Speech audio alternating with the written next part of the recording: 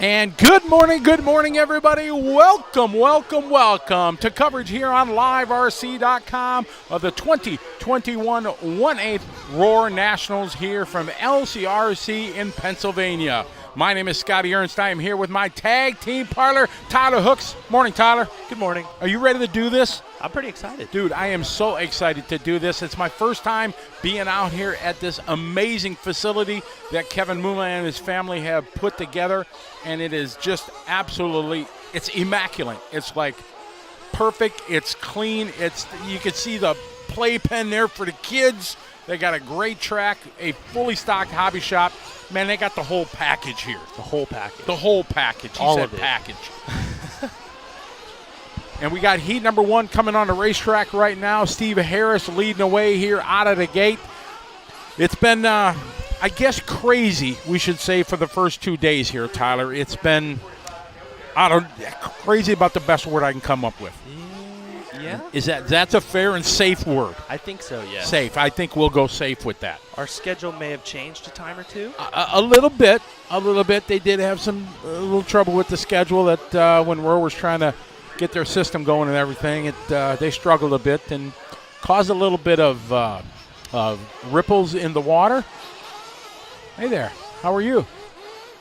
My father just walked in. He is, and he comes with gifts. He bears gifts. He brings gifts like, know your role and mount these tires. Yes. It's like Santa, but he brings work. Yeah, exactly. He's got everything but the glue. Oh, no, it's in there. Oh, yeah. Got your AKA race band. Got the whole thing here. So we got heat number one going on. They're running 2 qualifiers today is what we're going to do. So I'm going to try to say, hey, catch up. The chat's been lively already this morning here. Ashley Patterson from the UK, good morning to you. I guess that's our first international check-in there, UK. We got that. Our leader out there on the track right now, as well as Steve Harris. I'm not sure Steve even ran seating with truck. So he ran it with dirt oval last night, didn't he? No, Steve wasn't out there, I don't think. Oh, it was a different Harris.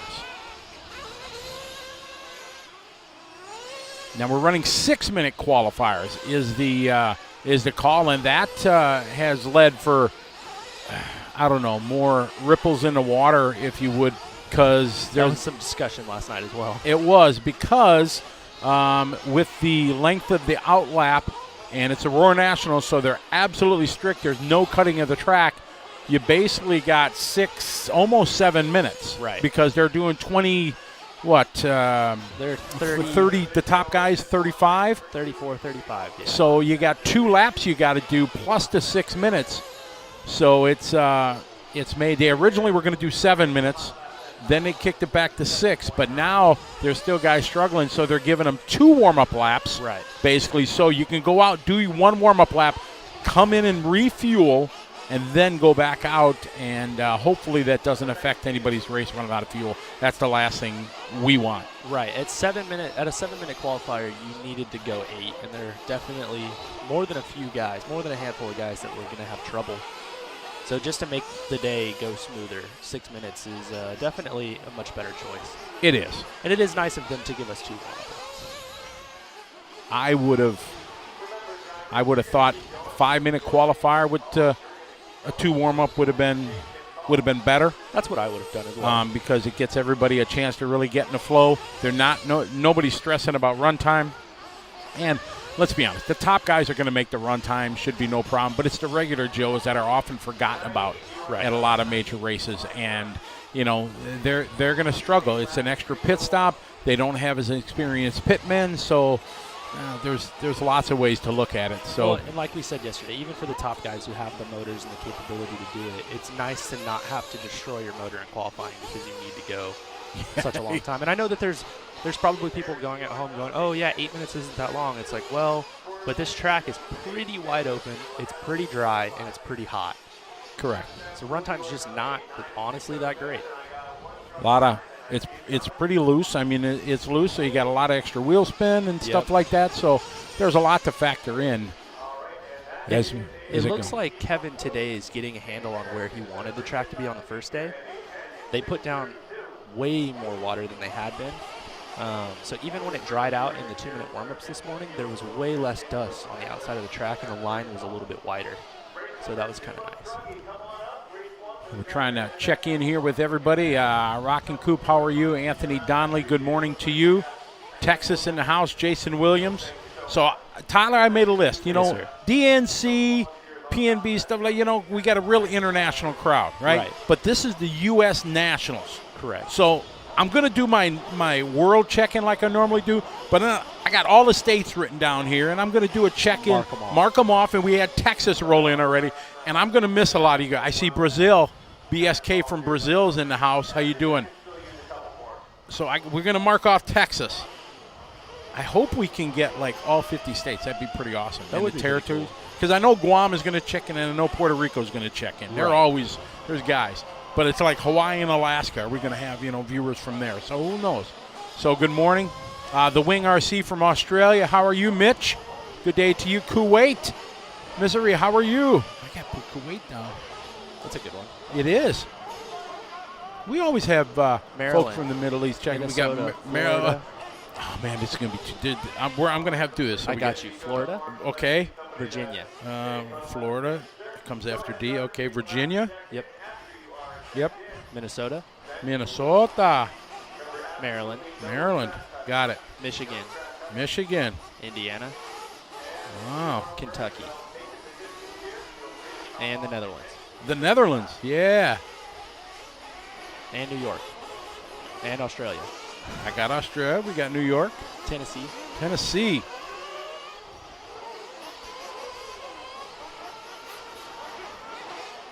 Good day. Pit Toy from Sydney. Lots of people in Australia watching. Got Rhode Island and Cali. Okay, we got Cali. We got Rhode Island. Dominican Republic. Oh, got it. Got it. Massachusetts.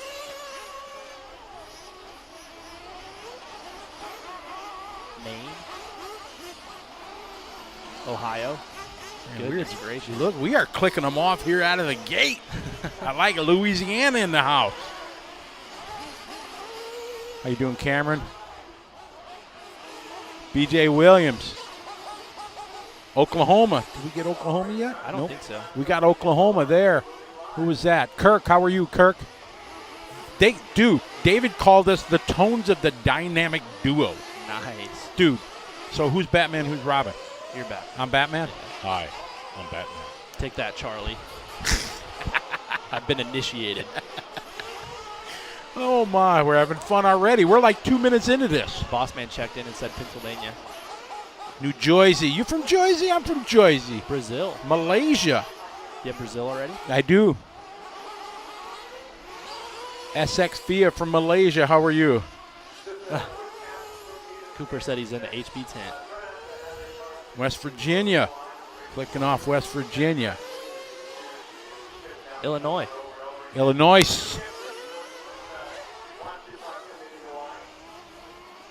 Gabe's from Pennsylvania. Is that our first Pennsylvania check-in? We're- Yes. we're in I know we Pennsylvania. are, but we're technically not watching this show. We're hosting it. Well, the Bossman's watching. He always watches. Well, it looks like he might be coding. I don't know. He's in the matrix over there. West Virginia. We got click off West Virginia. Yes, we got that. California in the house. Greece. How you doing, Nikos?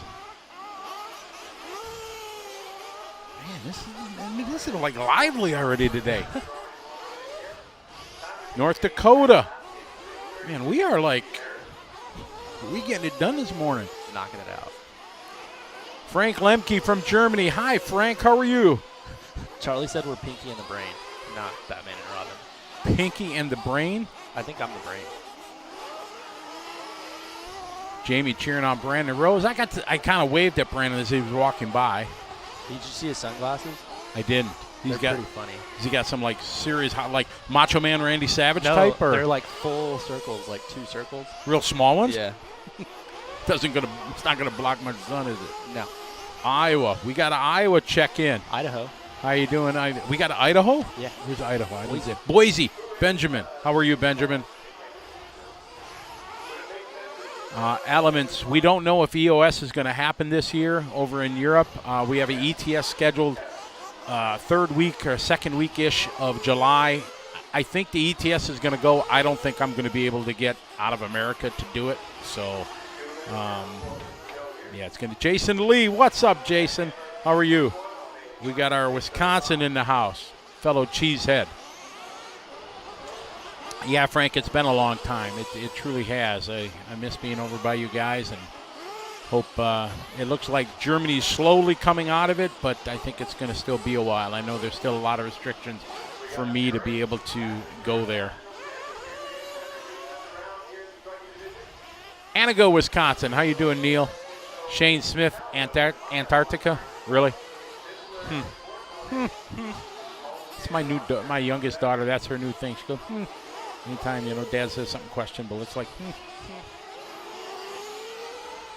Oh, South Africa. How you doing, Brendan? Oh, yeah, we got South Africa.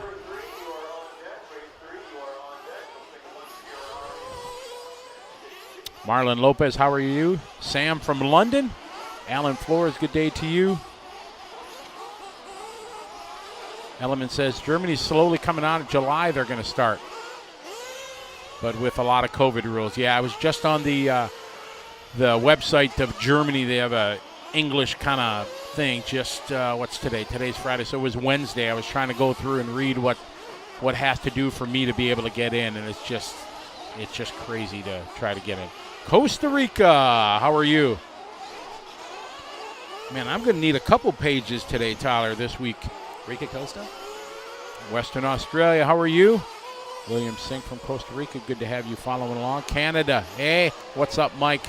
Cape Canaveral, Florida in the house. How you doing, Sean? JC from Canada.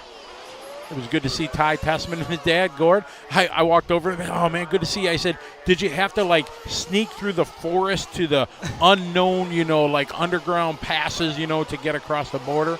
And they were like, no, we flew in this time. Yeah, but it's weird. It's so weird. But the catch is they each have to have a test before they leave within 72 hours, I think. Right. And it's like $150 each. Then going back, they have to get tested. So it's like $600 or something like that just in tests they have to do to be able to travel. Right. So they said they're staying here for a month, and they're just going to drive around, travel, stay with some friends and wait for the electric 8-scale buggy nats. Yeah, next month. Spain in the house. How are you doing, Yvonne? Man, this is like everybody's anxious already. We got Texas. Did we check off Texas? We did. We did. Texas in the house. How you doing, Jack? Grand Prairie, Nico. A1 Air Raceway. Where is that, Peter?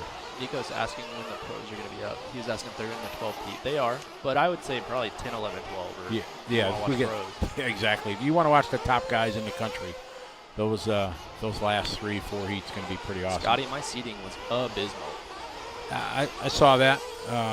Hey, we got Puerto Rico in the house. Hi, Valdemar, Jeremy. how are you? Puerto Rico, we're going to check off Puerto Rico. Coworker Jeremy in the house. Mr. Hayes. Oh. We got a turtle. Oh, man, we got Charlie Swanka on here. Charles. Uh-oh, he posted something.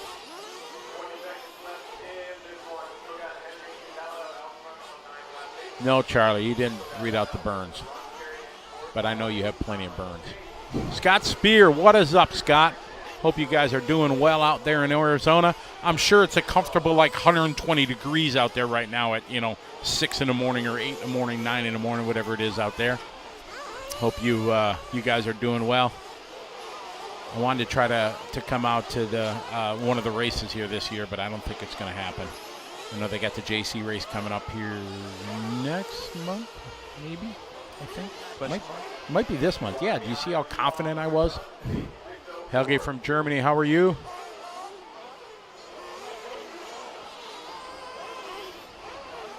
Michigan in the house. I think we clicked off Michigan already. Oh, Wantu from Hawaii. We got our Hawaii check-in. Okay, Juan, we'll see you later. Charlie coming out of the gate. Who's our pick in the main? They haven't even, qualified yet. Well, my pick would be you, Charlie, if you were here. Aw. I would pick you to take not first. Ooh. Coming in hot. See, I try to give him pushback, but I always lose because he's way better at the burns than me.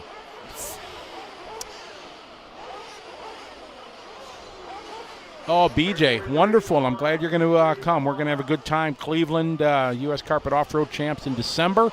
I'm excited to get that race going. We were going to do it last year, but obviously the world shut down. So I'm excited to get that going. Tyler is racing as well this weekend, which is going to be awesome because it's always good to hear his report, his breakdown, hear his jubilation in his voice or his disappointment, frustration. Massive defeat. One of those two. So it's cool when he gets to do that. It's great because he can really give us feedback on the track, and it's going to be really interesting now being an outdoor track as the track's going to change, and he's going to get a water heat sometimes and maybe not a water heat, be 3 or 4. Are they doing every 4 races for water? I didn't hear that in the driver's meeting. I doubt they're going to do water. Maybe not. They're going to let it groove up. Yeah, I mean, that's what we did the last 2 days. I'll be really surprised if they put water down. Somebody text Charlie when Tyler's up. What race are you in? 10 and 24, 22? I don't know. There you go, Charlie. Mirko Thalheimer from Germany. Good to have you following along. I was going to say good morning, but it's like way past morning over there. It's like 6 hours, so maybe around 4 or 5 o'clock in the afternoon. Stacy, no novice class. Here at the U.S. Nationals, there's basically one group for buggies and one group for truggies. So everybody is slated.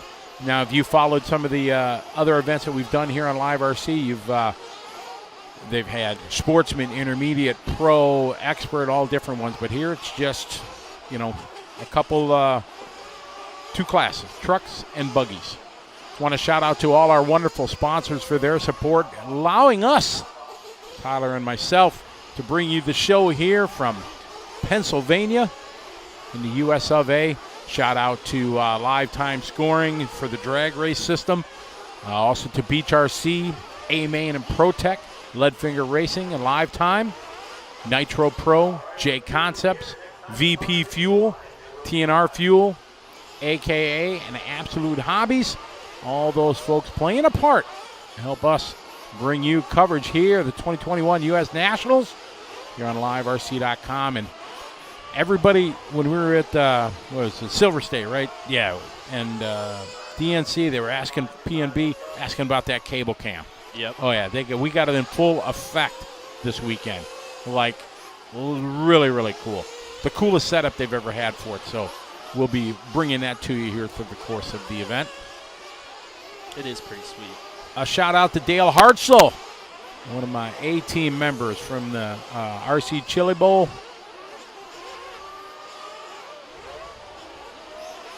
There you go, Charlie. Send an email to support at Lifetime Scoring. They'll open a ticket and, get that rolling for you. What did he say? Notification. Oh. I just saw another check in Mexico. Ruben, how are you? Good to have you online here from Mexico. Vámonos. So this is the LCRC, Lost Creek RC it stands for, here in, what was it, Oakland Mills? Oakland Mills. Oakland Mills, Pennsylvania. We fly into a little airport called Harrisburg. You know what's cool? This is where we hold the Motorama race. Right. Is we fly into Harrisburg, and as I'm walking through the pits here, I'm getting guys saying, "Hey, Scotty, hey," from that race our Motorama event. Yeah. And it's really cool that I get to see them and some of the guys that work on our team. Right. That we have there on a track crew and everything are all here. So it's really cool. It is neat. Charlie, I did see a horse and buggy last night. Amish going into the little town here. It's like, what is this coming up? And sure enough, there was a horse and buggy because there's a big Amish community in Pennsylvania. There is, yeah. There is, and it was really interesting to see it. It's you think of the scope of life. Some people take life quite different as they do. They do, yeah. They don't. I don't know what all the Amish traditions are, but I know they don't like use standard technology and everything. Although they do not. They did have digital electric lights on the buggies. On the back, like their brake lights and not brake light, but they were red flashing lights. Right. Yep, and they had headlights on the front of the buggy. So, but no headlights on the horse. Huh. Single horse pulling buggy. It was kind of cool. They. No, I did not hit the horse, Charlie. Thank you. It really does depend, I think, on the Amish community how much they adopt Technology. Right. Right. I agree. For Joe Bornhorst's wedding, it was in Amish country as well, and it was really fun. And it was a really cool community. They were super nice. Like we were at a hotel and everything, but the whole community surrounding was all Amish. Yeah. Really exciting.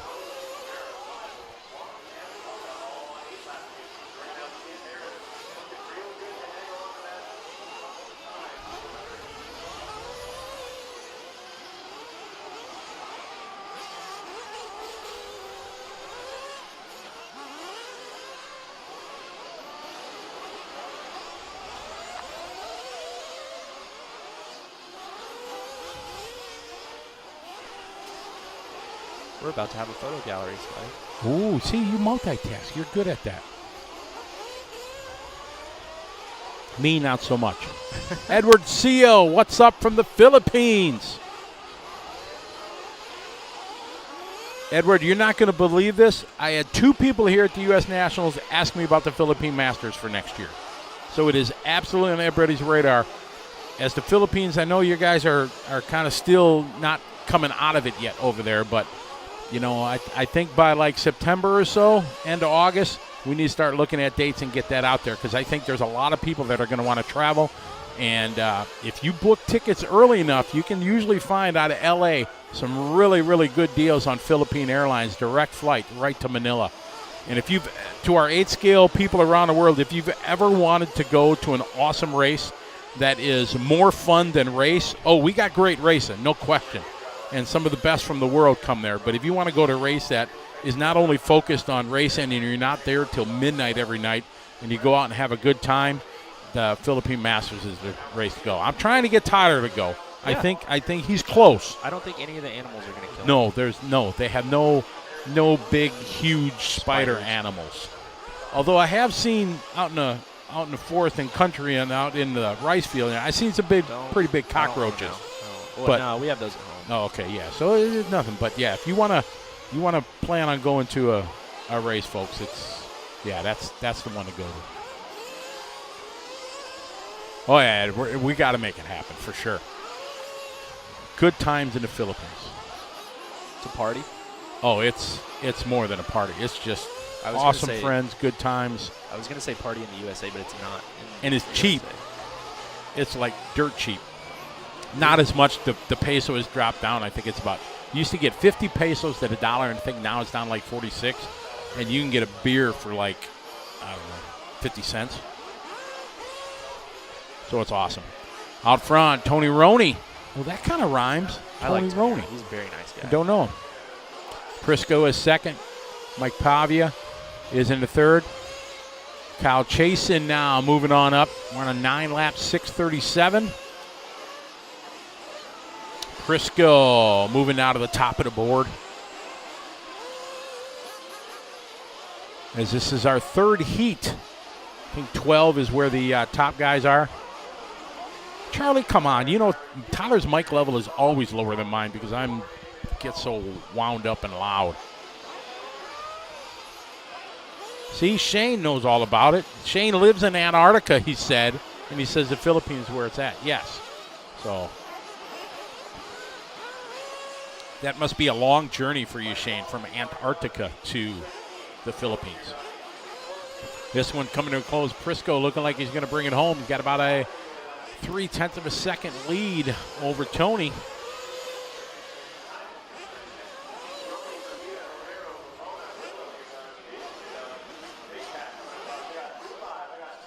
So this one coming to a close. A very, very technical layout. Normally, not a lot of big air jumps, a lot of rhythm, a lot of, kind of off-camber turns, really make it interesting. So it's going to make for a very, very good, I think, competitive racing circuit. Tim Barth, what's up, Tim? How are you, Tim? Mad shout out to you, and thank you for sharing the information about our big drag race we're going to do up in Wisconsin the end of August. It's I really appreciate you sharing the information and things like that. Tyler, do you know how big this RC drag racing stuff is? It's huge. It's like crazy big. You'd invited me on to talk to you and then hung up on me. I didn't hang up on you. You had a pretty cool guy to talk to, so yeah, I got it. I did. I stayed and watched, though. I listened to the interview and watched for a little while after that. I was watching earlier in the day. That was really cool. So I'm looking forward to organizing a big deal, and we're going to give away a whole lot of money. Nice. And we're going to have some ready-to-run classes. You're spreading the love, though, with the money, right? Yes. So that's normally in the drag racing, they've only paid like the first race, the big race in Vegas, they paid out the top, just to one guy. And that was cool and all. He got Clay Cleats from California was the winner. He won like 18 grand, I think it was. And then they had a Super Chip race that Greg Bridgewater and Jeremy did in Oklahoma. Their Tulsa that we covered here on LiveRC, which was awesome. They paid top 3. I think the winner got 8,000. Second was like 2,000, third 1,000, something like that. So my thinking was, all right, let's spread the love. Right. Sure, it's great to win $18,000, but if the guy wins and he wins 10 grand, I don't think he's going to complain. Right. Or 12 grand or 15, whatever it comes out to be. So, but I'm in the outlaw class, I'm going to pay top 16. That's cool. So even 16th will get like his entry fee back. He'll win some money. And then it'll increment through that. And I'm also paying off in all the classes. So even the ready to run. Right. Some kid, dad or whatever, they buy one of the ready to runs from either, Traxxas, Losi, or Associated. They're going to have a class, and they're going to win some money. So it's pretty cool. At your local drag racing night or your local dirt oval night, that's how they do it. Your street stock class or your pure stock class or whatever, they're getting $100 to win or whatever. It's not a whole lot, but it doesn't suck. Charlie, yes, we're talking about RC car races, so yes, I know. Even somebody would win 10 grand, they'd probably find a reason. Now, did you read the Talk It Up Tuesday that we did with the winner of this year's of the Super Chip race? Of the Super Chip, no, I haven't. So he actually, he and Mark Bonner. Oh yeah, I did. Yes. Go ahead, you can tell the story. Yes. So the 3 guys that finished top 3 all run the same cars. They run the Bullet chassis, right? From Mark Vine. Yes, Mark. Yeah. So they all run that, and they're all from a similar area, and they all work together. So the guy who took the win said, hey, I won a bunch of money, and that's really cool, but you guys helped me a lot, and so we're just going to split it 3 ways. I thought that was awesome. Pretty cool. It was way awesome because they did work together as a whole team. Right. And to remember that even when the payout is there, right. That was great. Yeah, plus, like, Mark's brother was there, and he did pretty good, too, didn't he? Yeah, all the Arizona ran really strong. It was cool. So I'm really hoping them guys can join us up in Wisconsin. I got a message from Tim Smith, who's like, I call him like the grandfather of drag racing, because he's been doing it. That has been his gig before it was popular. 10 years, he's been online doing that and pumping it and talking about how much he loves it, and he's helped out a lot of people. So I'm hoping all them guys come up. And I've got messages from people coast to coast where they said they're going to come. And there's guys getting cars just to run this event. Right. A lot of dirt oval guys. Dustin Malcote from 5-7 Design said, as soon as you announce it, Scotty, some of his guys that run his dirt oval cars and I need a drag car. Yep. Which is, for me, as an organizer and everything, that's the ultimate. That if organize an event, you can really tell it sells product. That guys are like, okay, I'm going to buy this car because that's the best I could hope for the industry side of it. Trying to find whether there's a guy down in Texas that makes dirt oval cars that he's made a drag car that he had a couple of guys out at that Super Chip race and they went a couple of rounds. Let's see. Give him a little plug here in a second. Well, this just in. Charlie is coming to Wisconsin to our Straight Line Showdown drag race. Nice. Oh, Lord. All right, so I need to hire a bigger security firm. Right. To right. You Charlie don't want him in the door. Yeah, exactly. If you see this guy, post his picture at the. Yeah, do not let him in. Exactly. Vancouver, how you doing, Wade? Alfredo from Puerto Rico, good to have you. BJ cheering on Kyle from that past race.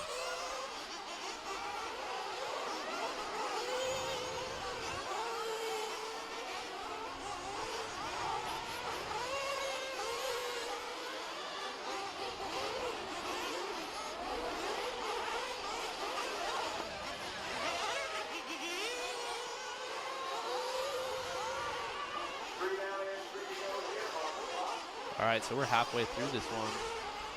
Phillips out front. Oh, it says Drago. Okay, my bad. Drago out front, then Phillips.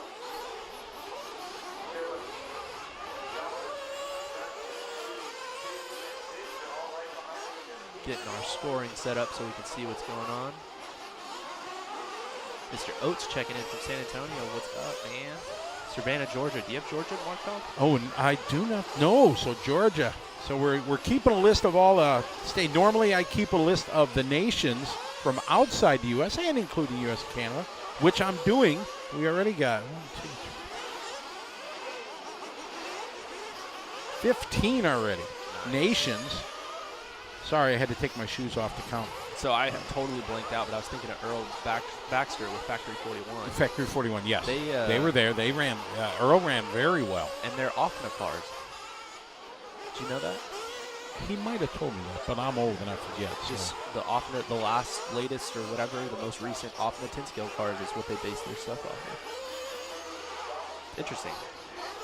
Tim, the ultimate would be 512 entries for that drag race.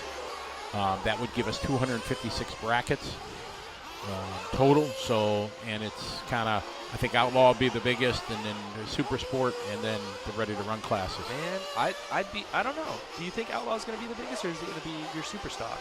I think at this first event, I don't know how big the Super Sport's going to be. Right. Because there are, unfortunately, 13.5 is a very popular class around the country, and it's a great class for the local clubs and everything. Right.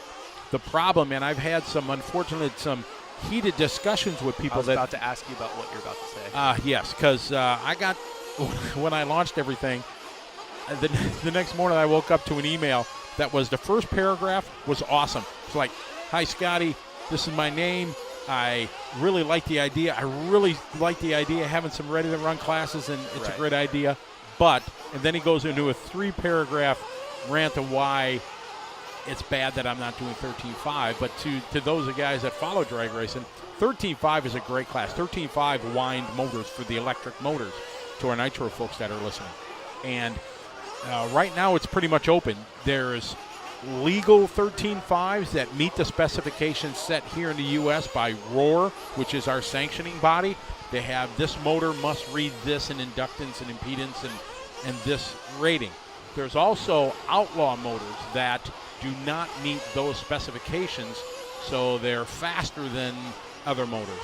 And nowadays, as technology has continued to grow and people got more knowledgeable, it's very easy to massage, shall we say, or straight up call it, cheat, where you can alter the motors, the inside of the motors.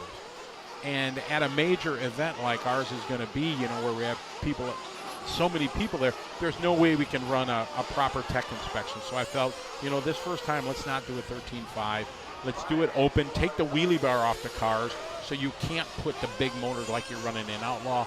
Change the bodies a little bit. So I think it's going to be a good option. I think it's going to be popular, but not as popular as the Outlaw. Oh, so your Super Sport class or whatever, you can run whatever motor you want. It's open motor. We are taking the high downforce bodies out, like the Corvettes and the new J Concepts Firebird, which is awesome. You can't run those. You have to run more the more. So you have an approved body list. Not approved, but they're just none of the Pro Mod. Plus, you got to have the back end of body with the bumper, like that new. You see the new Mustang, that Pro line? announced yesterday? I haven't. Oh, it's Bad Johnny. Okay. It's cool. So you got to have one of those kind of authentic, kind of street-looking bodies that has a back with a bumper and no wheelie bar. And you can run a wing. You can run a standard type of wing and stuff. And that I will hope grow the class because guys might just use the same car for both. Right. And just put a different body and take the wheelie bar off. So we'll see how it goes. It's all pretty interesting. It is. It's going to be I'm excited to take all of our experience of doing races for 20 years and give it to the RC community. The 2 big races that they've had so far have been great. And I think with my experience and the team that we have, we can do a little bit better on organization. The new live time scoring we're going to have is going to be off the hook. Bad Johnny. Bad Johnny. Nice. It's going to be everything I had hoped to do. It's going to be, basically it's going to be when I hit print after the race goes, the data and everything is going to be loaded online. It's going to tell you what bracket you're in for the second round or third round.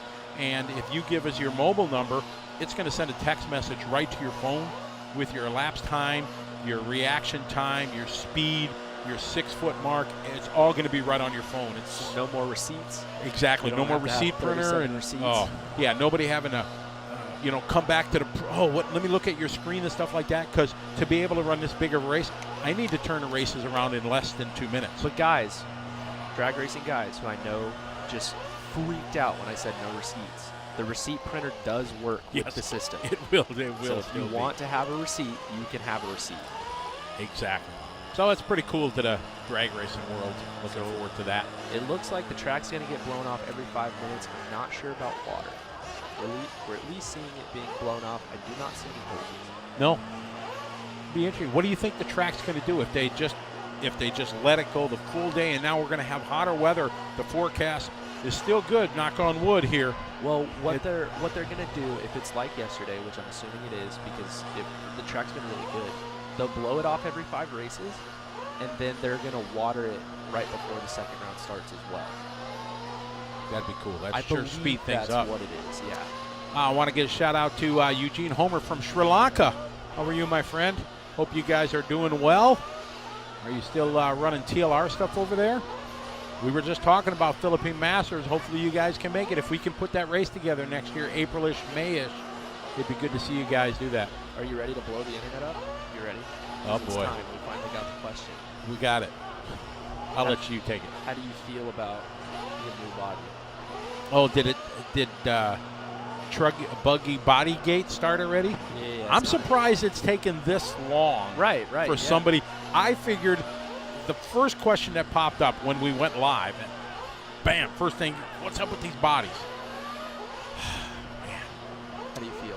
You've been around a lot longer than I have. You know, I mentioned to you yesterday when we weren't on the air, my gut tells me to not like it. Right. That's my gut. It tells me to not like it because I am old school. Purist? Yeah. There is 100 different arguments for this. Because if I could say, well, they don't look like a truck. Okay, did they look like a truck before? Yeah. Technically no. The tires were 300% off the size of the body, nothing. Those things, the original ones did not look like trucks. Well, yeah, they had big monster truck tires on it, back in the day. And so my gut tells me not to like it. When I watch them around the track and they're all painted up with the pros paint jobs and everything, I still, I guess, don't like it because it just looks like a bigger buggy. Right. What did we call it? You said bruggy. A bruggy, yeah. So I don't know. It's going to be like anything. I was talking to Jason Rona about it, and they made their, what was it, the Punisher? Whatever, where the rear shock tower was exposed, and that was 2000. I want to say was the TLR one the first one to do that, or no? It may have been, but it was in conversation that back in the day, and everybody just ripped on them. Right. Came on, and the next week, it was okay. Everybody wanted one. Right. They were blowing up for the part number. So, that's the way our world is for RC, without question. And it's just, I don't know. We're used to seeing the trucks like this. And there's only a very few people with this, format. Now, I honestly, I put the onus on Roar. Right. What does the rule state? Now, according to when Techno came out, as I understand it, and I could be wrong, I often am, but they said it fits within the rules that are written. Yeah, I mean, I talked to Jeff yesterday. Jeff's in charge here, Jeff Parker. And we said, hey, like, are we going to have any problems? Do we need to go start fitting body mounts and putting the old body on, or trying to put the old body on? He was like, no. We had a meeting about it last month. We decided not to do anything about it. Wow. And what we talked about was, it was like, hey, so that's fine. Cool. But what's the rule? What do we do here? If the front bumper thing comes off, are you DQ'd? Because, the rule for Roar, for truck, is that you have to have a grill. And the other rule for Roar is that if your body comes off, you're DQ'd. So, because everybody's front grill has their lights and, bumper or whatever, if it comes off, technically, the one part of the body that they require you to have has come off. Very true. So, that's what he said. If your front nose piece comes off, you're DQ'd. So you'll have to pull in and fix it. Yeah. Okay. So basically, and I think that's fair. I would agree with that. Correct. I mean, we chose to want to do it this way, and we chose to technically weaken it, just because. I mean, ours is held by 2 screws. It looks like the Proline one's held by 1. I don't know about the J Concepts one. I haven't looked yet. So it's like, hey guys, like, we want to take this risk and run this body that technically has better aerodynamics, but if our nose piece comes off, that's a risk that we took. I agree, and I think that's a very good call. If they're going to do it, again, I don't know what the exact specifics are of the rules, but at least they've addressed it, and there it is. So I'm sure the part numbers from all the manufacturers are going to be available on Monday, and back order them at your favorite body company. Pretty much, yeah. I mean, J Concepts has made one that fits the TLR, the Mugen, and the Associated so far. Proline's got one for the TLR, the Associated, and the Mugen. We've got one, obviously, for our truck. I've heard from the HB guys that they have one for their truck coming. It's not done yet. Yeah, and I'm sure everybody's going to follow. You'll have the option to. I mean, you can run whatever you want. But, I mean, it's going to become the trend. There's no doubt. So back order the existing bodies now and keep them as collector items. Sell them on eBay here in 10 years, and they'll be worth something. Yeah, the guys, we're working on Tyler's mic to try to pick it up, and it's always not fair because I'm a loudmouth. So. And I'm super quiet. So we need to get the balance. I'm going to, Jay Stone, how are you? Alex Sturgeon from the Hobbyplex, how are you? Hunter King, how are you? Good to have you. Derek Harris, Jason Zaluza. Will Brinton, how are you?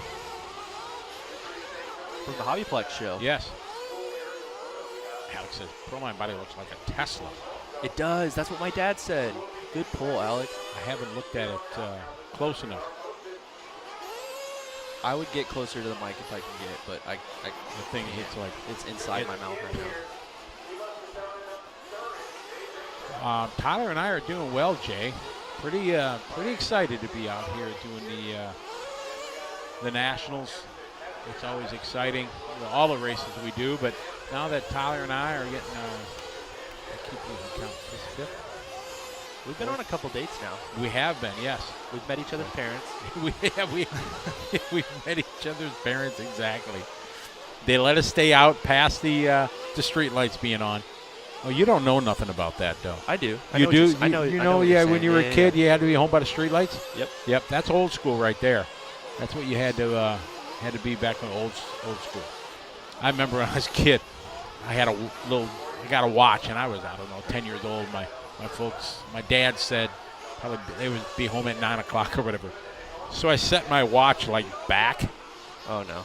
So I set it at 8:30. So when I came home, and he was mad. Dad ruled with an iron fist. Right. If I did something wrong, it was a butt whooping. Right. He could get the belt out of his belt loops in one. It was 2 moves: unbuckle, pull out, bam. Yeah. And I thought I was going to be really smart one time, and I set my watch back.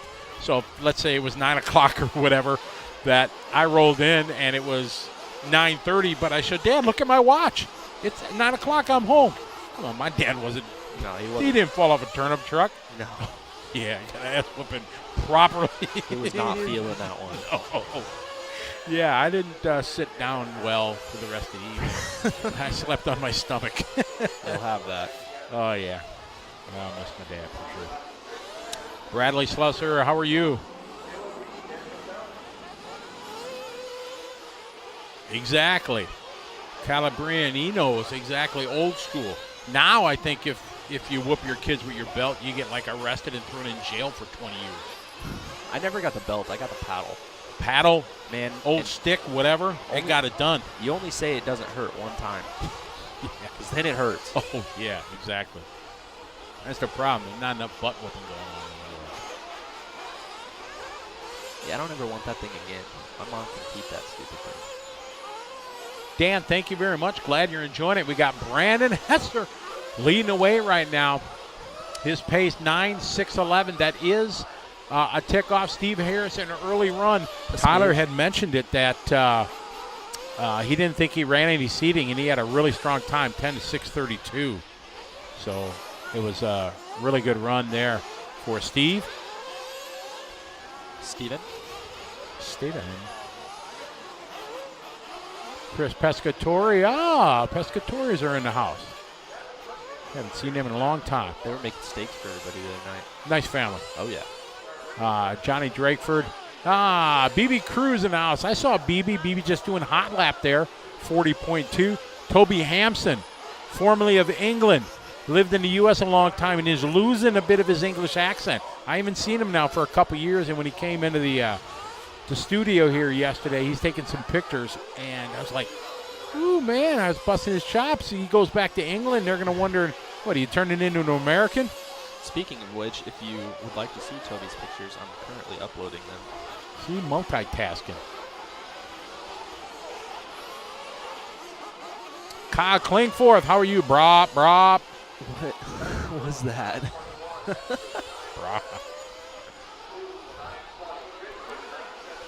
So Brandon going to go 9 in a 6:11. Big crash there.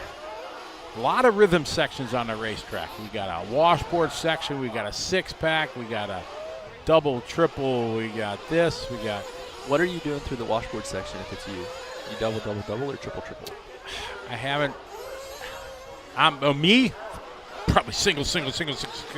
No, I'd probably double it. I mean, I see very few people that are able to do the triple.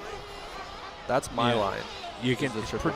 Yeah, you're With able. Truggy, it's easy. With Buggy, I had it pretty dialed in yesterday, and I went through it. I got it on my first lap. I went through on the second lap, the 2-minute warm-up this morning, and just augured my car, broke the front arm. Augured. You broke your car this morning? Oh, yeah, I heard it snap. Really? Yeah. That's why I was a little late, and I had to swap both arms. Pro tip, if you snap one arm, replace both of them. Just when in doubt, swap them out. Yeah, you just want them to be the same. You don't want one to be older than the other. That'd be weird. More flex and things like that. Stuff like that stuff. Eugene, what's life like in Sri Lanka with the Rona and all that stuff? Is it? You have it written down. Okay. Oh yeah, we got them. How many states?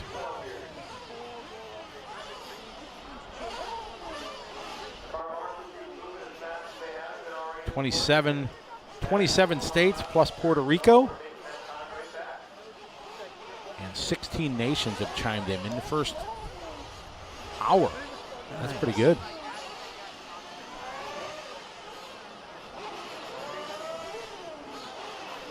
Will, what tire choices? I think everybody's running round black ones. That's when talking to people yesterday, everybody's still searching for the right hookup. We're all over the place. It looks like JC guys were floating between like blue and then some of the harder compounds, like Aqua A2 or R2 maybe. AKA guys are super soft in the morning, then soft or maybe super soft long wear, but mostly just normal compounds. And Proline guys, I believe, were going between M3 and maybe S4 or S3. tread patterns all over the place. I can't really tell you on that, but compound-wise, that's where we're at. Ben Johnson from the UK chiming in. How are you? Glad you made it in that. Nemo's got a beautiful track over there. I'm unofficially, I want to plan and run a big international race over there at Nemo Raceway next year. That would be cool. That's my plan. I talked to Lee Martin and John, and they got a beautiful facility, kind of like way off the grid, out in a cornfield basically, a big field, and it's really cool. So I'm hoping to be able to do that next year. They have, they basically have their own track in the UK, and they have their own track in Texas. They have a track that's at a skate park in Texas. It's really cool in Dallas. Really? It's called A1A Raceway. Oh, I heard about that place opening up. It's yeah. really neat. We went out there last 2 Sundays ago maybe and ran. It was really fun. Brock Champlin was in town getting ready for nationals, so we all went out on Sunday. And Is Brock here? yeah. Oh, I haven't seen him. I'll be darned. Yeah, our whole Texas crew was in town for a race at Indy on Saturday, and then we headed over to A1 Air on Sunday. Oh, man, we got Italy in the house. Davide Angaro. What's up, Davide? How are you, Davide? Good to have you following along and joining us. How is life in Italy? They've been racing a lot. Yeah, that they have.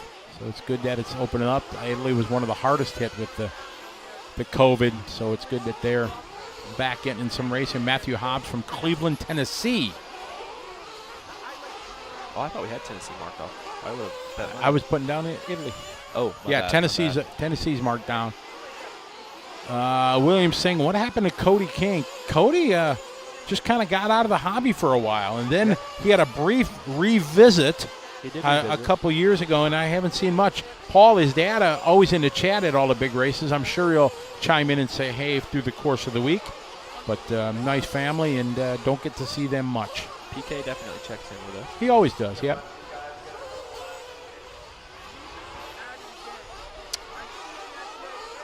Dan Skofich says, is there any way to donate to the LiveRC? There is. You can go to the LiveRC and become a bonus lap member, and that gives you access to a bunch of stuff, and that would be the best. I think, was it $4.99 a month, I think? Something like Don't that, quote me, yeah. $4.95 a month, and you can do that, and that's it's called bonus lap membership. And you go right to the front page there of liverc.com. I think it's in the top right or something like that. And you do it. So we appreciate it. It helps us continue to do broadcasts like this that Tyler and I truly enjoy doing. For those asking, we do have a camera on the front side for the mains. It's up higher as well, and we're going to cycle through both of them so we get the best parts of the track. Our cable cam also goes all the way across the track. Shh. Oh, it doesn't go all the way Well, across? no, I was going to surprise him. Oh, my bad. Yeah. My bad. I told him it's really going to be awesome. It's nice. I don't know. All right, so we got our first 10-lap contender here for Steve Harris's time. Oh, I jinxed him. Yep, now it's down to 9:6:02. You'll have that. Steve laid it down, 10 laps, 6:32 in that first, I think it was the first heat, wasn't it? Heat 1? Mm-hmm. Yeah, we're expecting the top dogs in race 10, 11, and 12 for most of the top qualified drivers here at the U.S. Nationals.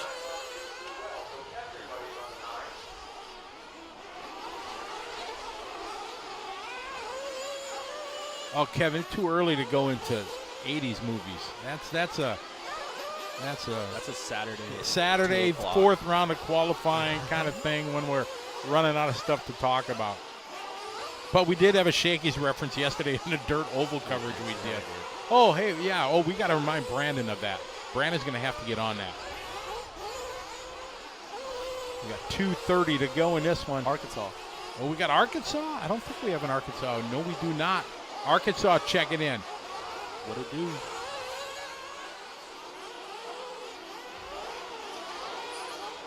Kobe Johnson cheering on one of our cameramen, Travis. Yeah. Yes. Travis Martin. Chris Wildy, what's up? Do I get to pilot the cable cam? No. I have not signed off and qualified for that yet. That's still on my training here. Extensive training. Ace is because In the early years, Brandon, or the early times of the cable cam, there is no stop on the cable cam. The only stop there is the pole that the cable is tied to. And Brandon went just a bit outside. Where were we at? Thunder Alley, I think, maybe? And he definitely ran it to its maximum distance capability. So I have not trained properly for that. I am actually now a cable cam engineer. Really? Because I had to solder a new speedo. Oh, nice. Psycho. There you go. Cable cam engineer. So you signed off on the engineering side of it. I believe so, yeah. But not the operation yet. Yeah, he trusted me to put it together. But you can't drive it. No. All right, I got a shout out here. JP Sweek from South Africa. How are you? They're about ready. Back at Velcom. Antonio's track. Man, I want to get back to South Africa. That was one of the best times I've ever had in a race. It was awesome. Need me some Nando's chicken. Nando's chicken. Legit. Really good. Exactly. Glenn Downer. Oh, yeah, we got lots of cameras that we got. We're going to have pit lane cam. We're going to have a couple different view cams. We got cameras for all your cameras. Yeah, exactly. Oh, we got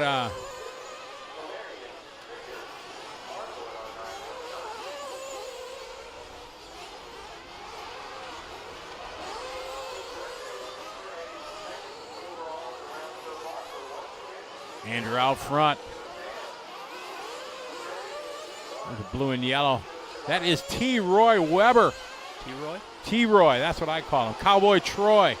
To be precise. There was a bet going on at the Reedy race many years ago, electric off-road, that he was there, and he doesn't like getting called Cowboy Troy, and a bunch of his friends and everything were there, and they kind of bet me that, hey, come on, you got to say it, and so I ended up throwing it out, Cowboy Troy, and he laughed on the driver's stand, and it was his car. Nah, he rolled with it. No, because I make sure I don't pick on people when I'm commentating a race. Right. I know that's You gotta be respectful. correct. You don't want to affect their race. That is the worst feeling I ever have when everybody says, "Oh, Scotty, when you announce my name, you get nervous," and that makes me feel bad because that is the last thing I want. But you can't. You just can't. I mean, like, I have to do my job and everything, and yeah, I understand. You know, I'm into my emotions or whatever and going off and talking about people, and yeah, I can understand that. But I never pick on everybody or try to make jokes on them because that takes their mind off their focus of racing, much like we're talking about him and he's crashing right now. But Troy is a great guy, good friend of mine for a long, long time. And I had a chat with him yesterday in the first U.S. Nationals that he's ever attended, and he's just happy to kind of go do it. right. Jeff Guest, what's up, Jeff? How are you? Did you read it? Scotty the man. Tyler is okay too. I mean, I'm pretty all right sometimes. Oh man, how are you, Jeff? Hope you're doing well. Good to have you following along. David Black with us. Rockin' Coop is back. We missed you. Adam Craig. He just ran. Did he? Yeah. Cooper. Oh, there's a Nando's in the UK. I did not know that. I don't even know what a Nando's is. It's a chicken franchise. Really good. Dominic Longoria, how are you? Nevada. I don't know, do we got a Nevada check-in yet? We do now. Nevada has checked in. Nice. I did an article messed it up. You'll have it. So Steve Harris time still standing strong here in our Truggy division. He did a 10-lap 6:32. For those just joining us, welcome everybody to the party here. This is coverage here of the U.S. Nationals on LiveRC.com, presented by Live Time Drag Race Systems. We are coming to you from Oakland Mills, Pennsylvania. There's Troy walking across. He's got the white shorts and the black socks. I didn't know Midwesterners can wear the black socks. Oh, there's a great shot. There's pit lane coming in. Oh, they got that honesty bar coming in there, Tyler. That's to keep people from coming in too hot. Oh. Yeah, those things are not my favorite thing. No, but I like what they do. There's a good one in El Paso at LCRC, and I smoked it. Flipped over backwards. Dad yelled at me. Got it. There's a nice shot there to 6-pack. Most guys are doing it triple, double, or triple if you need it. But you can see the center of that 6-pack there where everybody's hitting. You can see the face of it starting to chip away. It is. As these guys come in doing triple and made it through. Double, double, double.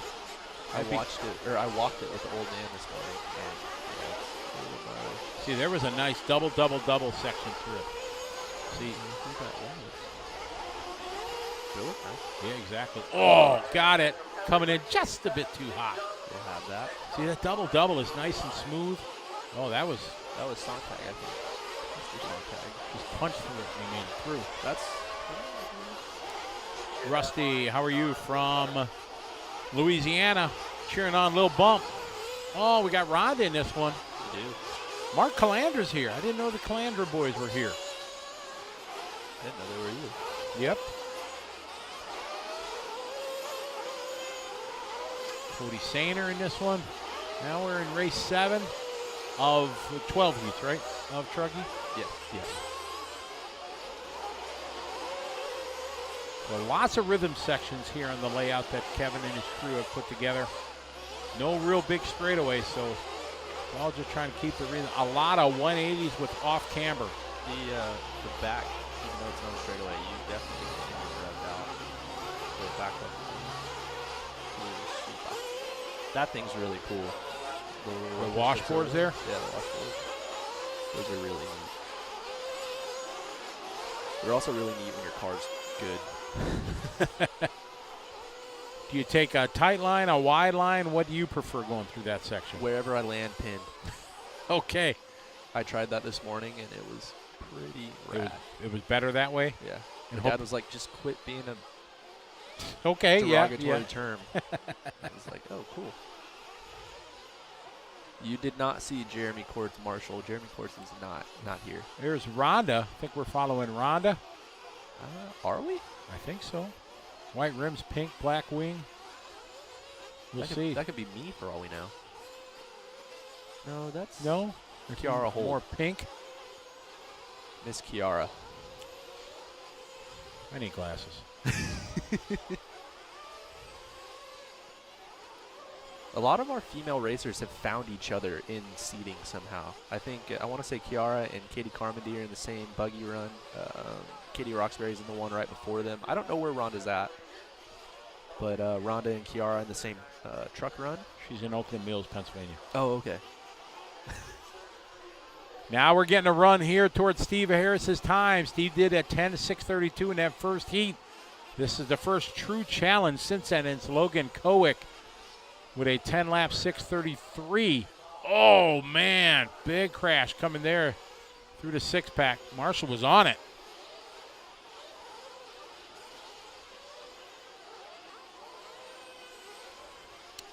Andy Barrett, how are you? Steve Warrington from New Jersey. We got New Jersey in the house.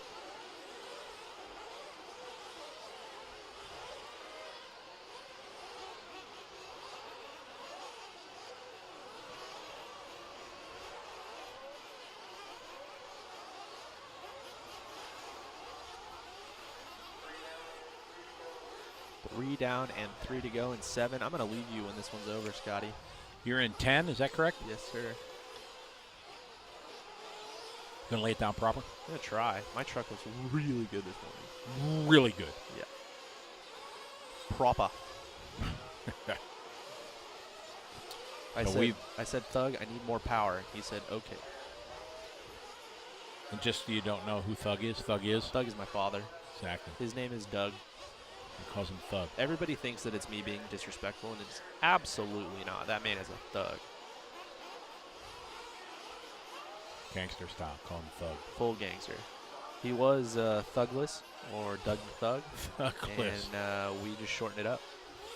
He also plays dad to pretty much any youngster here, whether they have their own or not. They come and ask him for advice. I'm like, what are y'all doing? He doesn't know anything. Wow. That's disrespectful right there. It's so funny to me. I'm like, you guys have your own dads. Why are you over here asking him stuff? But they'll like, I'll come back and he's like talking to some kid about life or girls or school or something. Like, where did you even come from? Got Cody leading the way, followed by Mike Logan and Cowboy. Rhonda right there. Rhonda just doing her hot lap. Andrew Kaufman. There's a wonderful racing family. The Kaufman family, just great folks. Andrew having his best run, just doing a best lap rather that last lap. We give a shout out to Vaughn Brewer from Perth, Western Australia.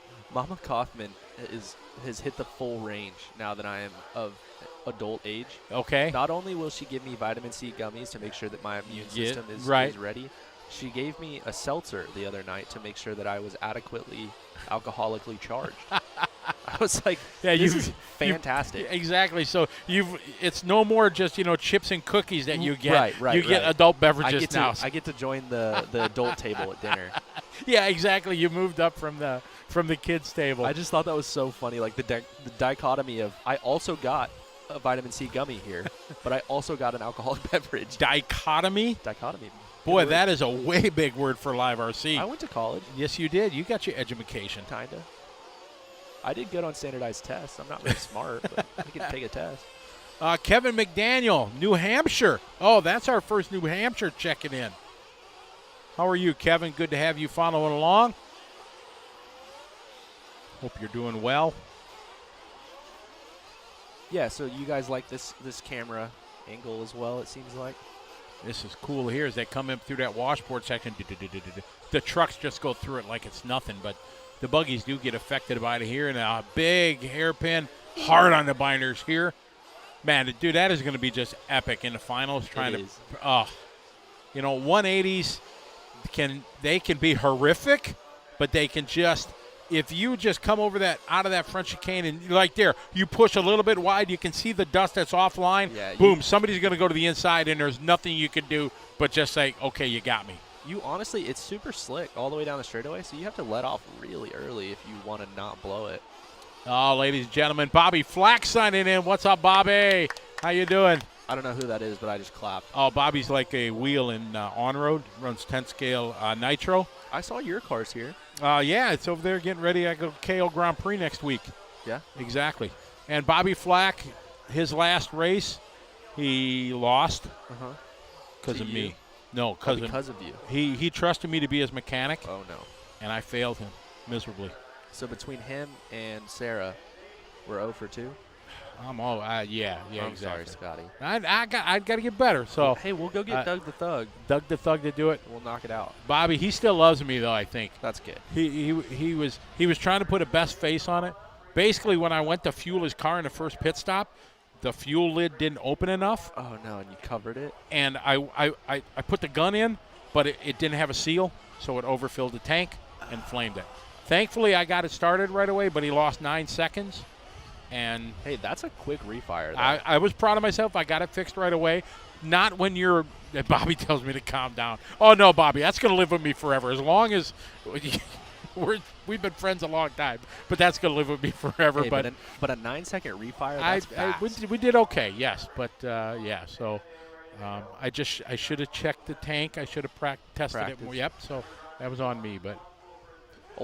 Bobby says 200 cc at once in a what? 125 cc tank? 125 in the tank, 75 in the car. Oh, man, and I heard him in my headset because he saw it. He was standing right. Oh, he knew it was done because it just billowed out of the tank. And that's why you only filled a 135, so that if it is going to overflow. You only get 10. You're right, exactly. But it was a scrambling kind of event, and we didn't have a chance. Yeah, so it is. But speaking of Katie, 75 cc. He says. Katie Carmody is down there. She's doing a future champions race just for kids somewhere on the East Coast, and she's been walking around at the end of the weekend. She's going to gather up everybody's used tires. Oh, and, really? Take them to the kids as donations. Oh, that is awesome because she will have an absolute satchel of tires. One runs for days. Oh, my. That's great. With that, I'm going to bid you adieu. All right. Good luck. I saw somebody shout out the best words you can say to anybody. Don't suck. My buddy Christian had that on his shirt yesterday, and he managed to hit the crowd with his oval car. So. Oh, is he the guy that went out of the park? Yeah. Ooh. He just decided to not run after that. It was Yeah, it was. It's pretty good. Yeah, it was good. Yeah, almost as good as the backflip we just saw coming out of the six-pack here. All right, well, good luck, man. Thank you. All right, buddy, go get him. And we will not talk about you. We will not nothing during your run, so that there's no bad juju, only good vibes. All right, off and running. Here we are. Heat number 8, Nico out front. Ribojan is your top qualifier after seeding here in Group 8, so we'll see how he's going to do. Basically, these guys get 2 laps of warm-up. There's a big, I don't know if hoopla is going to be the right word. They were originally going to do 7-minute qualifiers, but that makes you have to go 8 minutes. And some of the top pros could do it, but not everybody could do it, and that made it really tough for the average guys. So they went down to 6-minute, but now you still have to make 7 minutes. And in truck, that's not a problem, but in buggy, it can be a challenge. So they decided they have 2 warm-up laps, so you can do your first lap, come back in, top off the tank, and then let her eat. Thanks, Bobby. Jerry, how are you? Jerry Newbarger in the house joining us. Calabash, North Carolina from Swamp Rock. Do we have North Carolina checking in yet? I don't think so. We don't. So North Carolina got our check-in. We're trying to check off all 50 states, Puerto Rico and Guam, and we're already at 17 nations checking in. So you guys, if you followed me along, you know I like to do that. We got Ohio. Yes, Ohio's checked in. How you doing, Andrew? We are here at the U.S. Nationals here on LiveRC.com, presented by Lifetime Drag Race Systems. Oakland Mills, Pennsylvania is where we are. Where exactly in Pennsylvania, I don't know, but I know it's about an hour from the airport I flew into. I don't know where. Anything else, I haven't got out my road atlas yet to see where we are. Tom, how you doing, Tom? Yeah, New York has checked in. West Virginia, is West Virginia checked in? Yes, West Virginia is checked in. How are you, Adam? Thank you. Buffalo, Stephen Carey, how are you? Jonas Morgan from Colorado. North Carolina. I'm sorry, Len, I didn't see it. Hey, I'm old. You guys know that listening to me here. We don't catch everything. So shout out to Len from North Carolina. Chris Wheeler. How are you, Chris? Hope you guys are doing well there in Arizona. Is it like 120 degrees already out there? Do we have Missouri? I don't know if we got Missouri. No, we got our Missouri. Thank you, Jerry. Missouri's checked in. Paul, Cuba, Sandio from Peru. Nice. Welcome to the party from Peru. Good to have you following along.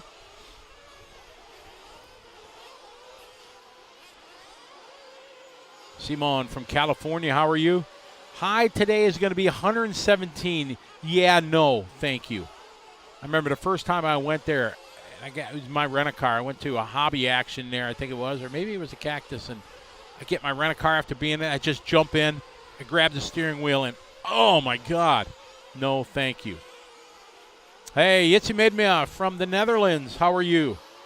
Welcome back to the party. Justin, it's tough. We have all the chat rooms open, the Live RC chat, the Bookface, and the YouTube, so I try to look at them all. It's a good thing I got 4 eyes here. I got one on the scoring screen, one on the race monitor, and then one on the chat rooms here as we have Enzo, Albert, Gunner Rick to the top of the board. If you guys don't know that name, let me give you a little bit of background on Gunner Rick. Gunner, him and his dad, Greg, longtime East Coast racers here. Was a staple at any 8-scale buggy. Great racer as he was a youngster growing up. 2017, he went into the U.S. Army. He has been out of the racing scene now for a long time as he's been serving our country. Went over to Iraq, now serves out of Fort Drum. He is a drone pilot, like legit. And he's absolutely enjoying it. His first sign-up is a 6-year commitment. And he's thinking, depending on what his next duty station is, he may become a warrant officer. And that is absolutely just epic for the young man. Great guys, great family. Good to see him racing again. And he's graduated now to not only being the drone pilot, he is kind of like the boss of the pilots, so he sits behind the drone pilots and kind of supervises them. So he's doing very, very well. Really enjoys serving, enjoys being in the military. So it's really, really awesome to see him and his dad. I'm going to try to interview them through the course of the weekend and really see how he's doing. But it's really cool to see him. And when I saw his name on the heat sheet, it's like, whoa, Gunner. And then Associated did a little blurb about him. That was pretty cool. So I enjoy it. Gregory Tenney's in the house from Tregside. What's up? Yep, exactly. Same Gunner. Yep, he was there racing, and good to see him back. Hard to believe it was 2017. It was like 4 years ago he went into the service. But he is out front. He's still got it. 10 laps, 6:25 for Gunner. Now this is our first challenge, really challenge that we've seen under the time. And I talk about him and he crashes. You see how that works? Enzo Albertoni now moving to the top of the board on a TQ time. We have 12 heats total here in our Truggy division. Those of you folks that have watched us, whether it be the DNC, the Silver State, Psycho Nitro Blast, there's numerous divisions within truck and buggy. There's pro, expert, intermediate, sportsman. Here at the U.S. Nationals, it is only truck and buggies. So you want to run buggy, you're running with the big dogs. And in some ways, that's really cool. Then you really see where you stack up. Oh, look at that. Oh, there's a great shot there in the front straightaway. Oh, man, donkey flipped it. Somehow maintains it.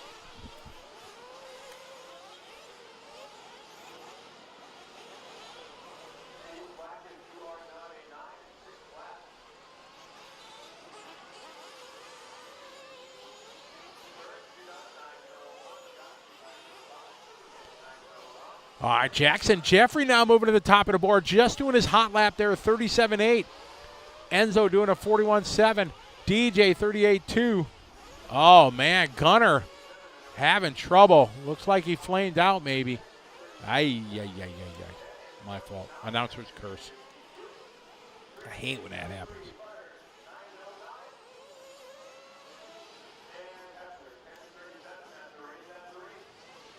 All right, so this one coming to close. So we got Jackson Jeffrey taking a new TQ. Steve Harris, times held for 7 races. That's pretty good. Gives me a chance to more shout-outs. Who we got? We got In the Groove from Springfield. How are you? Andy from Germany. How are you? Did you stop by Scranton, PA? I did not, Kevin. I came right from Harrisburg to here. Texas in the house. Team Taco, how are you? Nitro Freak, good to have you follow along. He's always with us every broadcast. Oakland, California in the house. Island RC, or Oakland. Tuning in from Vancouver Island, Canada.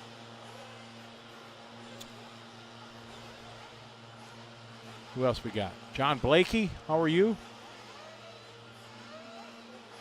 Paul Rodman, welcome to the show. Mark Peterson, how are you?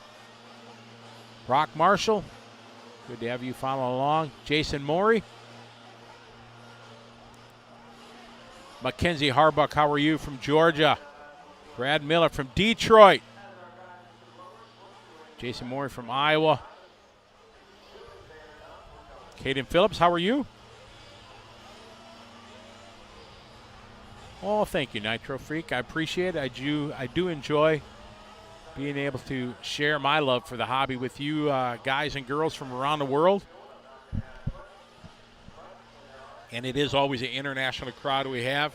Got, 18 countries already from around the world. Nelson Diaz, there. I don't know where's Nelson from.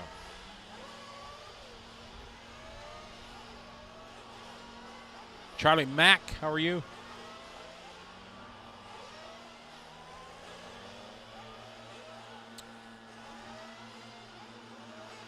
It's Shemp from Hemet. How are you? We are from France. Cray Lancien from France. That's our first check-in from France. I'm going to add France to the list here. I'm going to have to get another page because we're like, whew, got a lot of people. Belgium. Maurice, how are you?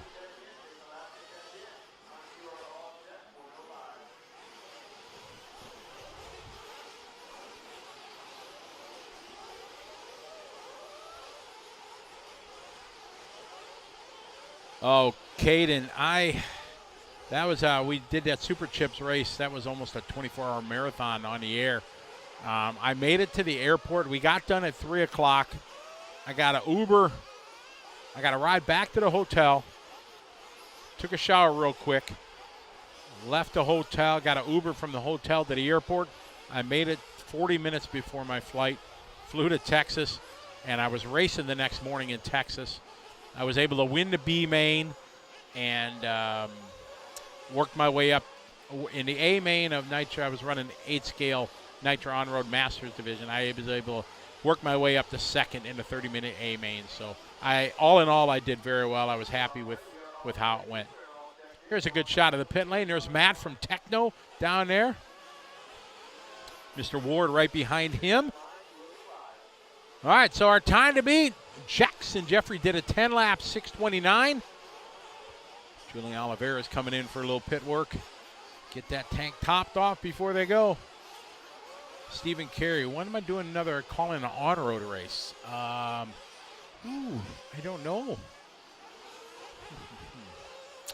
That I don't know. Might be Cleveland in Thanksgiving weekend. Richard Darlington. What's all that brown stuff on the track? That'd be dirt. Great shot here. This 180 at the end. That is just going to make for some great passing places. Nicola Maroni, Mr. Hot Race. How are you, my friend? Welcome to the show from Italy. I was over there talking to TJ and Ryan Pavitas and all the Hot Race guys. They are doing well, having a good time. Big support from Hot Race. They got their tent over there supporting all their customers. So great shout out to Hot Race. Customer support is key to any of these guys' business, and they're all here supporting racers at the U.S. National. Pretty awesome.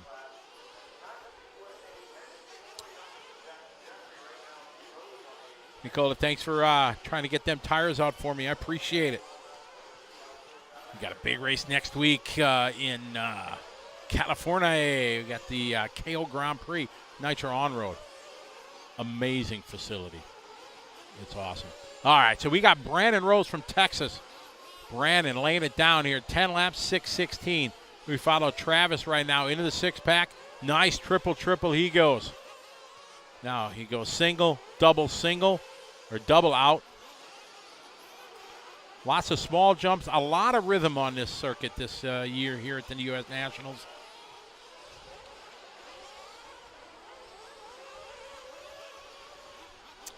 Radio, I'm not sure of the actual schedule of when it is. I know the buggies, they'll probably be on the same day, but they'll be spread out throughout the day because the buggies are going to do a ladder or Christmas tree format. So quarterfinal, semifinal, 1/8, 1/16. You got to qualify out of the semis to a 1 hour long championship final. But Truggies are going to be A main, B main, C main in such standard format for those.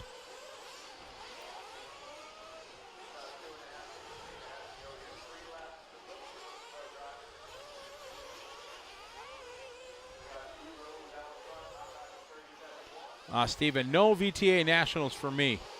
Thanks, Caden.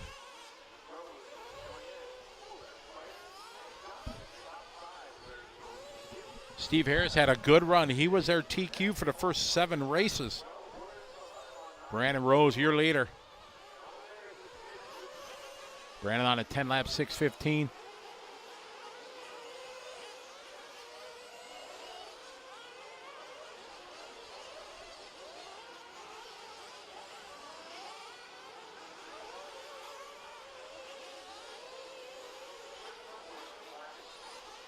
All right, Brandon Rose here just sliding around.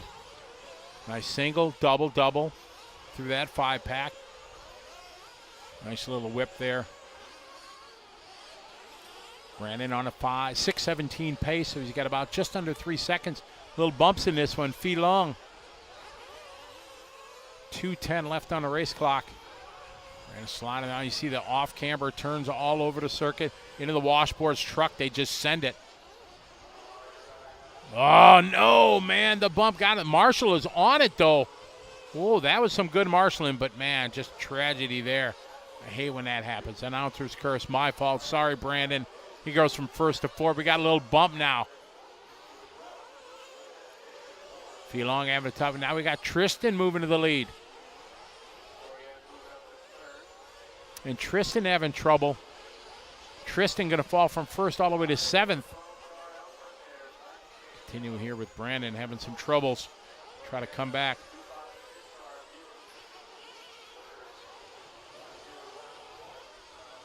Shane Smith, tires are wide open right now. Everybody, ooh.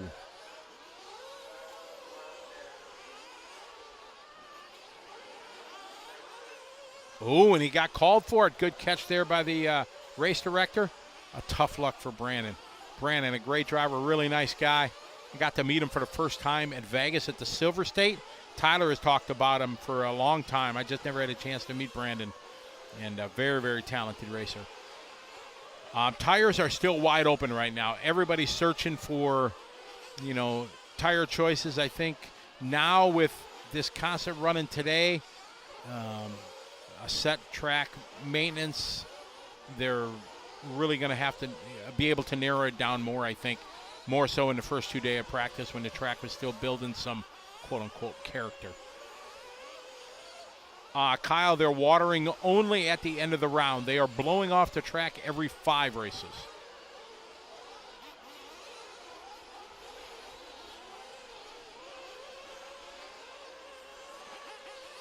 As we're down to the final 30 seconds of this one, Brian Cotta out front, Feelong second. Both these guys on TQ time. Jackson Jeffrey did a 10:6:29. Brian Cotta on a 10-lap 6:23. Feelong on a 10:6:27. Caden Fuller and Donnie Ward looking good here, moving into that 10-lap. So this is the most drivers we've seen getting 10 laps in one heat.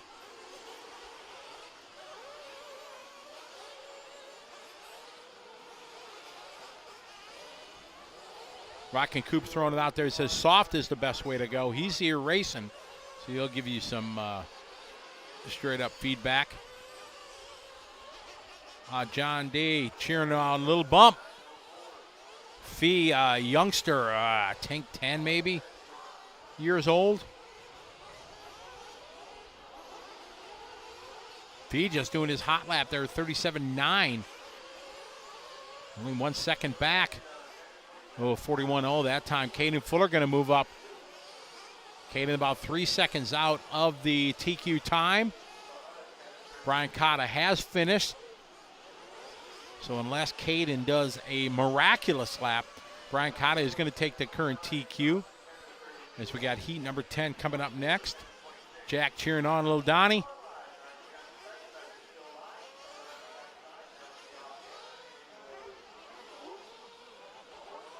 Jack Steele says, it's always a gamble. You just never know.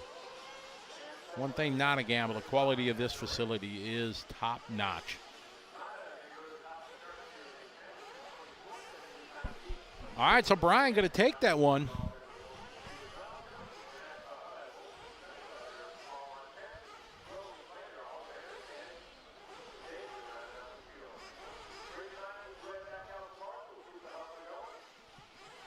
We got Heat 10. Ryan Pavitas coming up.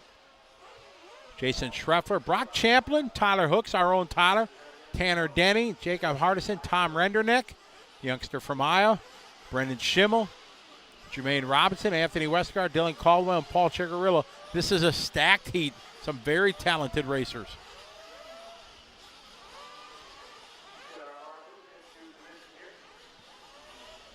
Marshals are on their way out. They're doing a much better job clipping things along. They struggled on the first day of practice, trying to keep things rolling, and it cost them some valuable time, but they were able to get things going now.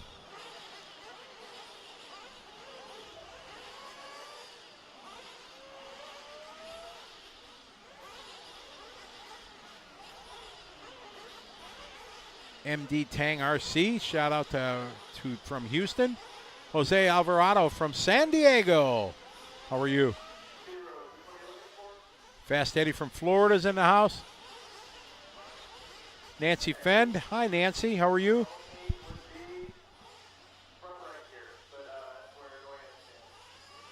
A.K.A. Haas, how are you?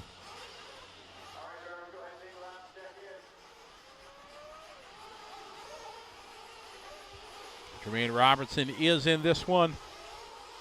Alex Sturgeon cheering on his hometown boy. Well, not from Nebraska, but he calls the Hobbyplex his home track.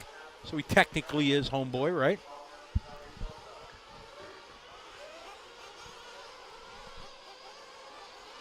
Rimfire, how are you?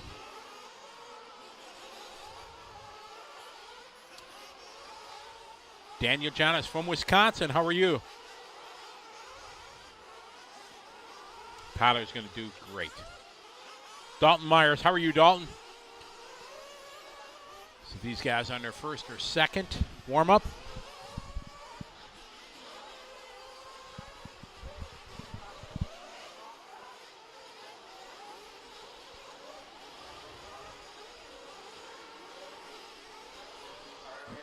State Line Kevin, how are you?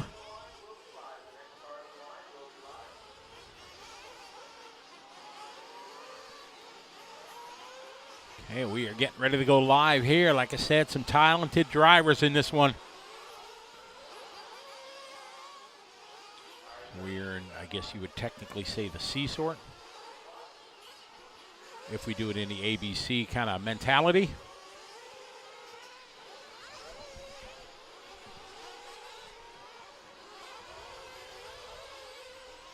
Nevada checking in. How are you, Danny? All right, there's Jacob crossing the line. Overshooting at 180. Nice triples there. Double or triple.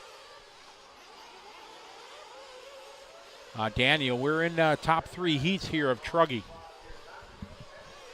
This is race number 10 of 12 here in our truck division.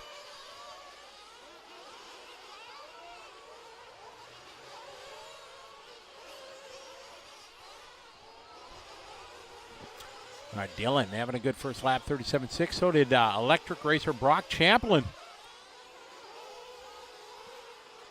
Rock running strong, just signing on. I saw it online, signing on with LRP officially for everything.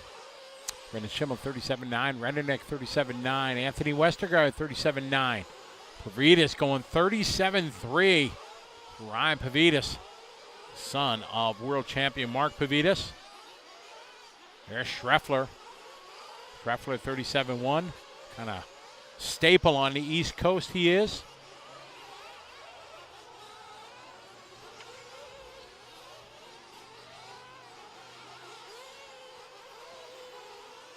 Yeah, track is definitely dry. The guys are still trying to figure out what tires are going to work best. Obviously a very small pin is what everybody's trying to get hooked up.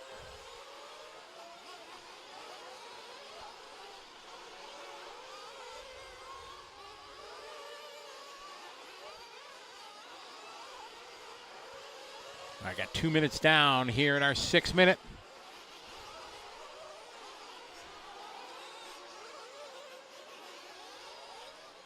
.345 left to go. Whoa, missing it there. Brendan Schimmel getting it all kinds of wrong. Marshall's there. Dangerous section there. See Flame out coming in.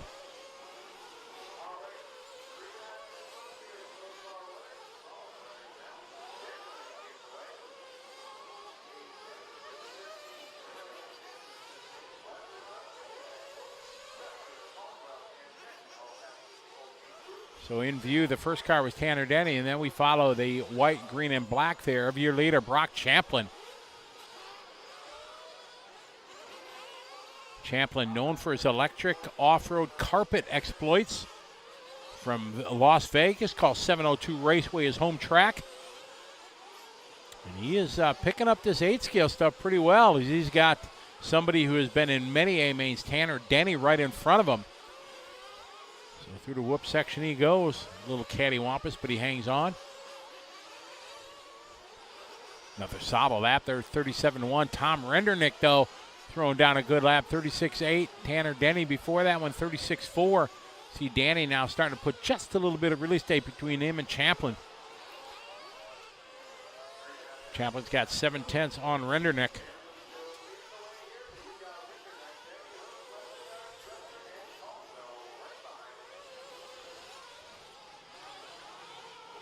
Glenn, I'm not sure what chassis he is running. I'm sure Tyler knows. We'll ask Tyler when he comes back in. Cross start finish line he goes. Rendernick second. Rendernick resetting his hot lap. They're 36.8 on lap 5. Only a tenth of a second.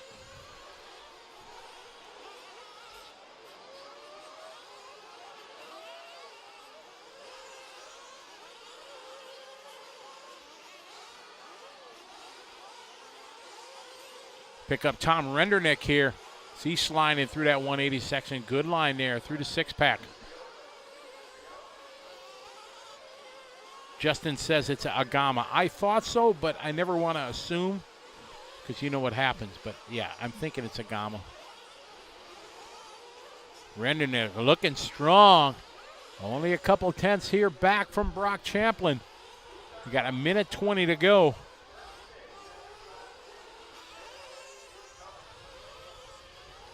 Rendernick now moving to the top of the board with a 37 flat lap.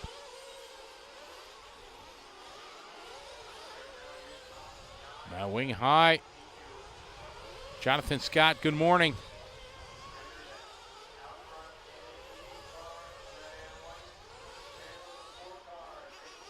Mark Peterson from Vegas, he says Agama cars. I knew it was LRP engines.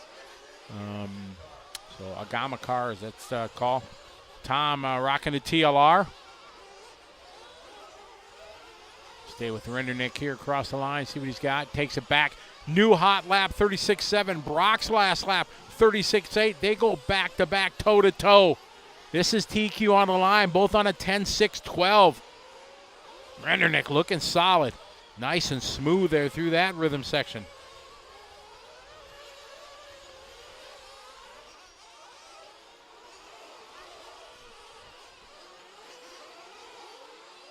Tim Long, how you doing, Tim?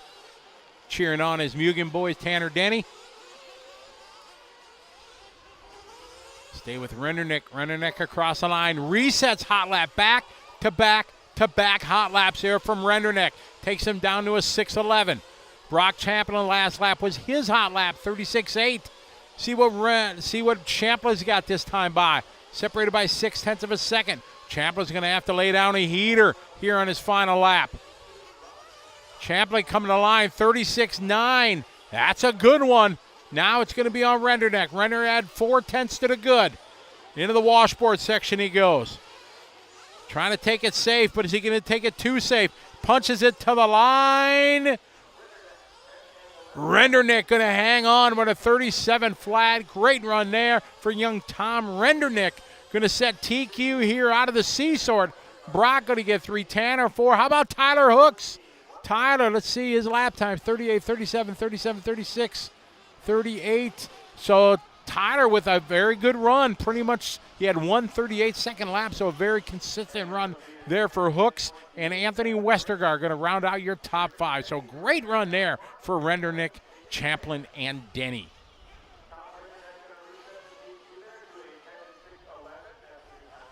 Glenn,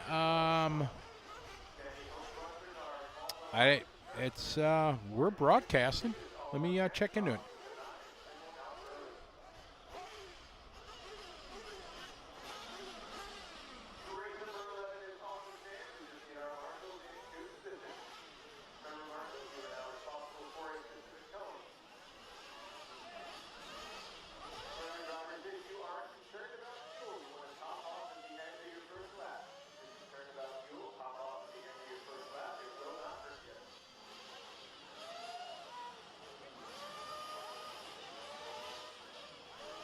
Glenn, I just checked it here, and it seems like it's working.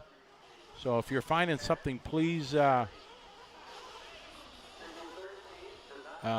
to, Glenn, you have to be at roar.liverc.com to pick up that. But it's on Bookface, it's on YouTube, and a Live RC. More shout-outs. Guru RC, how are you? Good to have you back with us. Hi, Shane. How are you? Jonathan Yates. Good day. Good to have you follow along from Australia as we're in our B sort now. Tom Renderneck laid down a solid 10-lap, 6:11 run. Jake cheering on Mason Fuller.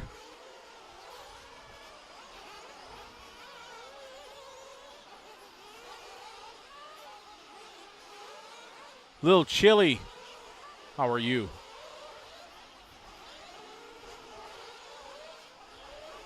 CJ Jellin, it is. YT, SX FIA, it is CJ Jellin. These guys in their check-in laps, they get basically 2 warm-up laps, and then we go green.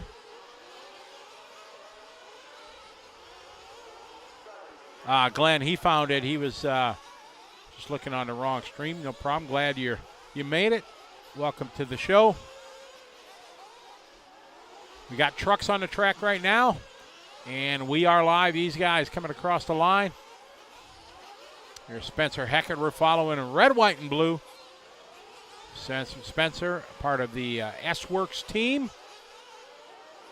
Great young man, and him and his dad. Always enjoy racing. Danny, right now it's about low 80s. Got hometown boy CFT Cole Tollard in this one from Almero, Wisconsin. And we got Jared Wiggins.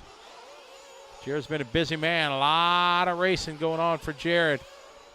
CJ 37-0. Joe Borner is 36-3. This is our B sort, and it's just stacked with names here, just like the C was.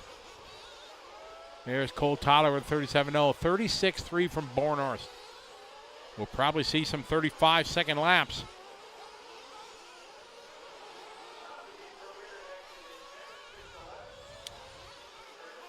Coach Nigel Townsend, how are you? Cheering on CJ. Everybody's got their favorite. That's why I like this. This is awesome. Michael Purcell from Tennessee, welcome to the show.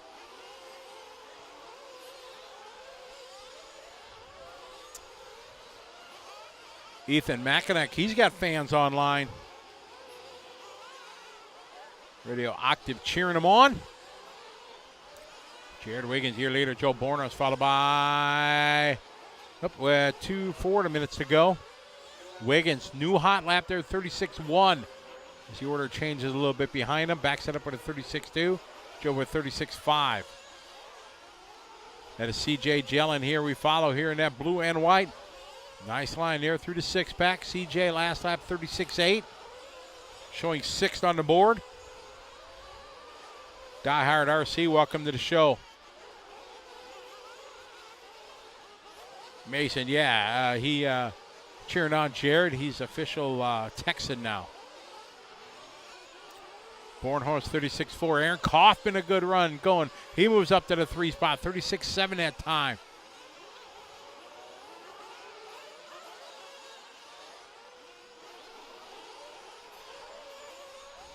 Ryan Clem, how are you, Ryan? Welcome to the party. Nice 6-pack there. Following CJ Jellin.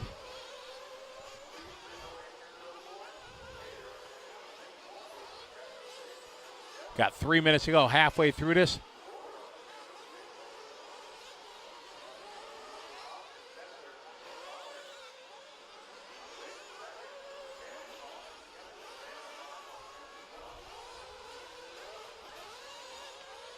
Pick up Jared Wiggins here on the racetrack. Jared looking solid. 10 laps, 6:04 is the pace for him. 2.5 minutes to go. Wiggins in the back section. He's back. I'm back. That was a good run, bro. It was a good start. You had 1:38 second lap. That was it. Everything else was 37s. Yeah, I think my engine got a little lean at the end. But, yeah, my truck is good. Good for you. What's your goal? Obviously, you want to make the A, but where would you feel? I want to make the B, and I'm a little outside right now, but I've got some more speed. He's got more. Thug's going to dial it in. Yeah. 2 minutes to go. Jared, he's been leading this one pretty much from the drop of the green. Aaron Kaufman, great run from the young man. Joe Bornhorst sent 3. Mason Fuller now moving up. C.J. Jalen followed by Lee with 1:40 to go. Wiggins in the orange and white. What tires does Jared run? He's on soft grids right now. I Yeah. ran super soft. I think maybe soft would have been a better choice looking at his truck. The super soft didn't feel too soft, but his truck just looks like it has a little more drive than mine did. He's on super soft? Soft. Soft? Yeah, just a little harder tires that it doesn't roll as much. It's a little more compliant. Gets through the corner. It was eating when he just went through that one. Yeah. I think maybe mine was folding through some of those high load sections. So we want to get Wiggins, real technical. 10.603. What was, did you guys do 11 laps yesterday? Or you didn't have any 6-minute runs, right? Mm-hmm. Yeah, we just had 7s. Yeah. Jared whipping it through the 6-pack. He's looking good. He is. 35.4 from Kaufman's the hot lap, though. He's running in the 3-spot. Bornhorst in the 2. I would love for Aaron to have a showing here and be able to run strong. I want to say Kaufman's this orange truck right in front of Jared. There he is. Yeah, there's Kaufman. So Kaufman making a mistake on that lap. Wiggins catching up just a little bit. Your fault. You said his name. My bad.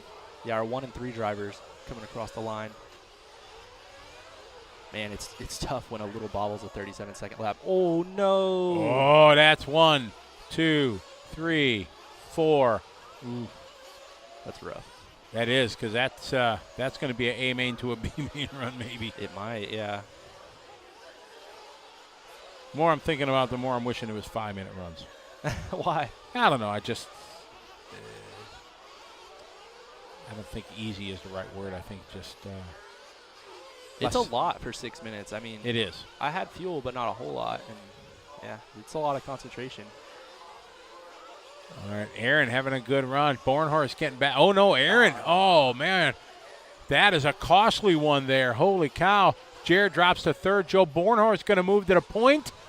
Oh, Aaron might get this one. No, Joe is going to nip this one. So that 39-second lap, tragic there for Jared Wiggins.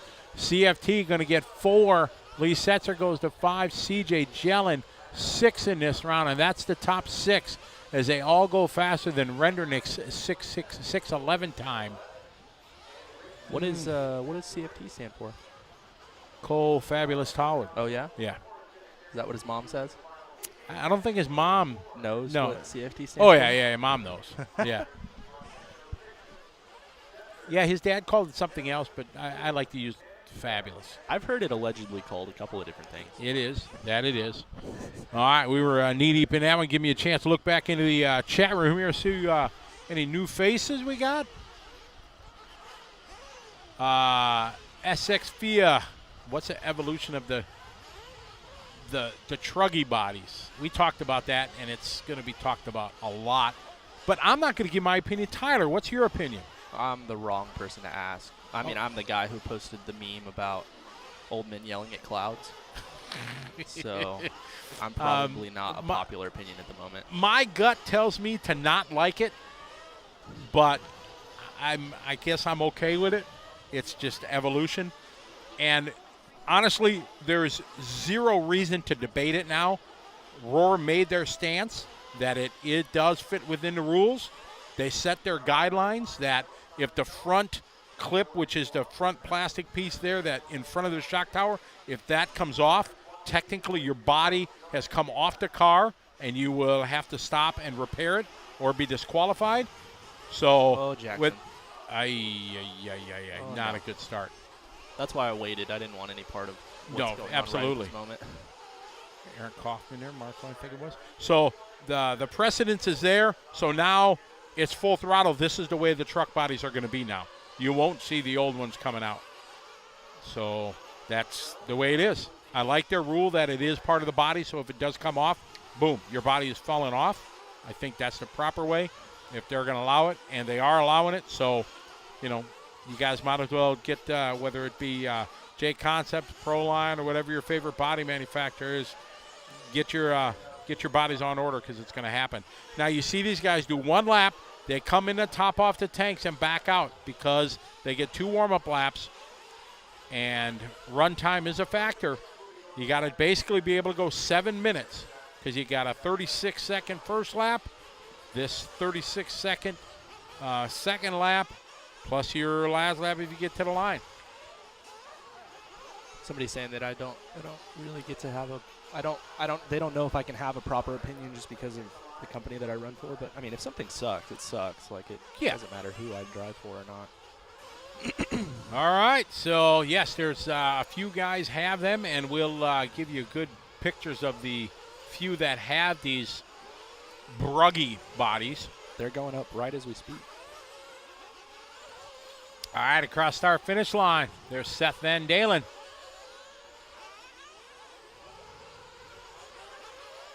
Vess has one of those said Buggy bodies.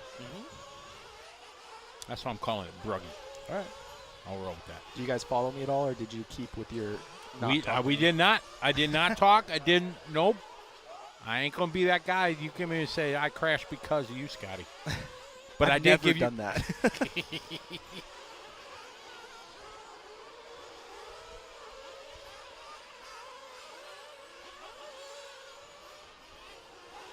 All right, first lap getting in the books. A couple of guys with rough first laps, Lutz, Trait, and Cavallari. Lutz looked really well yesterday. Yeah? Yeah, he was looking pretty strong. All right, Ty Tessman coming out with a 35.5, Dakota Fenn 35.3.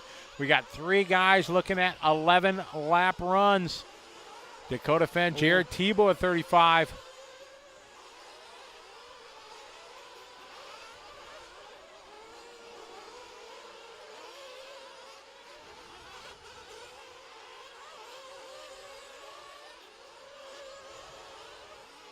Good shot here. That's 6-pack.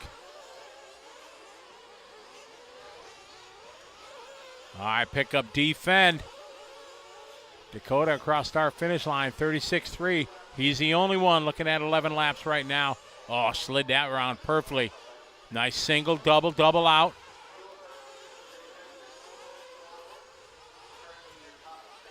Second 6-pack there at Dakota Fend. To the far left side, up the back little section now, diving down. Downhill, off camber.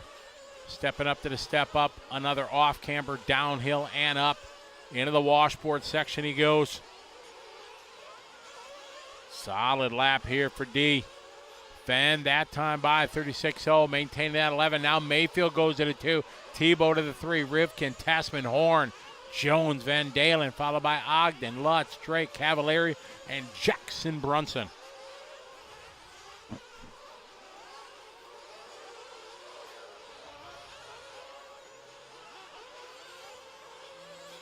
$11 laps possible here from these guys. Dakota Fenn into that washboard section. Another good run going on for him.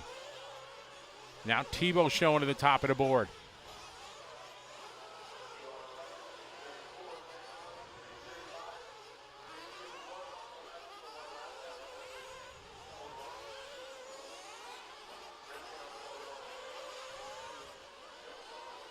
.240 to go.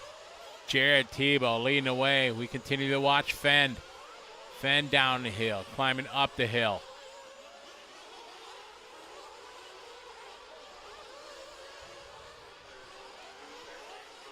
Two and a half to go. We pick up the red, white, and blue at Jared Tebow.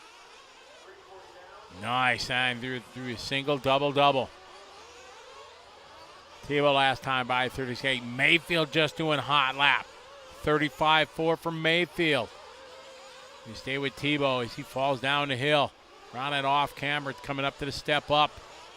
Now again, in and out. Around the washboard section. Good lap. All right, there's Tebow. Wow, these guys separated by 1/10 of a second.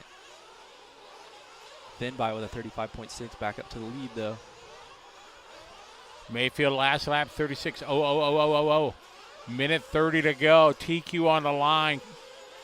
Current TQ, Borner 6.04.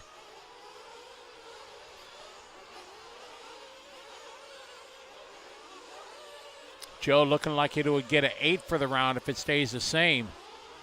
Now it's They flipped around a little bit. Yeah. Aaron Kaufman, maybe 11th. That'd be a great run for Aaron. Now Fenn back to the top of the board. So Finn, Mayfield, Tebow, Jones, and Rivkin top 5. 1 minute to go. There's defend.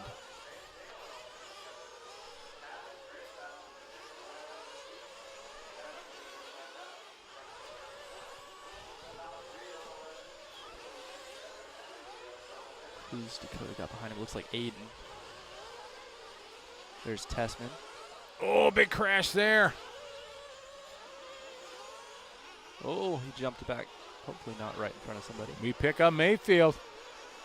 These guys separated right now. Look at that, 0.2 of a second. Mayfield 0.005 behind Fend. Tebow to the lead now. Oh, Mayfield, man, he is on it.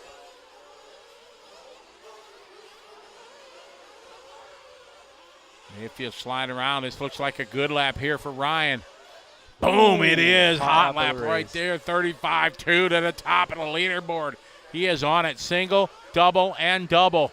This is lap 9. He's got a lap and a half yet to go. We stick with Mayfield here through that whoop section. Down the hill he goes, climbing up to the step up. Good drive out of the corner. Again, through the chicane. And perfect line. Into the whoop section. Another solid lap from Mayfield. He had 2/10 on Fend. Backs it up 35-7. Fend 2/10 faster that time by 0.3 of a second. Is Mayfield going to be a hang-on, or is Fend going to throw some magic down here? Now a bit of traffic in front of Mayfield, who last time by was your leader. Adam Drake giving him all the real estate he needs. 0.2 of a second last time by. TQ on the line. 3 guys saying they want 11 laps. Mayfield, Fend, and Tebow all making a bid here for TQ. Round number 1 here at the U.S. Nationals. Mayfield last time died 35-7. He sends it to the line. Cross the stripe, 35-4 for him. Let's see what Fend and Tebow got. Here comes Tebow across the line, 35-9, waiting for Dakota Fend. As Fend comes across the line, 35-7. Round 1 going to Mayfield.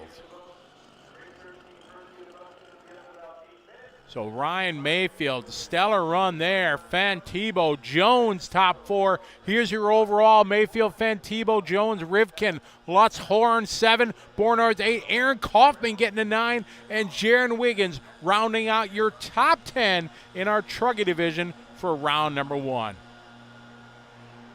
Tyler Hook's going to pull out a 24th for the round. Top 25, not bad. Is that good? It's an okay start. It's okay. That's good. I like okay.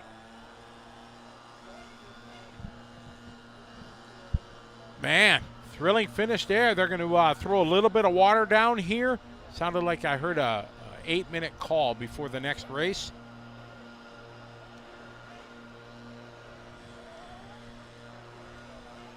Gives me a chance to roll back into the chat, see who I'm missing. As the Truggy discussion continues. Very, very close racing there. Mayfield pulling it out. You see, oh, man, them guys just getting. It's a good thing we're in the studio here. It's actually better than yesterday. Is it? Yeah. Oh, that's wonderful. Pretty hot out there? Or is it comfortable? It's getting warm. Yeah. So for those of you watching on or listening to us, our photo gallery is up on our website. I'm going to go ahead and upload it to Facebook here in the next couple of minutes. We'll get more photos as we go as well.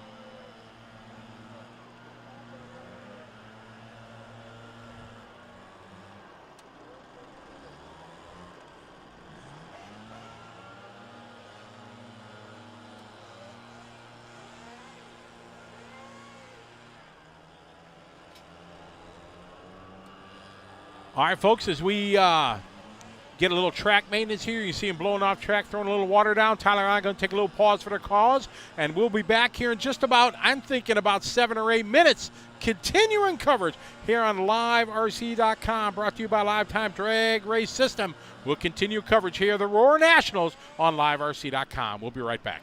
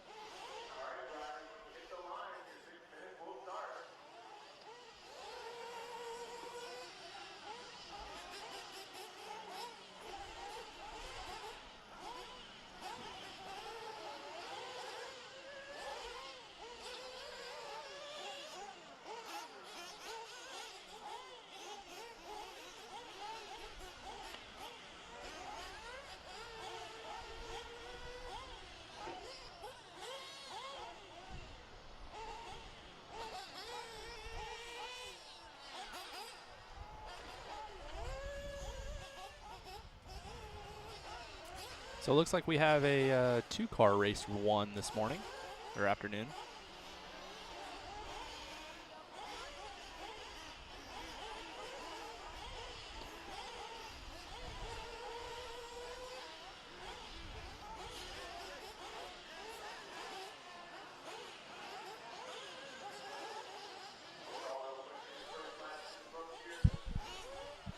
Oh, one of them upside down. Oh, we've got 3 cars now.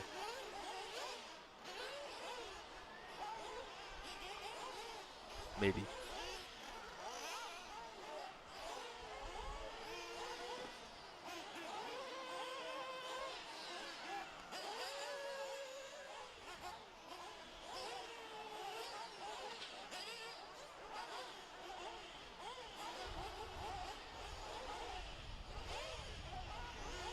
Got our A main marshals out there. I'm sure that they will stay out there for the next one. That's what they did in the truck runs.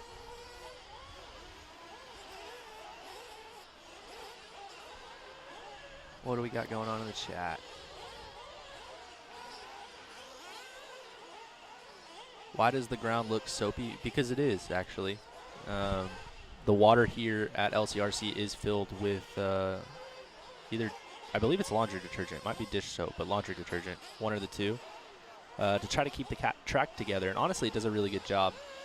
Talking to Kevin, the owner of LCRC, he's not the biggest fan of the dirt that he has here, and his best way to figure out how to get around that was to add, our producer said, fabric softener to the water, and just try to hold everything together.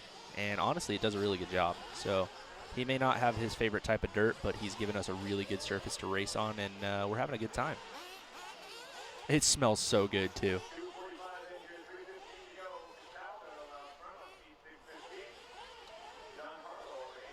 Said like, Calgon, take me away. You'll have to go out there. It smells just like when you put like one of those fabric sheets in your dryer. Yeah. Or something like that. It smells really cool. It's also like if you walk on it when it's wet, which he doesn't want you to do. But if you do go out there when it's just a little bit wet and you walk on it, it squishes. Like you can hear the soap. It's really cool. Yeah, the people are trying all different things, people in many tracks have used soap, but whatever chemicals they can do to try to keep the dirt held together. Yeah, I would say it's not like it's massively expensive, but he uses a lot of it. So yeah, he was filling the water tank and it was sudsing out of the top. It does, yeah. It's blue. It doesn't affect the grip at all. Honestly, the grip level is pretty good. Look at the hair on Cole Ogden there. Full mullet. Man, he needs to cut that nap. He's got think the whole thing going. I think that's his look now. That's it. That's his look. I hit the triple every lap in truck. Not to jinx myself, but I'm a fan. Good. And you just sent it through the whoops? Full pin? Yeah, I messed it up the first lap. I didn't crash, but I kind of got all cattywampus. And it was better after that. I talked to my crew chief. He's got my engine situation figured out for me. Everything is okay? Okay. Okay.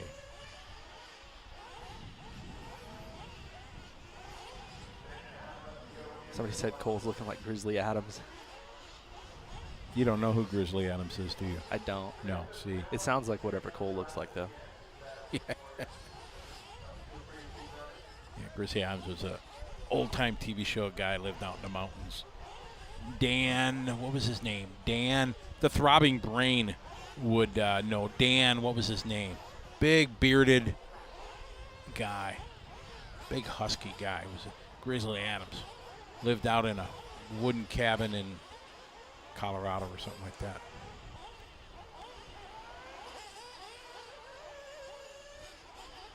Okay.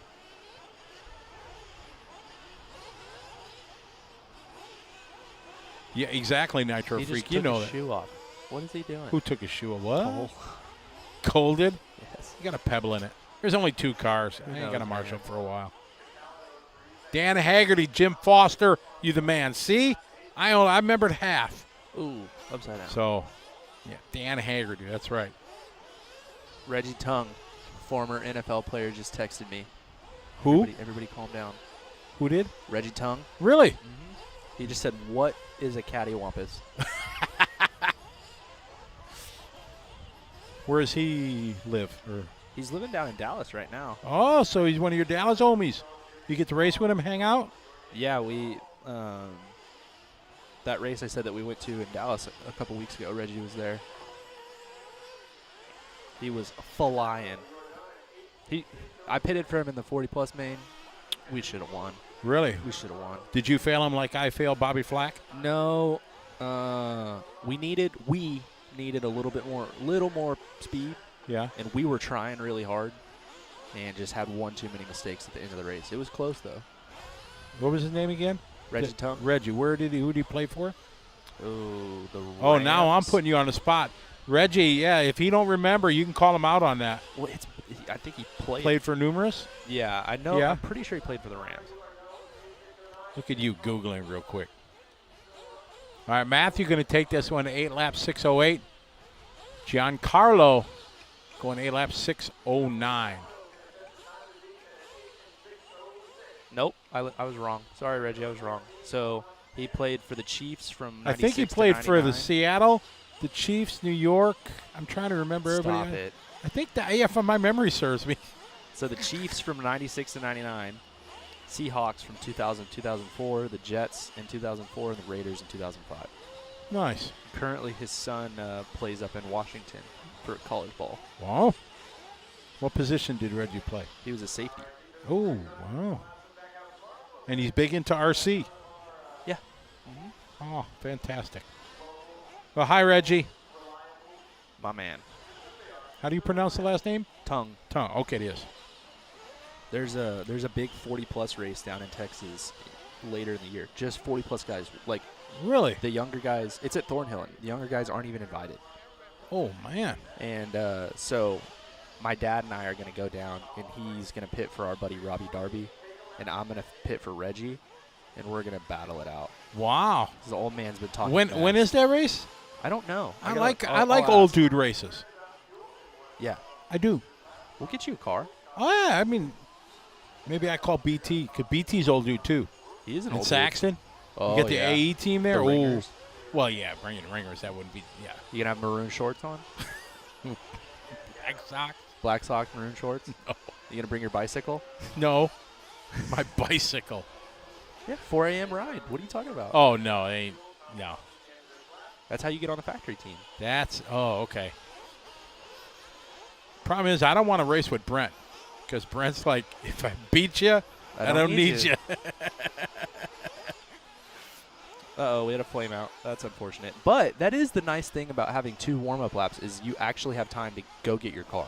Exactly. If things ain't just jiving, Will Britton, exactly, get off my lawn. Exactly. Whoa, they just launched he that thing into pit lane. Oh, my. Oh, my goodness. And That then he was- just ran across. Oh, goodness. That was a perfect toss, though. It had one little pirouette and got it. That was all terrifying. Jack Steele, I think Thomas Kaufman is the MC, the announcer and race director. I could be mistaken, but I think it is. Oh, Bolivia. Bolivia in the house. Nice. Got to add Bolivia. Bolivia.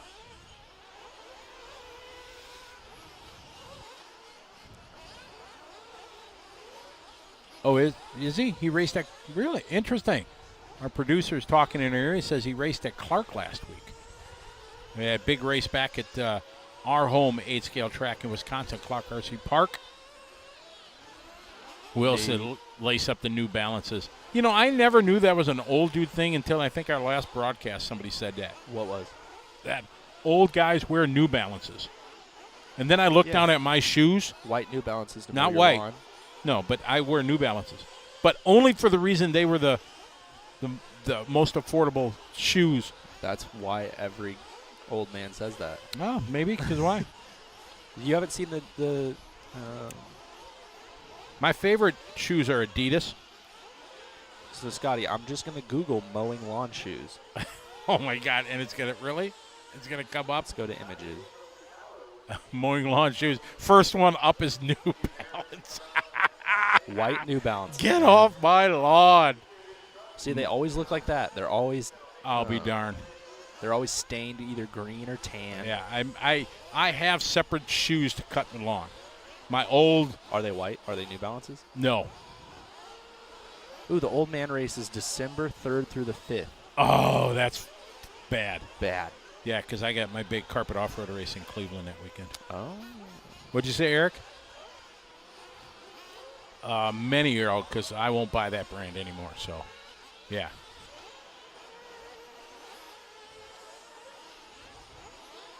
Yep, they're way old shoes.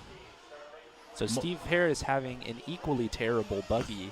I think you call. I don't think he's seeded. I'm not sure. He was here. I don't know yeah, what he was doing. But he I can't talk. His qualifying time in Truggy held for 7 heats. Yeah. So there's 70, 80, 90 people he out-qualified out of the bottom sort. Right. So unless he just had terrible, terrible luck.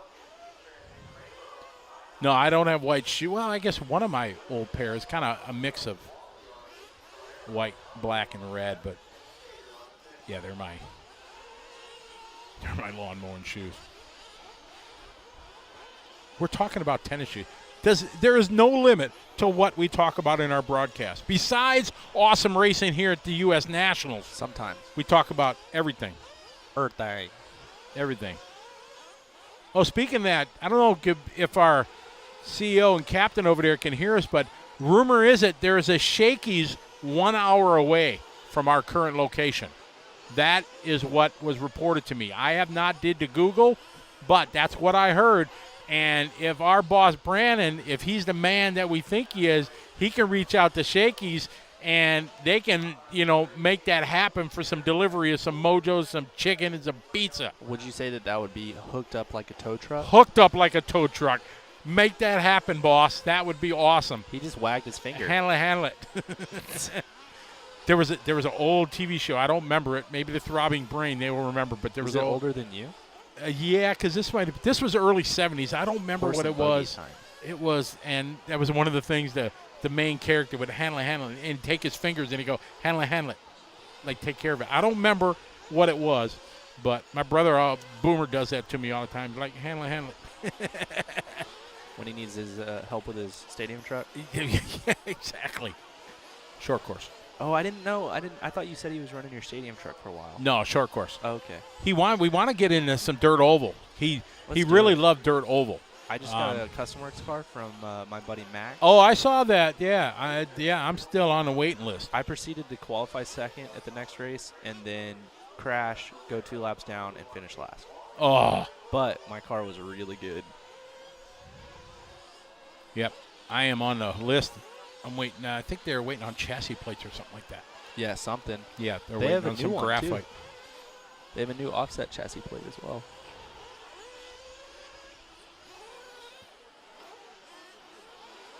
Oh.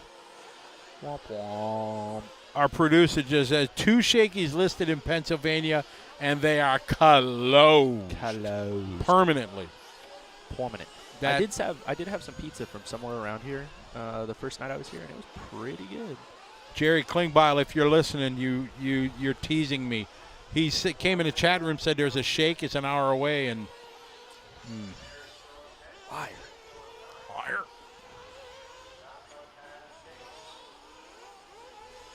Daniel, exactly, and that's what makes it so much fun for Tyler and I, and 1,000% you guys and girls in the chat room. You are what make the show. Tyler and I, we can talk about racing all day long. That's easy. We love it. We have a true passion for it.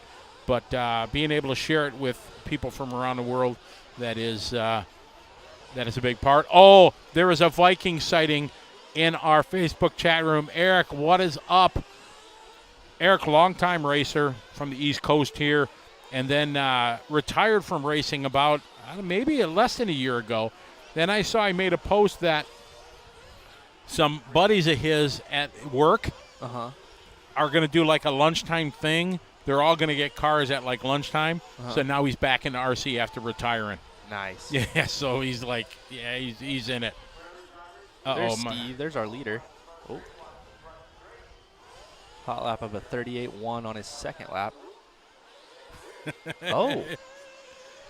Scotty may be hooked up like a tow truck sooner than we think for Dirt Oval. Yeah.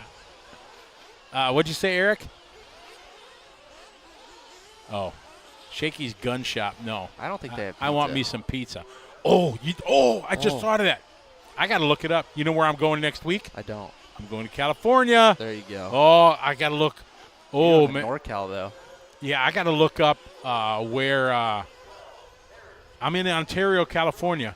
So I got to see where. Maybe I can talk Joel Johnson. We always go to this place called Lazy Dogs. Yeah. It's there. Really good restaurant. That's his favorite place. But I'm going to sweet talk and say, dude, let's go out to Shakey's one night. If there's a Shakey's around Ontario, California, you're going to find it. I'll go there by myself. I don't care. Beat it, Joel. If Joel's not down with it, like, yeah. I'm going to get fired for saying that. All right, we got Steve Harris, another solid run here, 10.634. Let's see how many races this one's going to last. Hey, Connor Daly from Ireland, how are you? Ireland. Holy moly, we're at 22 nations already from around the world. USA, UK. I forget. Oh, no, we even got another one. So we got USA, Canada, UK, Australia, Brazil, Kuwait, Netherlands, Dominican Republic, Malaysia, Greece, Germany, South Africa, Costa Rica, Spain, Mexico, Philippines, Sri Lanka, Italy, Peru, France, Belgium, Bolivia, Ireland, all on the list here, plus, quote-unquote, Antarctica from Shane.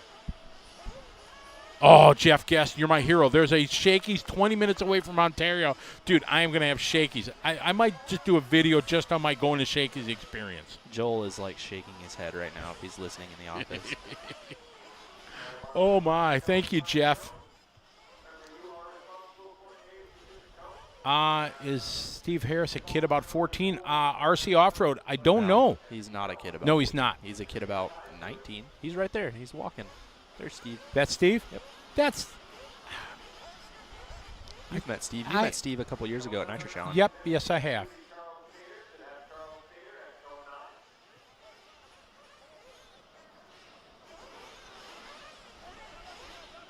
Blair Teshafer, is that him online? He signed. His name is Showtime. What's up, Blair? Showtime. I'm going to go see if our lovely photographer got any photos of myself. Killer USGT, yes, we were running 6-minute qualifiers rather than 7 that was really originally talked about. Danny Trevino from Tijuana, Mexico. How are you? Tijuana. You ever been to Tijuana? No. I was there when I was in boot camp in San Diego in we used to go down there, and it was my first experience into in some things adult. I was going to say alcohol? Well, yeah, we went into these bars, and I've never drank, but you had to drink at these bars. Had to. You had to. So bought a beer, and then they had 20 guys walking around trying to. As soon as your bottle was like close to empty, they'd bring you new, and you end up paying. So I would just every time they come around, I just put it up to my lips and never drink any. Yeah. So yeah, that was 1985. My goodness. Exactly, because you weren't even a thought. No, nothing. 85. Probably many people in the chat room weren't even around in 85.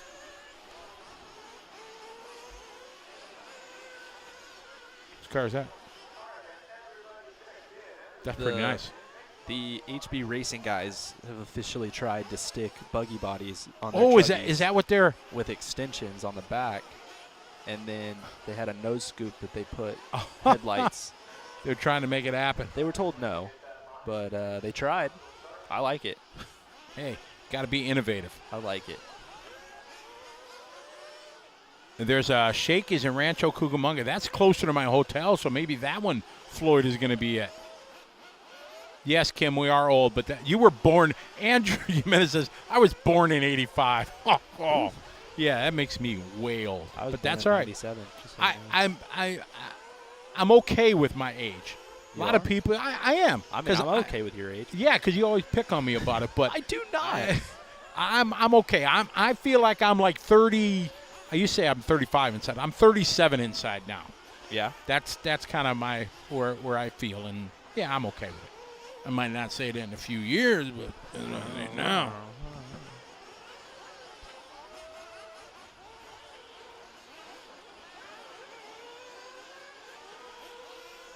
All right, leading away right now. Pellegrino Pescatori leading away. He's on a 8-lap here on his first lap. David Scott a little faster out of the gate. Steve Harris had a stellar run, 10 laps, 6:34. That will hold. The first round is truck, rather. It held for 7 races. We'll see how long it's going to hold this time. Bum, bum, bum.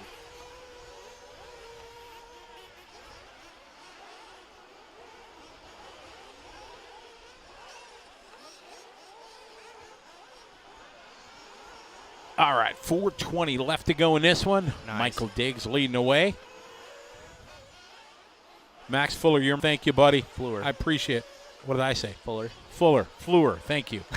Wow, I don't know if maybe I've done that before and he's just never told me. But I've never been at a race where both them, the Fleurs and the Fullers, have been at. I don't think. Well, yeah, I guess Max was at PNB. Yeah. Yeah, Max was there. Yep. But not all 4 of them. Not Jake as well. Yeah, he's true. I like Max's dad. He's really funny. He's a piece of work. Hey, Max, I'm going to come out and visit you guys next month. For the race at BHRC, right? Well, no, I'm just going to come over to Custom Works. Oh, cool. Yeah, and hang out. Because I'm going to do the Summer Sizzler 8-scale buggy indoor race. Okay. Next month, I'll be the announcer MC. Scale Sports, yep. Yeah. And so I'm looking forward to doing that. I was talking to some guys here at the track yesterday, and they're all pretty stoked that I'm going to be out there. So I'm looking forward to working with Josh and his team. And I am going to go there. I have family that I haven't seen in Virginia for a long, long time. So I'm going to visit with my uncle. And then Monday morning, I'm going to swing by Custom Works and say hey, maybe do lunch with Rob and Brian and Max. And then I booked a late flight out of Charlotte on Monday. Nice. So, yeah, so go there early, and if they'll let me in, I don't know. They might lock the door and not let me in. But, or I'm going to get put to work and start packing body clips or something for half the day. I could do that. That might happen. I'm a team player. And we'll go. I don't remember. I think Tony, I don't know. I'm trying to think where Tony's restaurant was, the Brick House. I don't remember where that was. If that was close to their work, I don't know. Tony Stewart's got a cool restaurant called the Brick House. Oh, cool. I don't remember what city it was. Named. Yep. And Max will tell us. Ben giving you props. Said good first run, Tyler. Thank you. Yeah, I was really happy. He did well. I didn't curse him. Hello, Jose from Spain. Hola. Oh, Sweden, Richard V. Sweden. Uh-oh, my phone's going off. Max is, yep, he's out. Good deal. Where's Brickhouse? All right, so we got Sweden. I'm going to have to make a new list here.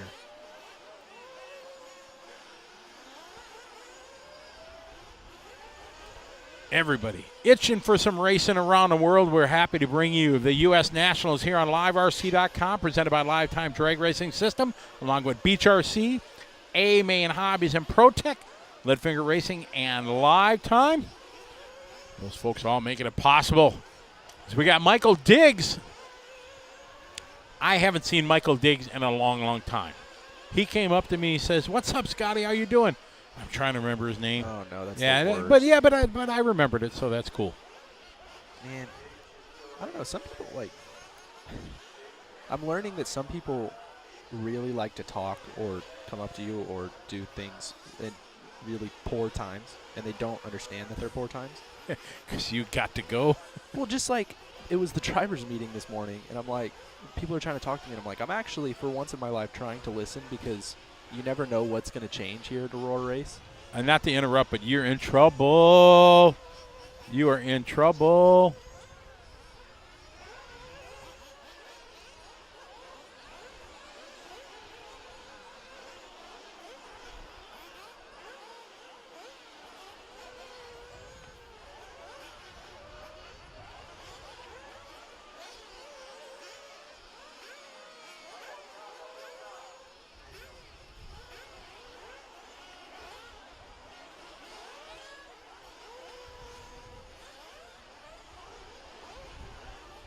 My father is officially burnt to a crisp. He says, yeah, he's cooked medium already. He's not well done yet, but he's, yeah.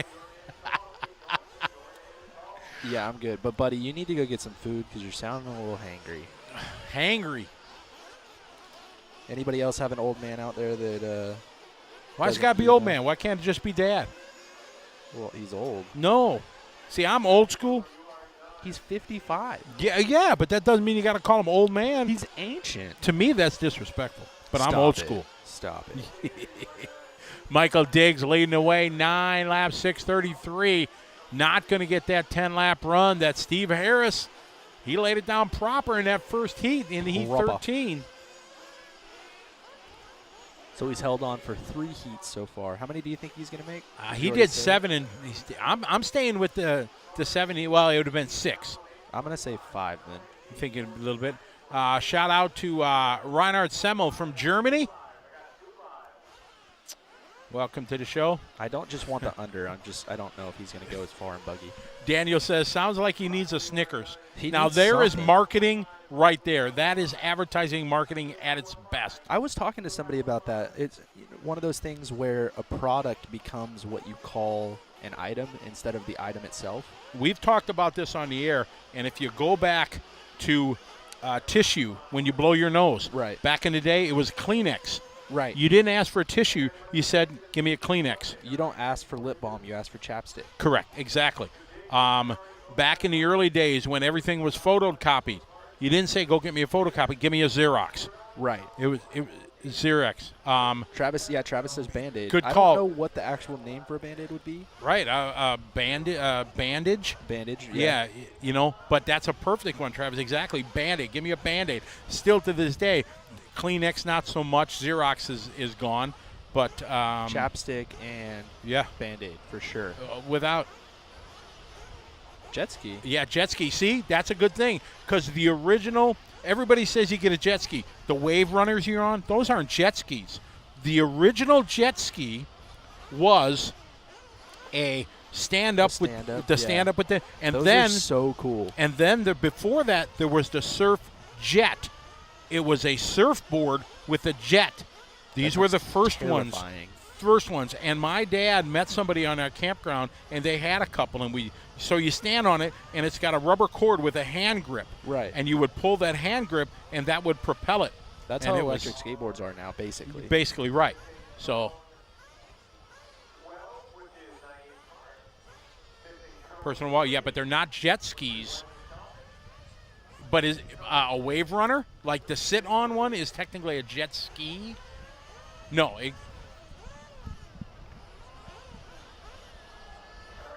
I thought jet ski was what were the things that you stood up on and oh no, they weren't called that back in the day. They were just called a stand-up jet ski.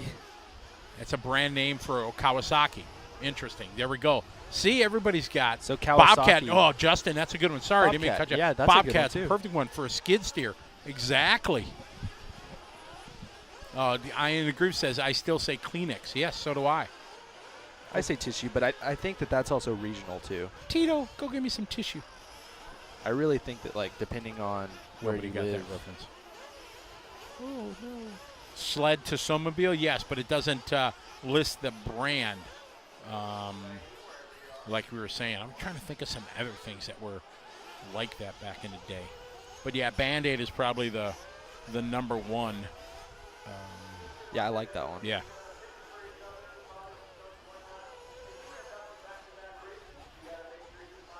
Crescent wrench. Oh, Kevin, that's a perfect one. Crescent wrench is another one. You know Is what it I really? mean? Yeah. What is it Yeah. actually called? I don't know, adjustable wrench. Adjustable wrench. Yeah, go give me a crescent wrench. Interesting. Uh-huh. I'm sure there's many more. I like it. Stuff like this is interesting. So Andy Bratt said just what Brandon said.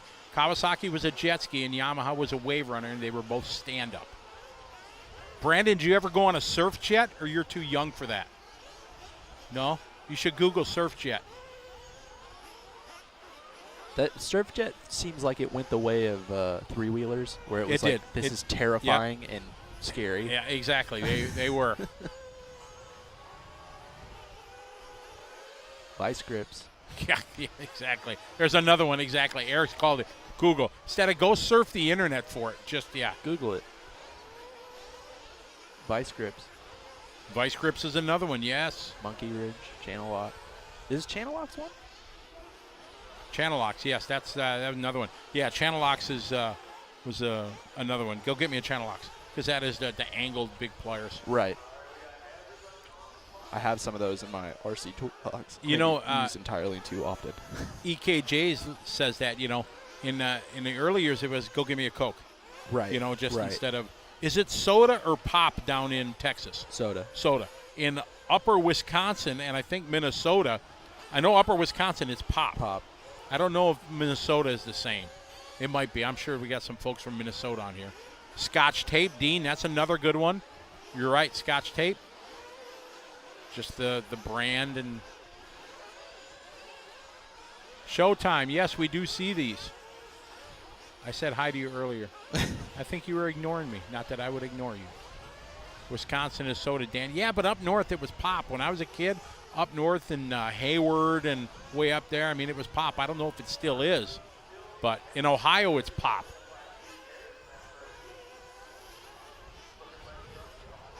Duct tape.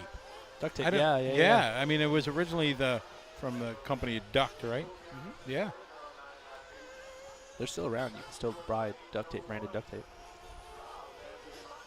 Danny's like, Minnesota.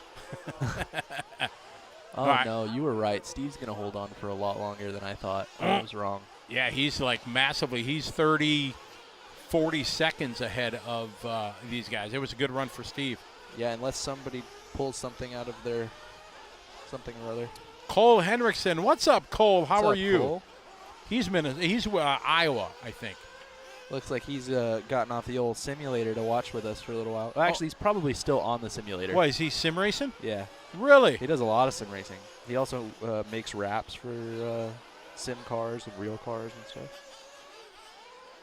3:30. We got Matt Morris leading this one. 9 laps, 6:23. Put him second so far. Chris Focianos is running 2. Christopher Pescatori. Saul Rabe. So that's the other Pescatori? Yes, racing? father, son. Jeff Monahan rounding out your top 5. All these guys on lap 3 doing their fastest. Oh, nice. I got some tires from my friend Jared Wiggins, and it looks like he had already punched holes in them. So as I yelled at my father for hole punch, I didn't even Oh, do it. what do we got here? Rubber. Got a little bit of the links of the chain here. Some links. Okay. So Jared pumped these? Uh-huh. Okay. Now the debate. Center of the tread, punching holes. So I feel like I always put them in the center either way. I put them on the side on my 10-scale tires. Well, I think, yeah, I mean, generally you don't want to get the tire sauce into your foam. Right, But exactly. I'm not saucing these. So. Oh, okay. In which, if Gil is listening, he's going to try to set me on fire because he really wants us to try tire sauce, and I really don't want to do that. Ah, okay. It just opens a whole can of worms, and you got to try to figure out which sauce, and it's What too compound are these? soft. These are soft. Yeah, so I do always pop the holes in the sidewall of my tires. Yeah. Roach, how you doing? Shout out to you. I don't think anybody's going to go to jail for where they put the. No, but I holes think in the tires. it's a debate. You know, It is a people, debate for sure. I agree with you on 10-scale tires 100%. I still forget and do them in the center, but I know why you do it. And I also like doing it so when you clean your tires, you don't get water You don't in have your. to worry about getting water. Yeah. Correct.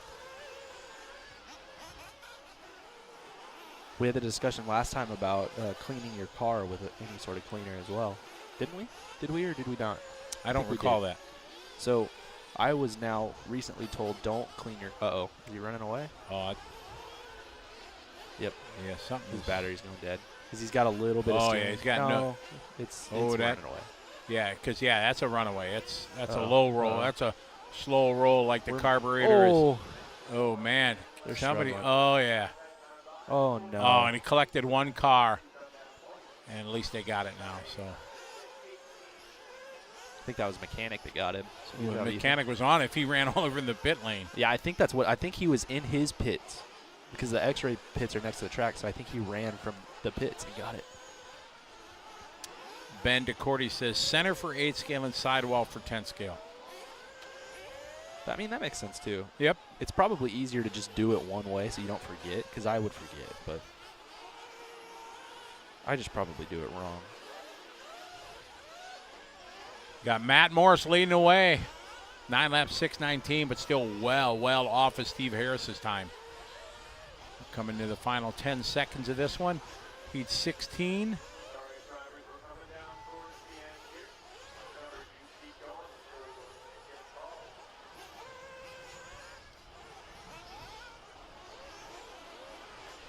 Got 27 total races. We have 2 rounds of qualifying today. I did not hear them. I went out and listened to the drivers' meeting. Yes, sir. Try to understand everything they're going to do. They just talked about today's program. They didn't talk about tomorrow or main day. So I don't know if their intentions are to run 2 qualifiers tomorrow and lower mains or knock all the mains out in the... It should be 2 qualifiers and lower mains. Should be. You know, not to be selfish by any means, but I don't know what you and I are going to do if we're done off the air by 8 o'clock on a night. That's never happened to us. Right. We're always on the air till whatever. But I trumped you at the Super Chip race there in Tulsa. That was brutal. I felt for you. Your whole weekend was a disaster.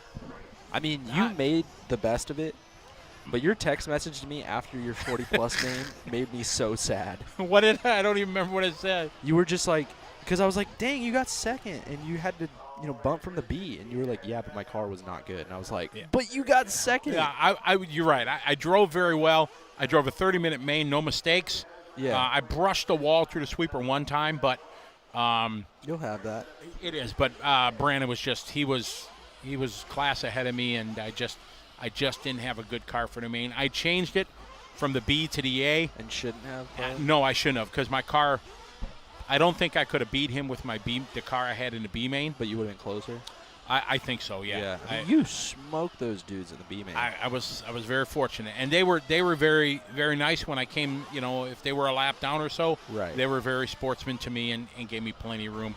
There are a couple guys that challenged, but it was good.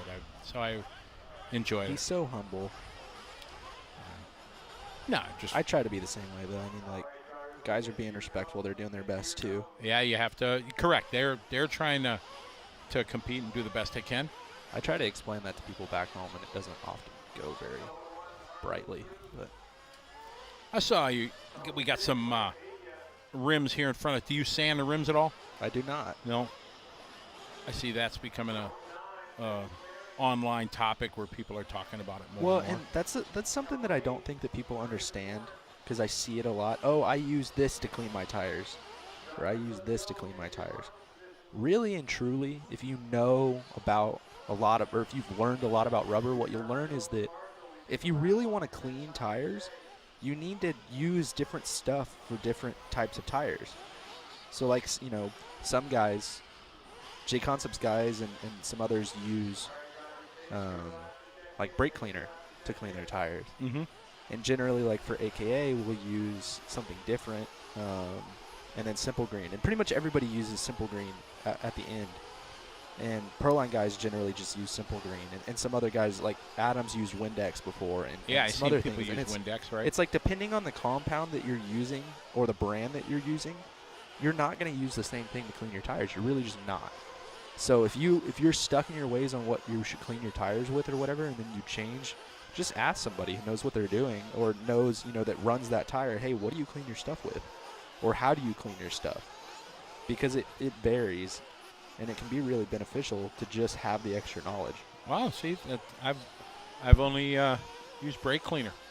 Yeah, and that's what I'm using right now. Like on these tires specifically, on our regular compounds, brake cleaner works really well. And then on our long wear compounds, we have a different mixture that we use, or that they use for the pre-mounts that works really well. Interesting. See the kind of information you learn. But Simple Green does work really well on pretty much everything once you're done cleaning the tire, because it acts as a slight, from what I was told, and I could be wrong, but from what I was told, it acts as a slight bonding agent with the glue. Simple Green does? Mm-hmm. Interesting. Oh, I got my favorite way to clean tires now. Yeah? Yep. Give them somebody else? No, well, yeah, that'd be the best.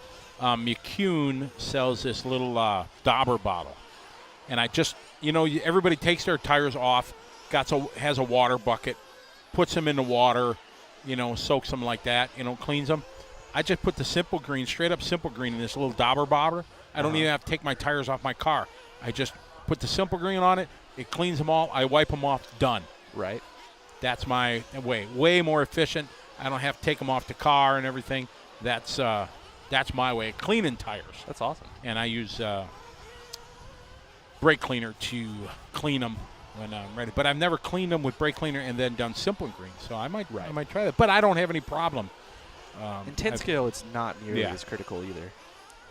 I'm gonna try to run some 8 scale here this summer now through the rest of the summer. That's where it becomes critical. Right. So I got to order some tires. Tires. Tires. All right. So Steve Harris time still holding. We're on race 17, heat 5 of 15 here in our buggy division. Ryan Pablo, how are you, Ryan? Entry count total, do you know off the top of your head? Or we can look it up. 275, maybe? We will look. Let's see. Results, entry list. Survey says 346. That was really wrong. 197 individual drivers. Boom, like that. Asking you shall receive. I always think it's so interesting that people come to these nationals and don't run both classes. I know of a couple. Like there's an on-road racer, Clayton Young, East Coast. Right. And I believe. He's not an 8 scale racer.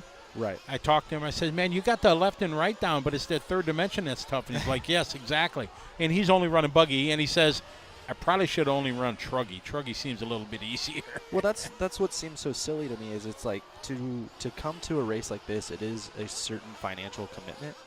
So if you're already making that financial commitment to be here, don't handicap yourself by just running one class. Yeah, but a financial commitment, you got another $1,500 then in another vehicle.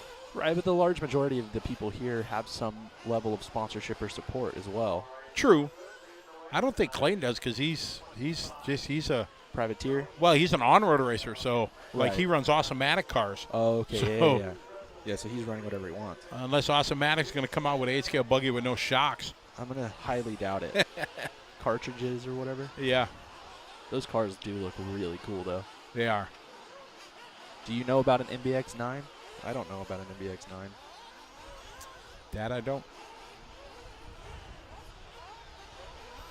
3 minutes left to go. John out front. He's on a 9:6:25. So you can see the difference from Steve Harris's time, 10 lap, 6:34. So John is 24 seconds off a 9.5 flat, so almost 24 seconds off a 10.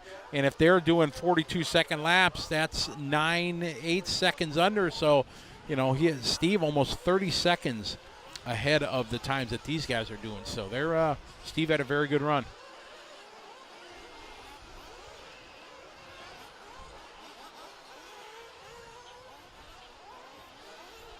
Good battle here through the step up. Oh, rolls it over just a bit. 2 minutes left on the race clock. Uh-oh. Marshall's trying to get there. We got some old school DC shoes. My version of old school and your version of old school are two different things. Yeah. Well, I'm down with DC shoes because I always tried to. My daughter Sarah Ann always wanted DC shoes. Yeah. In her high school years, and it was hard. We didn't in Milwaukee. We had to go to where Hot Topic. Hot Not Topic my favorite place. is where to go to get DC. Oh, I saw you rocking them. Brandon's Wales. I saw it yesterday. He was running DC. Yeah, with his 12-year-old shoes. You know he's got like 7 sets of those things. that he Yeah, got in exactly. 2008. Right. He got a deal. They were all on closeout because he wears like size 15 feet shoes. So he found a place closing them out and bought them all. He got them at Kohl's. That's where I bought mine. Yeah. By my rocks. See, but I got hip New Balance, but I only bought them because they were $39.99. I ain't paying $110 for tennis shoes. No way. I will, but I'm weird. I like shoes. You will? $110 for a pair of shoes? Not super often, but every once in a while. No, won't do it. Nope. I'll be that guy. I guess. 40 seconds to go. John, Tony, and Antonio. Alex, like, burn it down, a Hot Topic.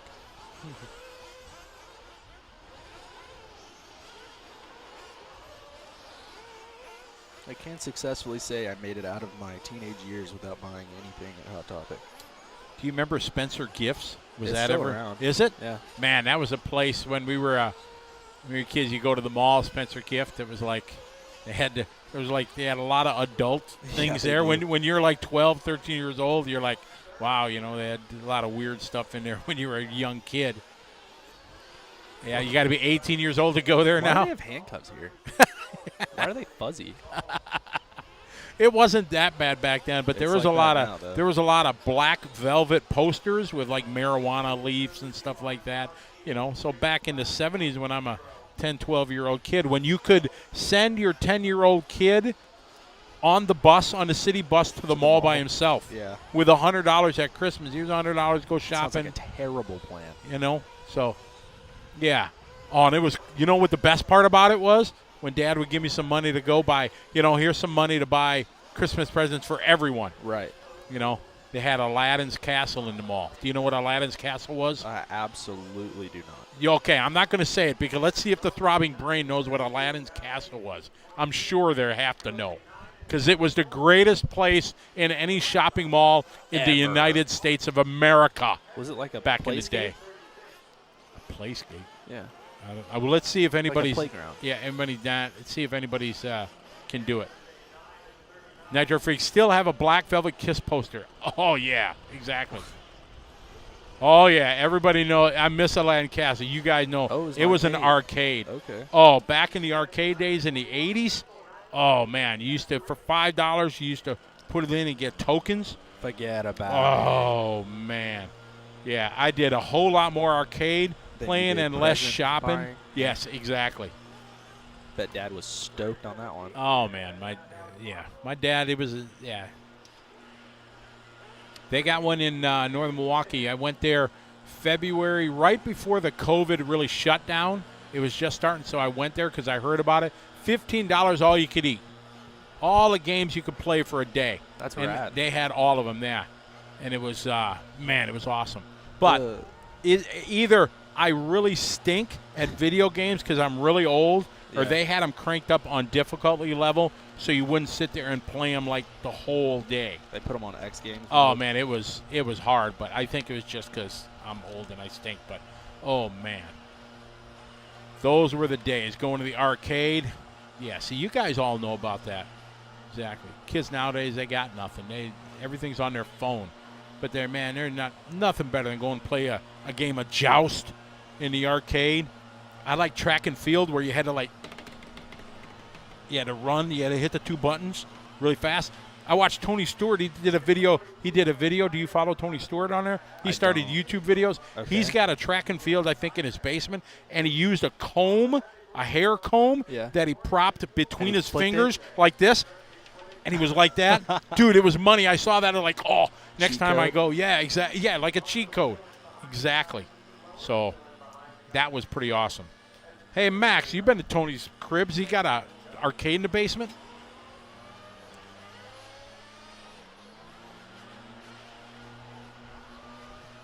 His girlfriend now races full-size drag cars. Yes, yeah. I'd love to get them up to our drag race. That would That'd be be cool. awesome. Exactly. Braden says, I'm 15. I have a mini Galaga arcade game I play. Galaga's awesome. And if you knew the cheats on that one, you could get the double, like, shooting spaceships. Oh. Like, there were 3 on the first level or the second one. There were 3 on the left side of the screen. Yeah. If you didn't kill them and they were the last ones left, and you let them come down and cycle like 5 or 10 times, then it would give you this super secret cheat code idea thing where you'd get a second spaceship come down. See, that was, yeah, exactly. Daggum. Yep, daggum. Exactly. I grew up on Mortal Kombat, Double Dragon. All right, so the track has been blown off, and we are back to racing action. Yeah, lots of good memories at Aladdin's Castle. Reggie texted me and said that he lived at Aladdin's Castle. Reggie, hi Reggie. What was it, Reggie? What was your go-to game? What was? Missile Command was a favorite of mine. Really? Yeah, I really. Silver FS says the same thing. Missile Command. Yeah, that was one of my favorites. I liked Asteroids, but I was never good at it. Oh, okay. Yeah, I was never good at it. ColecoVision, see Nitro Freak, when that came out, yep, it was Atari. Then Intellivision came out. I got an Intellivision for home. That was even better. Max, yeah. He said Centipede. Centipede, that was a good one. Yep. Then they had Millipede. They had a couple different ones. Defender, that was a good one too. That was a really good one. Oh, you're in trouble again. No, Look at he's that. helping me out. Thank you, sir. Got a lighter? Thank you. It's cleaned out. Stampede, Matt. That was another good one, yep. How about, what was the laser? God, one of my... Laser? There was a laser, the first laser game that came out that it was Tron? like a story. No, not Tron, but that was a favorite. You guys are going to make me feel embarrassed here. What? The character. Dirk was his name, his character in the video game. And he was a knight and Dungeons Dragon. No, it was not Dungeons Dragon. What? Yeah, what? Oakland. Come on, you guys, save me here. I can't remember what it was. What was it? Yeah. Oh, man, I'm embarrassed. God, what was it? It was a night, and it was like a movie that you went through, and you had to react real quick, and you had to, oh, man. I am a failure. Dun, dun, dun. Wah, wah. Dragon's Lair, thank you very much. Wow, God for Gaming, thank you. Dragon's Lair, yes. That was an awesome one. I remember they had that at the bowling alley when we used to go bowling, because my brother Boomer and I used to go bowl all the time. And they had Dragon's Lair, and it was $25 or 25 cents. And that quarter lasted maybe about 12 seconds, because if you didn't do the right moves right away, you died right away. And Youth of America spent billions of dollars on that game. Billions, I said. And yes, so Dragon's Lair, it was fun, but it was tough. So you guys all know it. Tempest was another good one. Donkey Kong. I remember I finally got to like third level where they had the elevators going in Donkey Kong. I was like, I made it big time when I finally got to that one. Nice. Pitfall. Pitfall was another good one, yes. Oh, yeah. I was a big pinball fan, too. Black Knight Pinball, that was my favorite. Somebody, where was it? Somebody said Ivan Stewart game. Do you remember the Ivan Stewart? I do, yeah. Oh, yeah, Ivan Stewart. Story time. So I'm in the Navy. This is 1986. Yeah. We pull into Perth, Australia. And I told you, I don't drink. So, most sailors, they get in town, they want to go drinking. Not me. So I'm walking around Hay Street Mall in downtown Perth, Australia there, and they got an arcade there. And right at the front door of the arcade is Ivan Stewart. I don't know how many Aussie dollars I threw into that. Yeah. But that was my day. Yeah, I just stayed there and played it because I had never seen it before. I've been out to sea for 2 months, and I saw that, a long time, and I saw that. Oh yeah, many Aussie dollars there threw into there. So down where I'm at, those arcades are becoming popular again, but they're becoming popular because, like in Austin, I don't live there anymore, but in Austin, microbreweries are really popular. They're kind of hipster, Yes. right? So they're well, this would be another one of those things, but an arcade with a bar. But we've got one called Cidercade, and that's what I would call them anyway. So that'll be like your Band-Aid, but it's a cidercade, so it's adults only.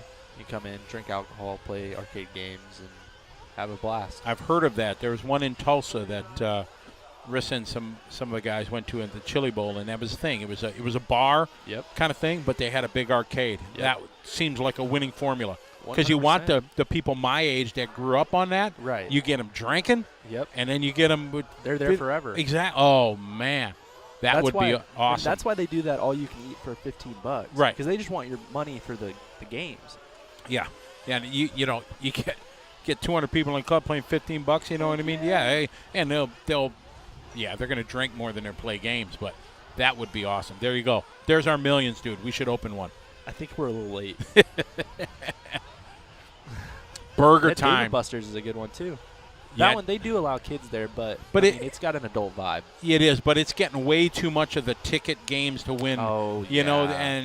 and too much of the big video sit-down machines where you sit in a Jeep and We want arcade Jurassic games, Park. man. Exactly. Right. We want joysticks and stuff. Yep.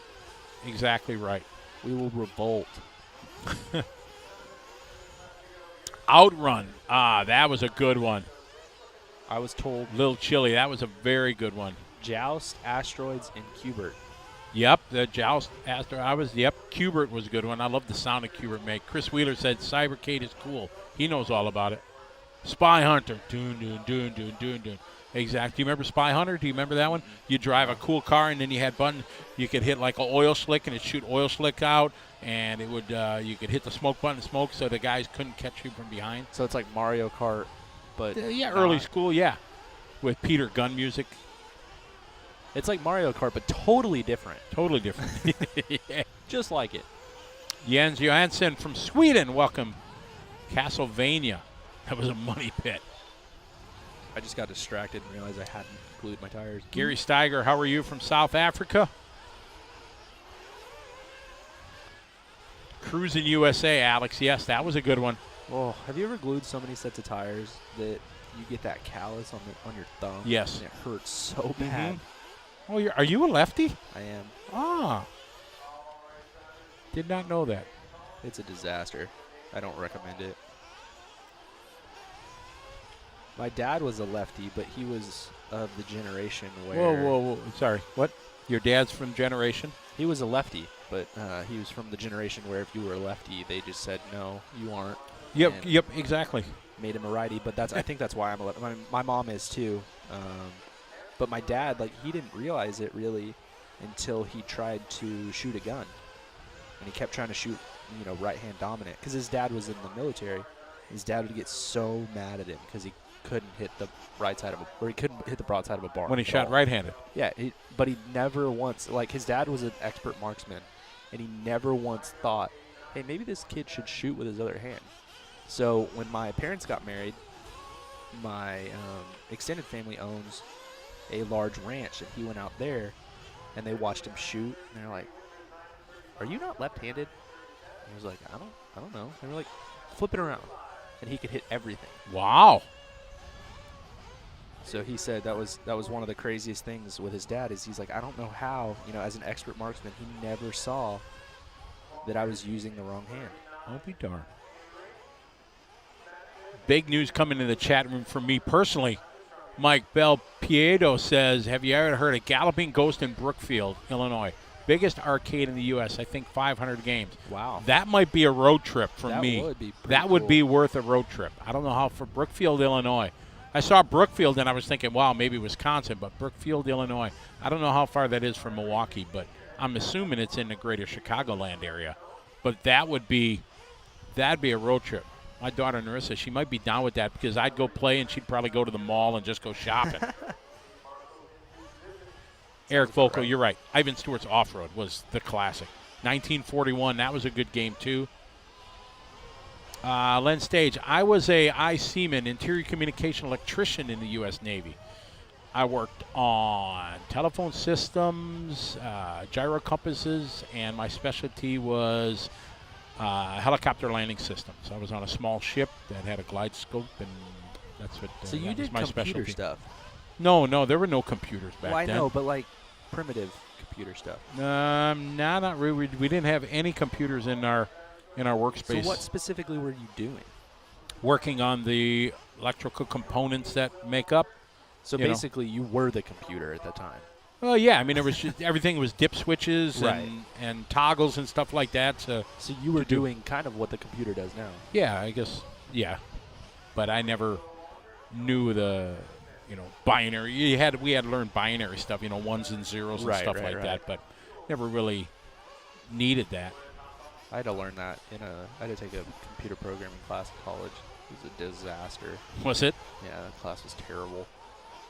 I went to one of them liberal arts colleges, so you have to take a little of everything. It's awful. Yeah, awful. Awful. I just wanted to go to school for I wanted to go to school for, not what the school wanted me to. Shout out to Vincent from Cape Town, South Africa. Wow. What did I miss? One of the guys just got absolutely mollywopped. Mollywop. That's a good word, right? Yeah, that and cattywampus all works together. Oh, yeah, the Saber Lab says pole position. Yes.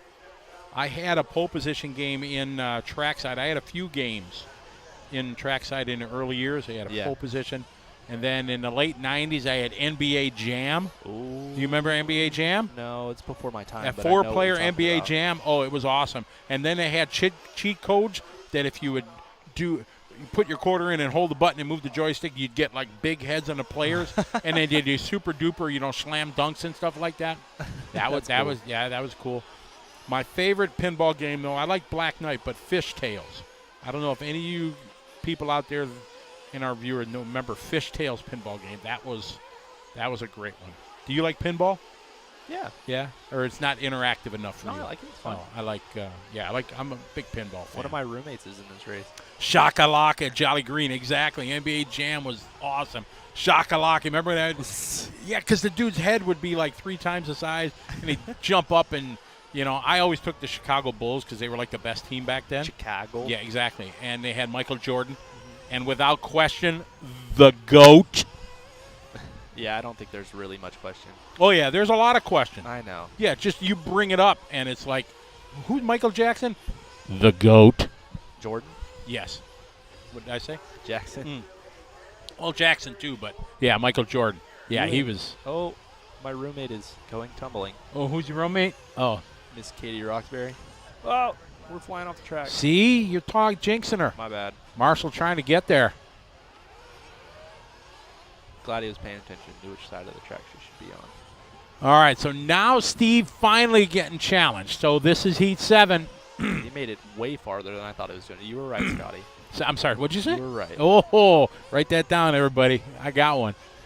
Yep, Steve did a 10 lap, 6:34, run a 6:38, so he might get one more yet before he really starts getting challenged. Nick Johnson second, 9 lap 6:09. Anthony Bartholomew on a 9:16. Brandon Hester also on a 9, and Clinton Krieger sitting 5th right now, 9 lap 6:20.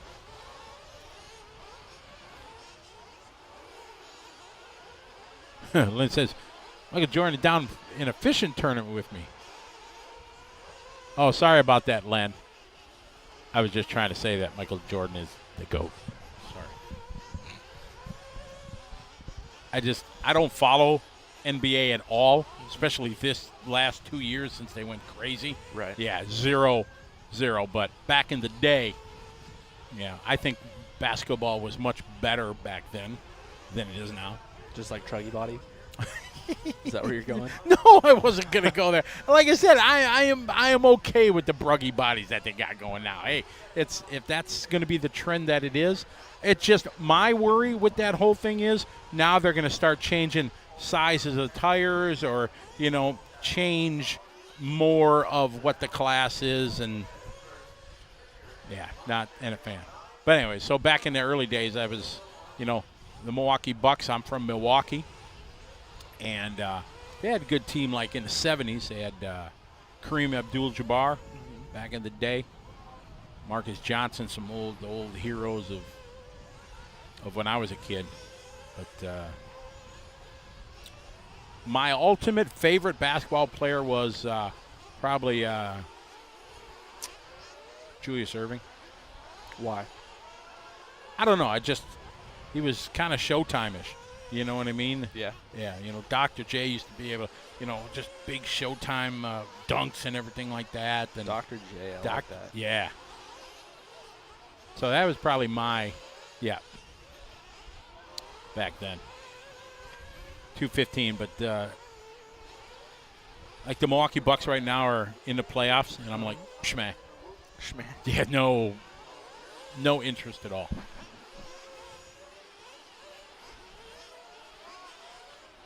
I don't watch much. I watch a lot of motorsports. I watch very little conventional sports. Yeah, I don't watch.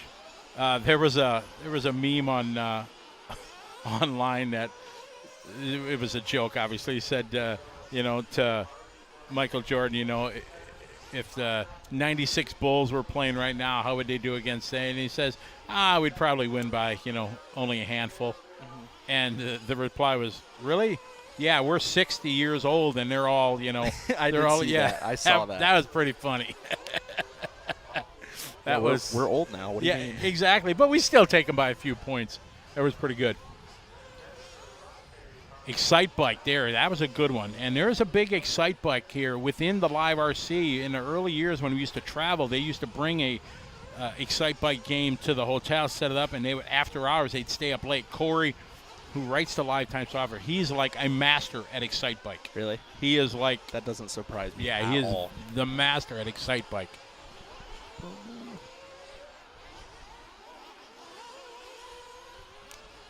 We do have Brent Densford. I did not see his name. That is Mr. BeachRC.com. He's going to bring us a commercial at some point, too.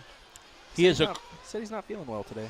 He's not? Mm-mm. I was able to talk with him yesterday, did a little interview with him, and Brent's one of my favorites. He has done such a great job building his brand up and supporting his racers and his hobby shop and traveling around and supporting races. He has sponsored many, many races.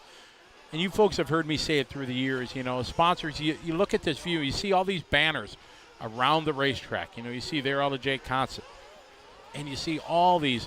And a lot of times racers don't pay any attention to it. But as an organizer of races myself, without the financial support of those companies, and you see them all there, BeachRC.com, TLR, VP Fuel, all those companies, if they would not send financial support to the races, and I'm not talking national championships like that, any of the other races that go on, we wouldn't be able to put these races on, and the money that it costs to put on an event like here, that it's the sponsorship money that those companies there pay, make it possible for the track owners to do extra things and make things extra special and extra nice and pay the extra staff that you need to do it. And, and things. You made a comment about the staff that they have here.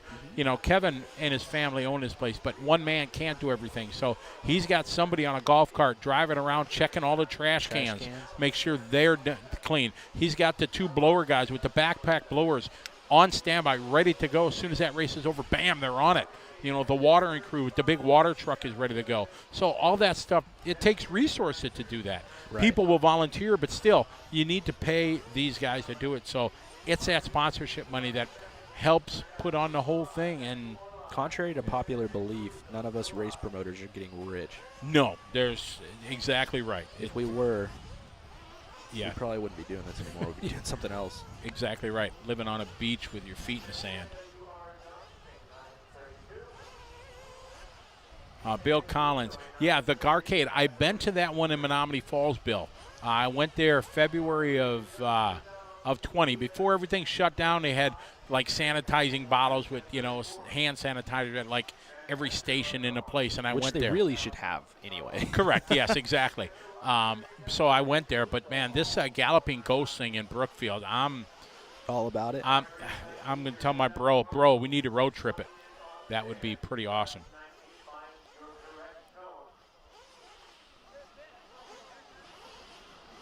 Okay. What are we doing? What's up next? Got Heat 8 of 15, and Steve is still on top by a second.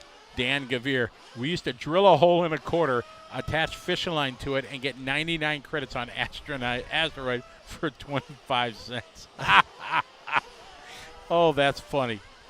I'm sure your arcade owner was so stoked. Oh, yeah. Good Lord. Look at how many plays, when they do a Yeah, look when they at, check it. yeah, and we got 12, quarters in this thing. What's going on? Oh, my.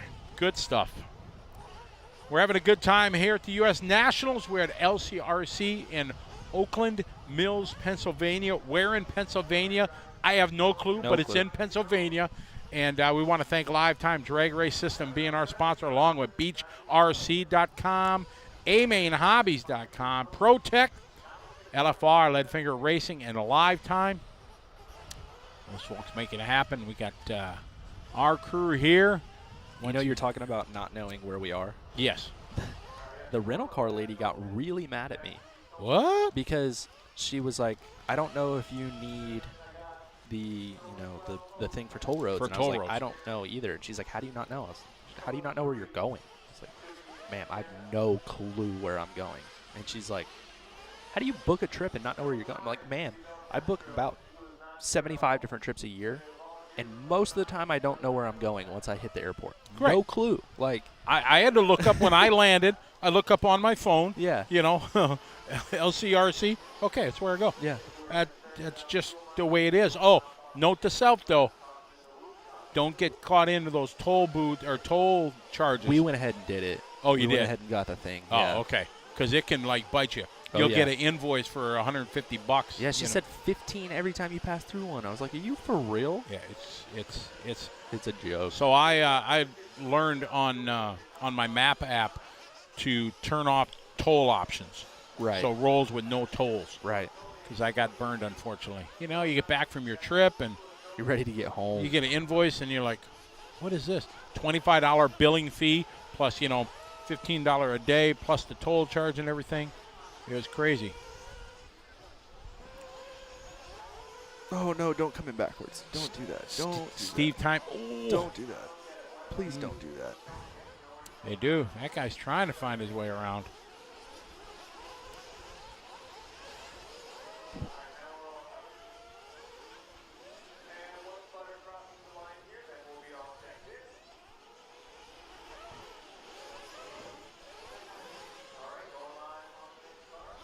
Steve's Time still holding.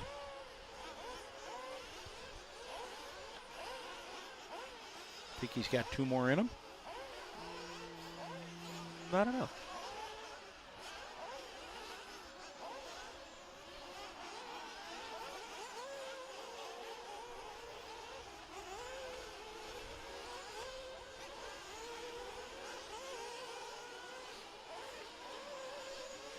All right, these guys have started their clock, and they are off and rolling here in race 20 of 27.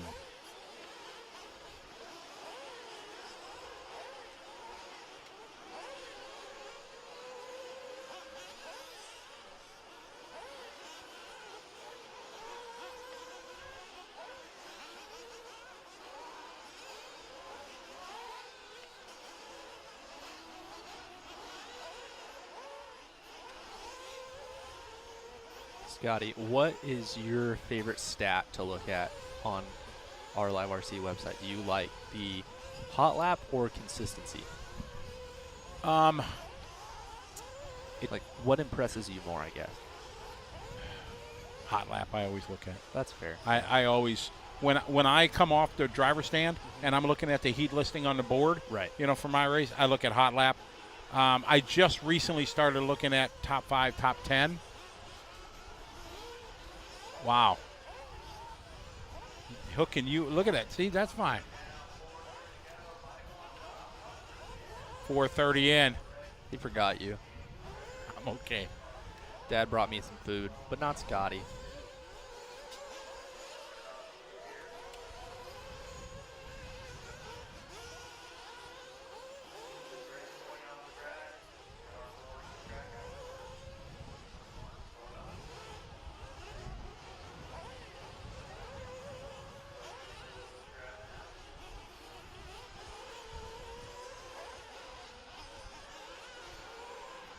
Oh, we got a little laughs in here. Good times, huh, my friend? Yes, sir. Exactly. All right. Now look at this. Steve's still under these time, though. These guys 6:38.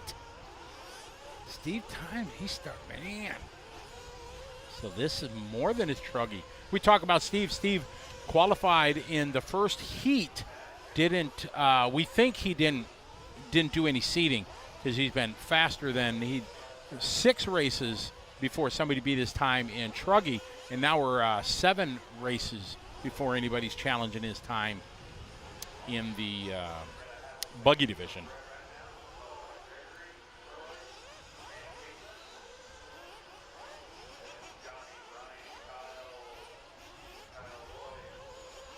Kevin Caston asked me, how was it meeting Big Chief?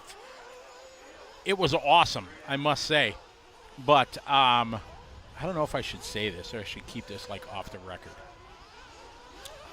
What do you think? Tell him?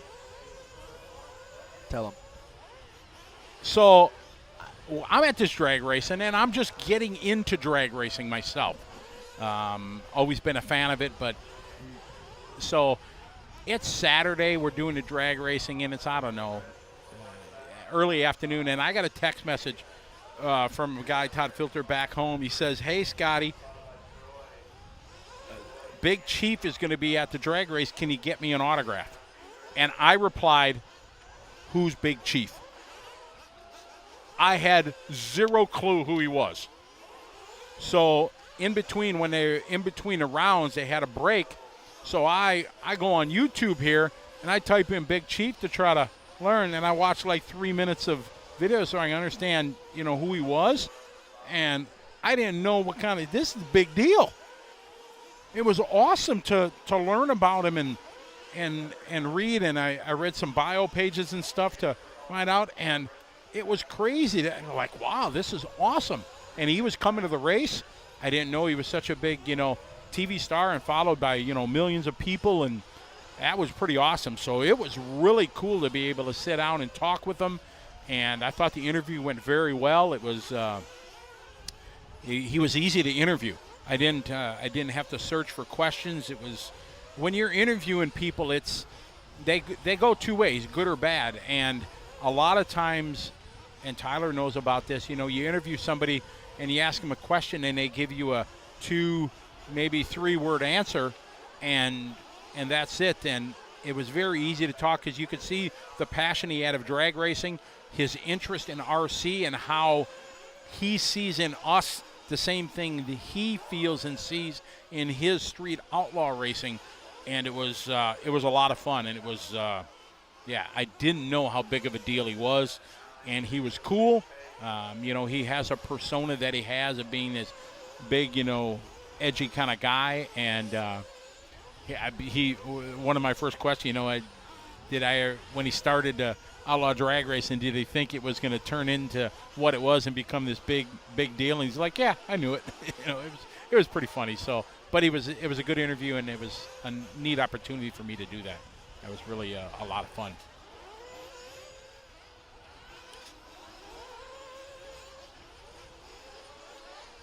I mean, yeah, he didn't have to show what we do any sort of respect. He doesn't owe that to us. But he did. Absolutely. RC racing as a whole, and especially the no prep stuff, a lot of love. That's a good point that you put, Tyler. He did not come in with the thought that, this is a joke. Right. He's going to come and put his best face on and make an appearance and everything like and no. Then leave. Yeah, he was. Man, it was like the only other time I remember an experience like this. I remember when I met Tony Stewart, and Tony he's involved with the Chili Bowl It's a dirt oval race in Tulsa every January. And I had known him from racing with him and organizing and announcing some races when he was back in the mid-2000s. He'd come to a big dirt oval race at He did the Nationals, too, when they had actual dirt oval Nationals. And all yes. that stuff. And I'm at the Chili Bowl on a stage doing the race directing and announcing and stuff like that. And there's a couple hundred people, spectators watching. And I'm doing my thing, and all of a sudden, there's more and more people in the room. Right. And I didn't know this the first time. I learned it after that first year that Tony was in the house. And I would get a text from Max or somebody saying, and just Tony's here. And I was like, oh, my God, that's why there's 1,000 people in here. Because they realize Tony's in there. And one person sent a message to the next person, hey, Tony's down at the RC track or whatever. And it was crazy. Same vibe when Big Chief came in. Right. When Big Chief rolled into the track, you could just see the masses going down there to the 5-star tent where he was. Check it out. And exactly. And it was really cool. And he was very courteous. He signed autographs, took pictures with the kids and everything. Really cool. Miss Kiara needs some sunscreen. Ooh, she is red. We need some sunscreen in the chat for Wow. Miss Kiara. Yes. But I was going to say the same thing about Tony, because I actually pitted with Custom Works the one time that I went to the Chili Bowl. He came strolling in, and somebody was like, man, what are you doing in here? And he was like, well, I'd much rather be over here. Nobody yells at me, and I can just hang out. Oh, that's fair. Because I guess he does all the track work on the actual track for the Chili Bowl. Yeah. That's not an easy job. Oh, no. He's being second-guessed by everybody that he should. All the time. Right. One of the coolest things Tony ever said to me, we were in Cherryville doing a race. We were doing an open-wheel race there. And Tony was racing, running Nitro sprint car back then. And it was the A feature, and he's coming down the straightaway, and his receiver pack wires broke. Oh, no. Flat out, full throttle into the scoring booth. Bam, into the booth. And later that night, we went out to dinner, and I asked him, I says, how'd that feel? And I'm just paraphrasing everything, conversation, but he says, I had the same gut hole in my stomach as when I crashed at Daytona. Yeah. I swear to God on my mom, he said that to me. And that was shocking to me, but it showed his passion, not only for racing, but his respect for the hobby being this. You got a 3-time NASCAR champion, and he compared his RC wreck in the A feature as to crashing at Daytona. It was shocking, but it was a joyous feeling I had because, wow, here's a guy that really compared our hobby to that. Yeah. Coming from somebody of his stature, that was pretty awesome, and I'll never forget that. I think that's what you learn as a racer's a racer. Once you get them, once the clock starts going off, it doesn't matter if they're in the car, out of the car, flying a plane, whatever. If there's a clock going, it's the same feeling. Yeah, I agree, and it was awesome. And at that race, I was running late model. I ran Nitro late model. And I beat Tony. Nice. I beat Tony. I'm standing next to him on the driver's stand. I won't say I beat him because he broke out, but I beat him if you look at the records. But anyways, I'm coming down the straightaway. I'm standing next to him, and I'm racing with Tony Stewart, all right? Right. Yeah, he puts his pants on just like you and I, but still, but but better, exactly. And I'm all nervous and everything. I've met him for a couple years, so the shell shock is kind of worn off me, you know what I mean? He's just a regular dude. But I'm coming down the back straightaway, and we're running late model, and I get a run on him, and I just drive right into the back of him. Oh, no. And I'm like, Tony, I'm so sorry. He's like, Scotty, I'm broke. It's all right. He was broke already. That's why I caught him. Right. Because he broke. But, yeah. But if you go and look at the result board, Scotty's name is ahead of. I'm not going to say exactly. Otherwise. Just like when I beat Brian Kinwald at Snowbirds back in the day. In touring car, 19 turn. Because he didn't run? Well, he ran, but he just broke. Yeah, he broke. And nobody needs to know. Exactly. But I beat Brian Kinwald, so I'm good. That's how it works, right? It's the little things in life that, give you happiness and joy. And goal. All right, I got to take off. I will be back, gentlemen. Okay, well, good luck. And I'll keep with the MO that I said before, don't suck. I like it. Thank you. That's a positive. We started off on a high note. Yeah. All right. We got race 21 coming up. Steve Harris time still hanging on. As race 21 comes to the line, I am going to just step away from the mic for just a moment here, get a quick little drink. I'll be right back here on LiveRC.com.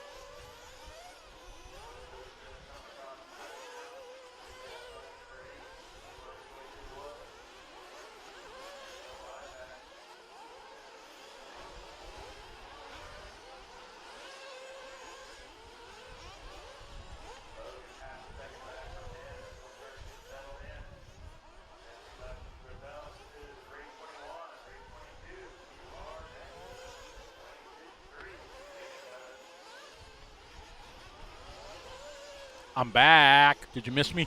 All right, we got Cody Sainer leading the way. All right, now Steve's time is going to get challenged here. Logan Kovic in this one. Cowboy Risser. Paul Dalton, 3:30 to go. So we are on a TQ time. First time Steve's time really been challenged through this round, and this is 8 races after his.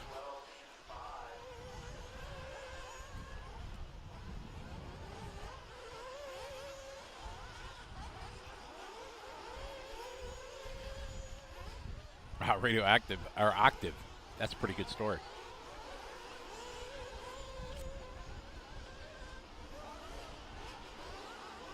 Nitro Freak, thank you very much. I'm glad you liked that interview. It was a lot of fun being able to do it and chat with him there for a little while.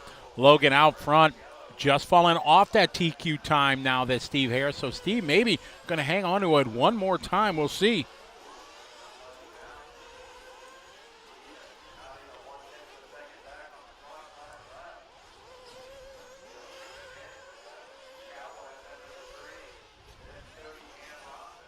Isaac Paulson, money races, now that I've gotten involved in RC, I think, or not in RC, but in drag racing, I think drag racing is the only form that money really works. Best example, I say, if I'm great friends with Tyler here, you know what I mean? And if now I'm not racing on his level, I understand that, but if there's $10,000 to win and we're coming into the last corner and I'm side by side, hey, I doubt I'm going to lift. He might get the wheel, and, it's going to be questionable who's going to take the win. You don't want to put that on the race director official to make a decision, for 20 grand or whatever it is. But in RC drag racing, it's clear. You jump the line, you red light, you lose. You cross the center line, you lose. The other guy beats you to the finish line, you lose. There's no way you can affect the other guy's race. Yeah, you can get in his head or whatever before the race or whatever it is, but once the race starts, there's no way you can affect it, and that's why money works so well in drag racing. And compared to other forms of racing where, Rubbin's racing and, somebody's following somebody in the last corner for $20,000, the guy in front probably is going to get the wheel and get set to the fence, for that kind of money. So that's where I think the money side of drag racing works. And we pick up, looks like Rhonda Drake there. Rhonda here in race number 21. She's just doing her best lap there, 39.8. Rhonda with getting out in the fluff. Oh, she's punching it. Ay. Tough luck there for Rhonda. She had a stellar run winning the Truggy class in the open division there at Silver State earlier this year. It was pretty awesome.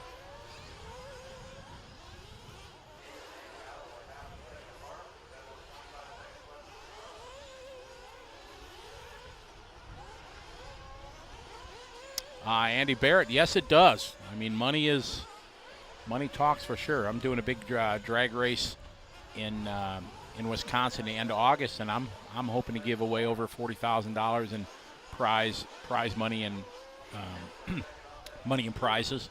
So yeah, it definitely gets people's attention.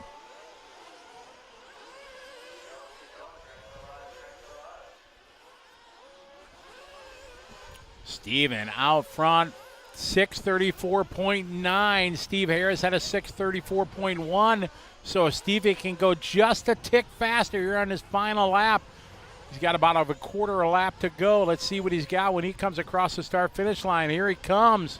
Is it going to be fast enough? Survey says 6:35.5. Not going to do it. So Steve Harris's time hangs on for one more lap.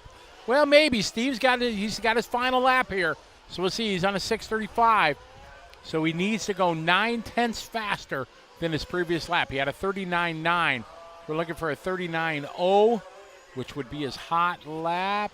Or no, he had a 37.9, so he can do it. Let's see what he's got. Through the washboard, just sends it. Pretty good line through there. Now to the line. Survey says 35.4. Good lap, but still not enough. So Steve Harris time hanging on one more race as we get to race 22.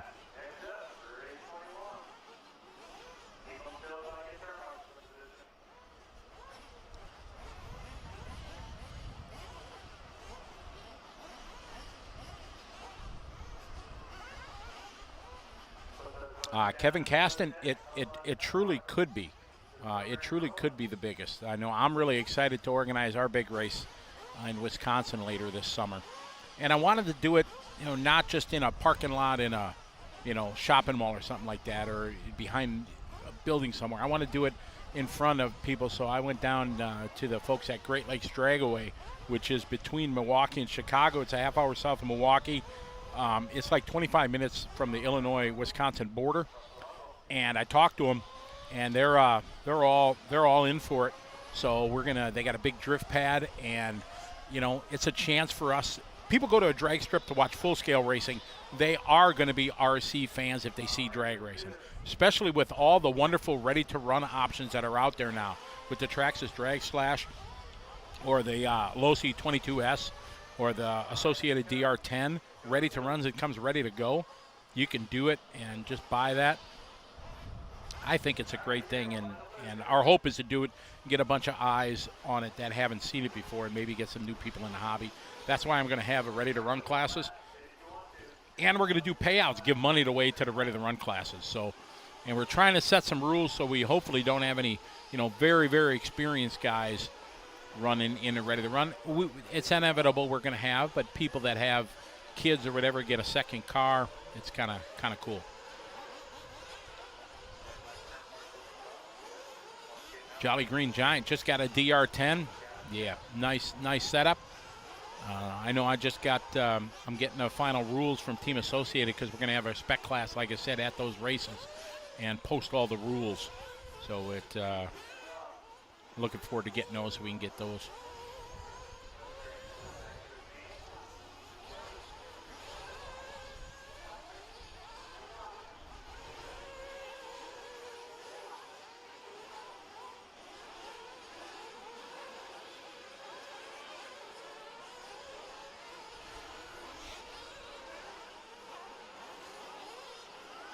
Warm-up laps underway.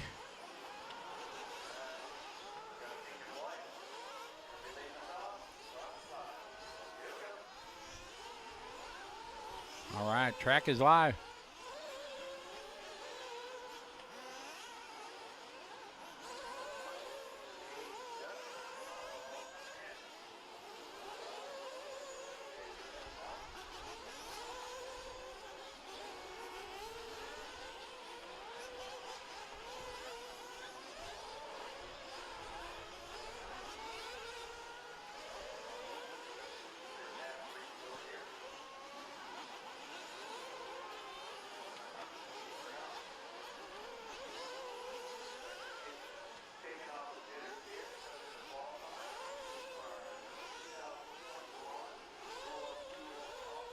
So we'll see if Steve's time is going to get challenged in this one.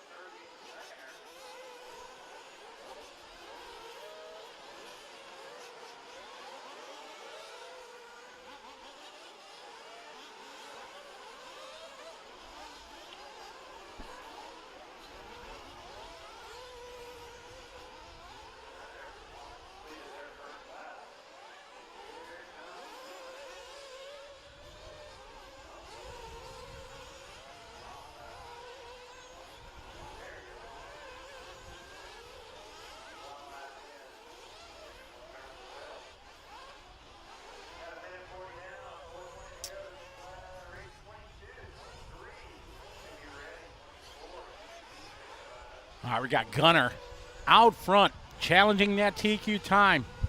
Gunner, a great story. Grew up racing in his younger years. 2017, went into the U.S. Army and has been serving our country and is a drone pilot for the U.S. Army now. And it's pretty awesome. Works out of Fort Drum and went to Iraq and served. And now back working out in New York and is one of the supervisors up there. So he used to be the actual pilot. Now he is the supervisor of the pilots. As he told me, he kind of sits behind them and supervises them as they do their thing. So pretty cool.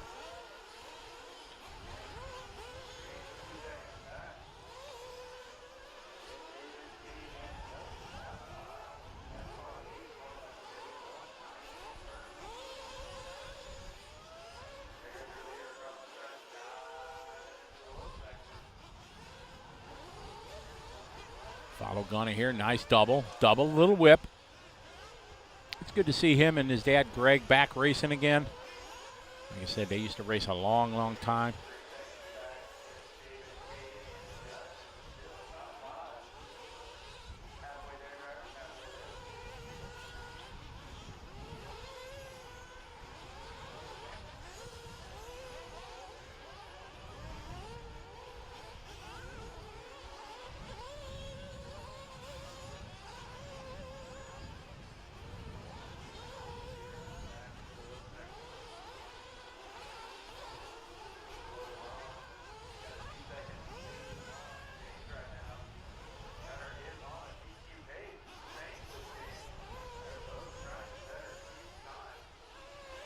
Okay, we got 2:15 to go. Gunner still out front. Now a true challenge for Steve Harris's time.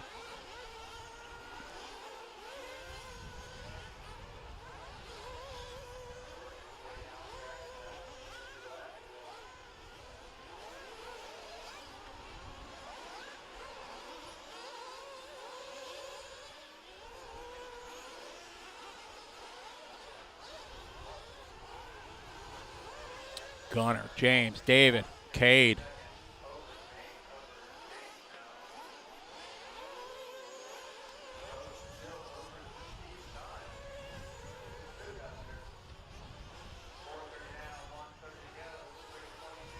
Minute 30 left to go.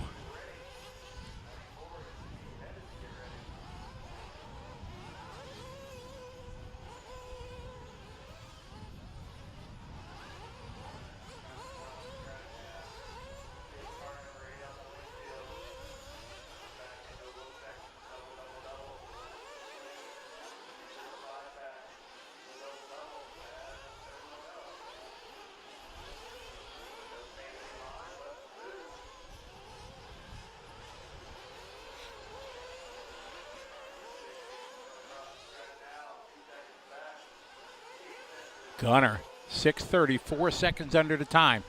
We have 27 races total. This is heat 22.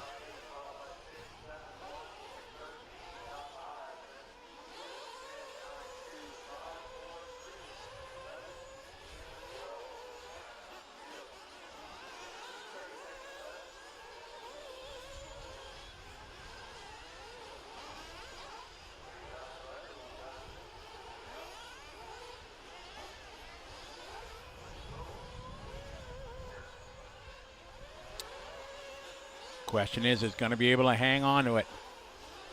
Good lap there, 38.4. His fast lap is 38.2.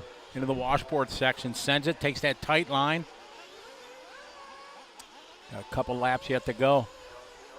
Another solid lap there, 38.3 for Gunner. Looking good.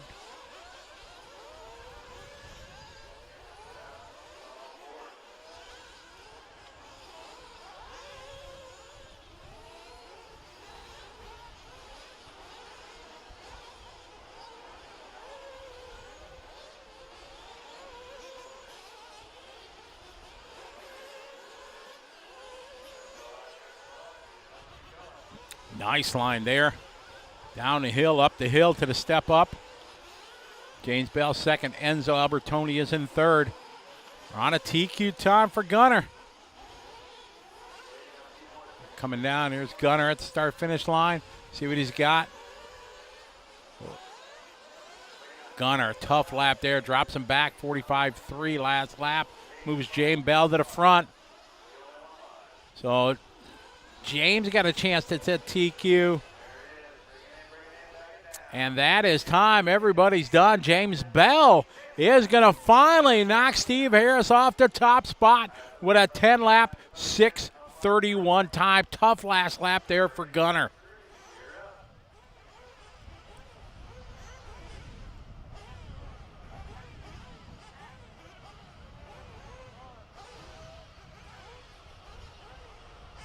Isaac, yeah, that's probably where I'd be, in the Z main. I'd be way down there. Savage Sam, how are you? Welcome to the show.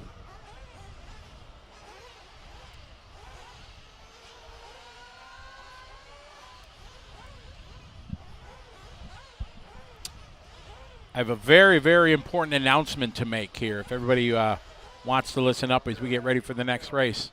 Everybody listen up, something very important. Alexa, play Frozen.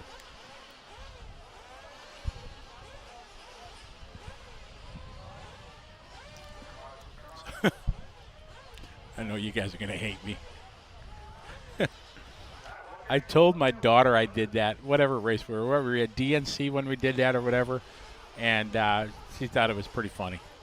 That's my granddaughter's favorite song, so I don't know. We did it one time and some Alexas kicked off and started playing it, but that was kind of funny. Let me know if it worked. I got race 23 coming up.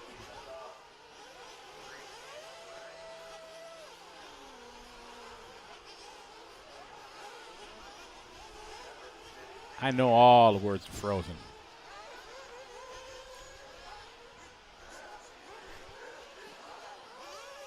Anybody that's got kids under 5, you know all about it. Disney marketing at its best. Winning. Scotty wins. It is playing. Awesome. That was DNC. I forgot to do it at the at Silver State. Yeah, Rusty. Yeah, I got it. It's funny, but it's kind of scary how they're always listening, right?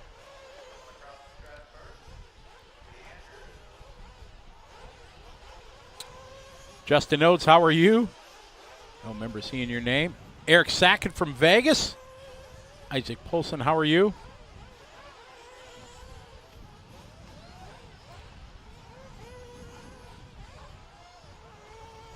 Isaac, see, you're perfect. That's the way to do it. All right, these guys and possibly girls are out there getting their lap started.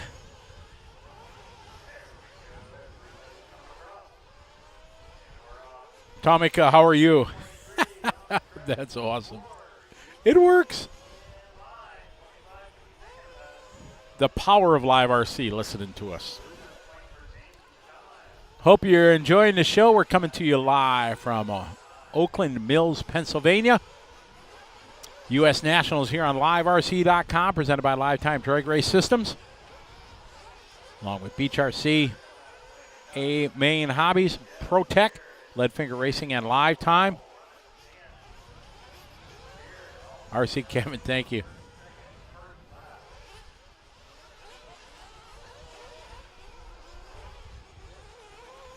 All right, got Chris out front, young Donnie Ward, Jeff Dagger, longtime on-road expert on-road driver, many-time champion of all the big races throughout the world, the on-road, the indoor champs, the IIC in Vegas, probably some national titles, some snowbird races.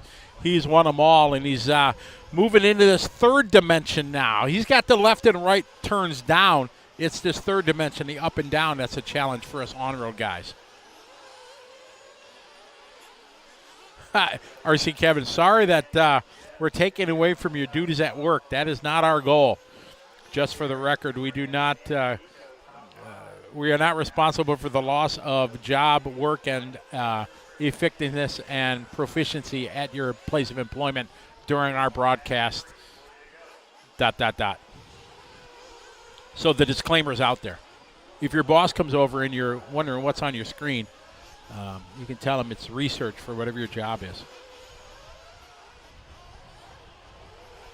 John Wolf, no, only people from in the ROAR sanctioning block. So U.S., United States, and Canadian. And its territories, like Puerto Rico, Guam, you're able to run, but you cannot. International people cannot. Savage Sam, 3:30 on a Saturday morning. Nice. That's true. Friday, it's supposed to be a more relaxing day, right? Casual Friday. Exactly, Chris. You know, you work there at Redline. It's research. Exactly. Tell your boss, Billy Fisher, say, hey, Billy, I'm doing research, bro.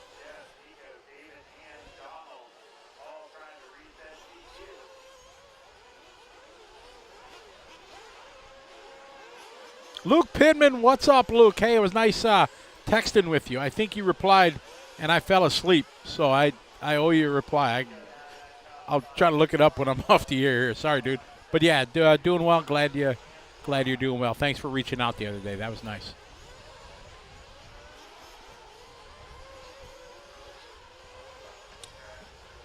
All right, Nico Pribozhan leading the way, 36.5. That is a very good lap. And we are under the time that James Bell. Steve Harris has had TQ since the start, race 13. Now we're 11 heats in to this buggy division. And James just took Steve's time in the last one. Now Nico Pribozhan looking to move up. Jeff Dagger right behind him, 1 second back. David Olson, Donnie Ward Jr., little Donnie, 37.3 last lap, his hot lap.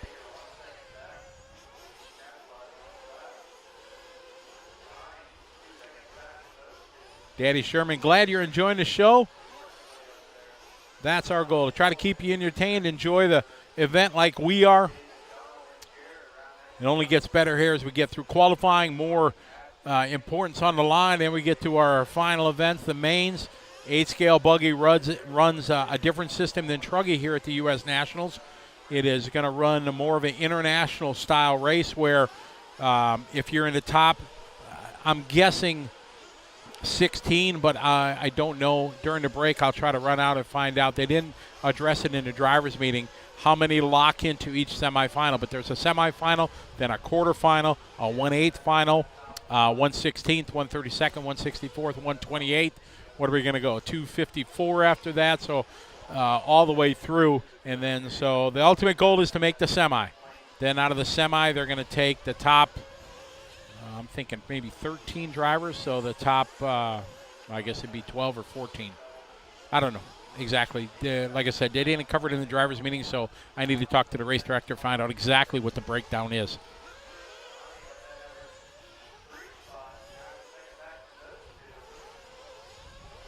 Richard, help support the local pizza bar. Yeah, but there's no pizza, no shakies around here. I'm hoping to travel soon, man. It's killing me not to be able to go overseas, see all my old friends from Europe and Asia doing the races. So I wanted to go to Puerto Rico in July for an on-road race, but I think I might even have trouble going to Puerto Rico, even though it's a U.S. territory.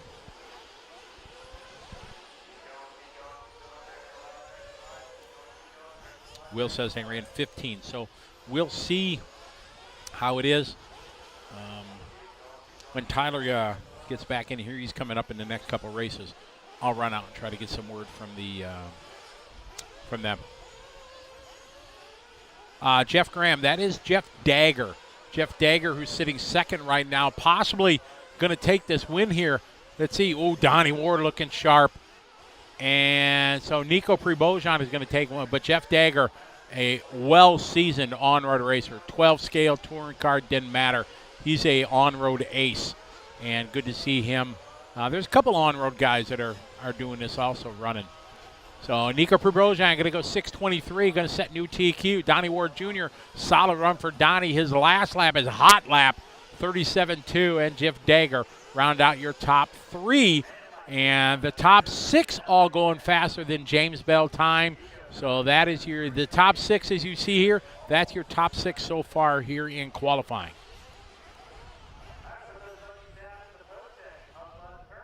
Andrew Murphy writing a book about RC. Oh, that's awesome.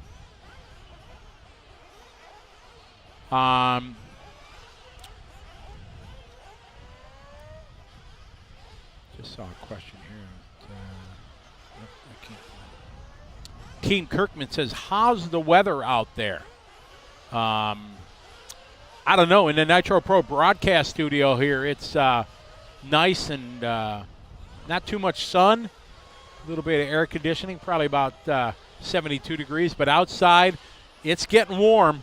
Tyler's dad came into the broadcast studio here and said, man, it's getting hot. And it's a different kind of hot from Texas. They said the sun is very, very beaten down.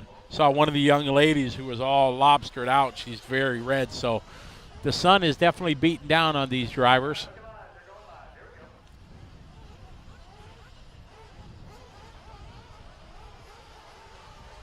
That is from Apocalypse Now, Andrew. Nothing like smelling nitro in the morning, right? I have not watched that whole movie. I need to watch that. There's a couple movies that I learned that I want to watch here after during this whole downtime that I haven't.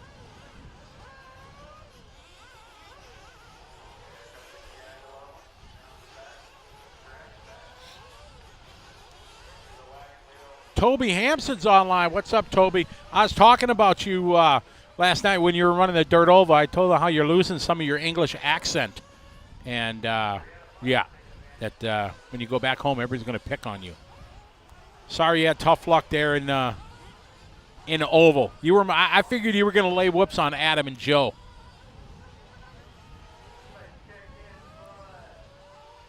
Hello from Ely, Nevada. How you doing, Raider? I don't know where Eli is. Correct, Andrew. Yes. I was on it. See, finally somebody threw one out for me to answer.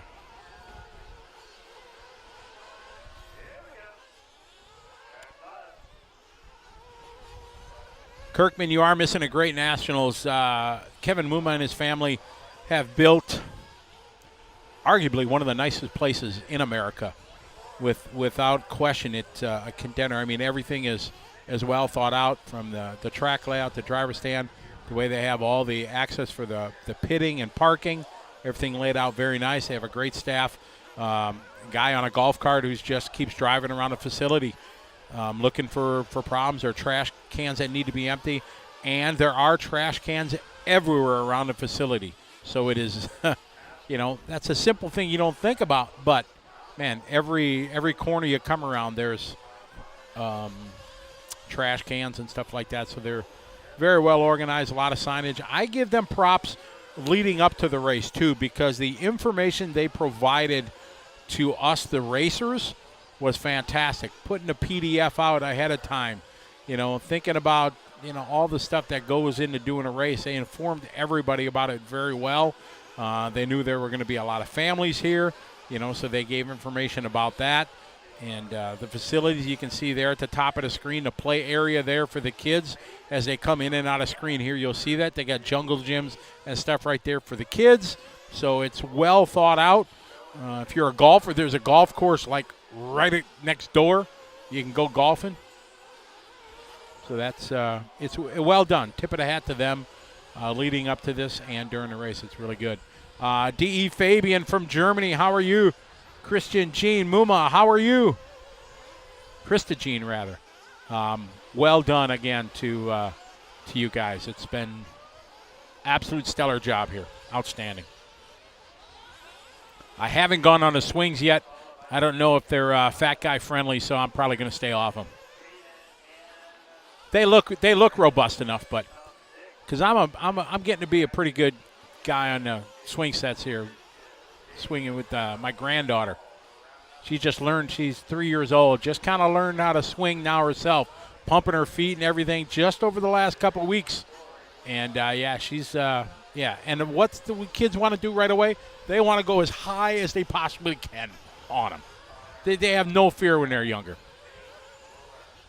I think it's going to be like a year. She'll be like going to the top and then doing backflips off it.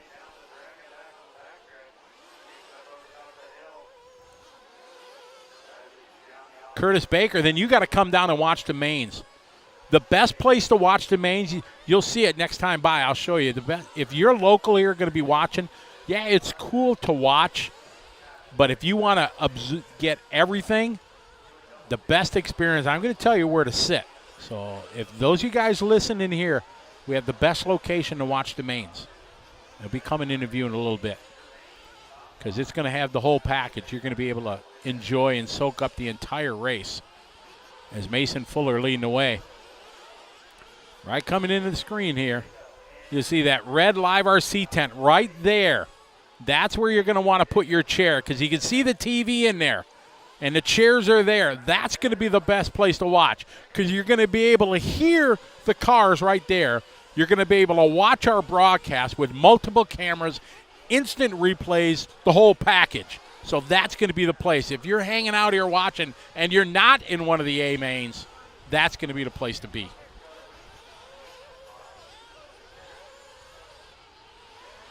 The Jumbo Gin, it is. Because that thing's been nonstop with all the kids here.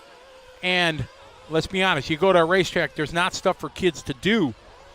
And they thought about that. You can see the kids playing there. It's been like nonstop. It's right here behind the Nitro broadcast studio. And they've been at it nonstop. So that's a cool addition, especially this level of a race with so many families coming. You see the campers everywhere, a lot of people camping. I'm not trying to preach what they did here, but they thought of everything. You know, you go to a big race, what's the one thing if you got a camper? Water and pumping out the septic.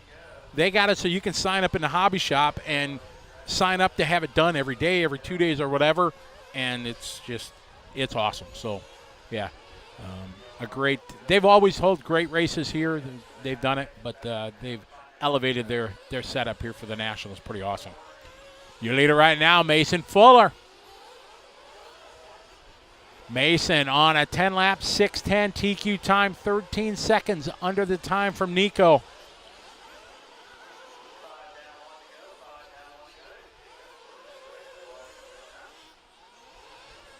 The 6-minute qualifiers that we got going on.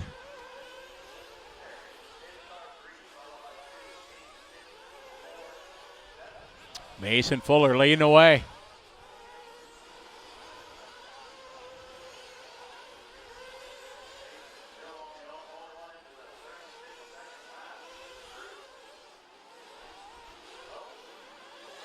And that Marshall's on his phone. Oh, man, oh, man. Oh, he put it away. Good. Maybe he got called out on. Mason Fuller on a 10.609, stepping it up. Roberto from Sao Paulo, Brazil. Welcome to the show. We got Brazil on our list. Make sure we do. I think we do. Yeah, Brazil was like our third or fourth country. We got 15. We got like 25 nations already signed in. Pretty awesome.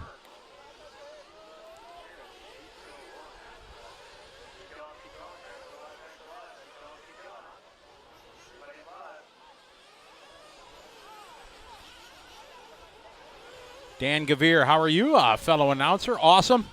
It's a lot of fun. I truly do enjoy my job.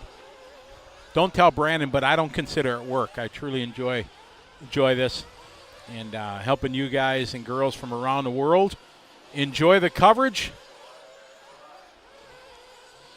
We've had quite a few big races so far. We did Dirt Nitro Challenge. We did Psycho Nitro Brass, the Silver State here at the U.S. Nats. I'm not sure for what other ones we're doing, but I hope we get some more. I really enjoy working and sharing, especially with the technology advance. And Brandon and Eric and the crew of we got all the cameras now because we got multiple. We're going to have the VP Fuels cable cam. That's going to be a pretty cool setup. As Mason Fuller takes us one 10 laps 6:09. We got the TNR Fuels pit lane cam going to happen. Got the AKA washboard camera. Absolute Hobby 6-pack. Oh, there's that play area. Big kids and little kids there. So it's cool. And then they got a dirt oval track. If you can pan right to the right, you see the driver stand in it. And then there's a dirt oval track that they didn't have it open yesterday, but now it's kind of the test track. If you need to break in an engine or work on your tune or whatever, you can do that over there. And you can see just tents and campers everywhere. They have a massive piece of property here that everybody is, using. They got it well laid out. And LCRC here in Oakland Mills, Pennsylvania. I've said this like way too many times that I have no idea where I am. I am going to do I'm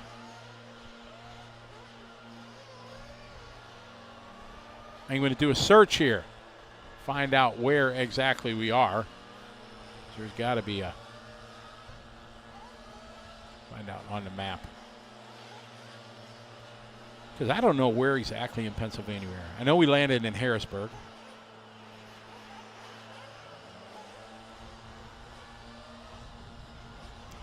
Zoom out and find out exactly where we are. There's Harrisburg. So I guess we're almost in the center. We are literally in the center of Pennsylvania. Okay. Yeah, we are literally southwest of Scranton, northwest of Philly, a little bit northeast of Pittsburgh. We are like almost dead north of Washington, D.C. So as the crow flies, we're like, I don't know how far. I could do another search here.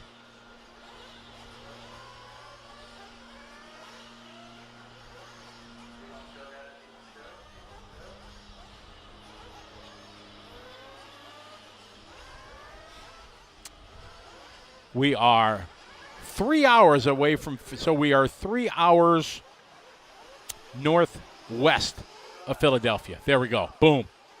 I don't have to say I don't know where we are. 3 hours northwest of Philadelphia. I feel like I accomplished something today. I'm not as good as multitasking as Tyler. Tyler would have had that like in and out already.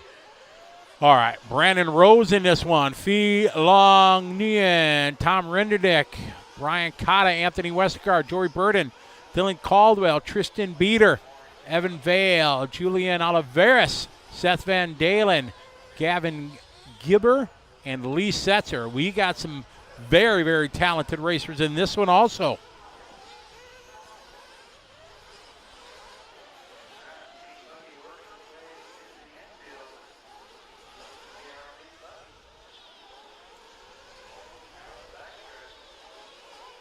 So hot laps are underway.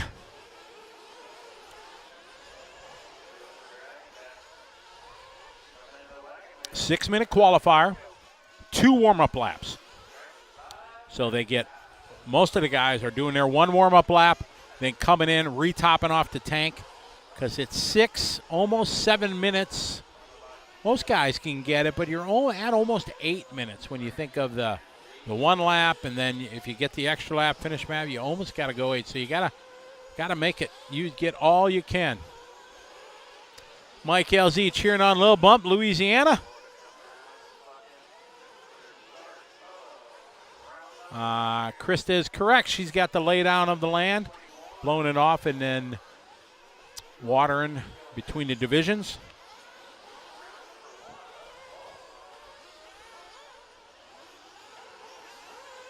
Lights out, yes. Little Bump is an amazing, young, talented driver.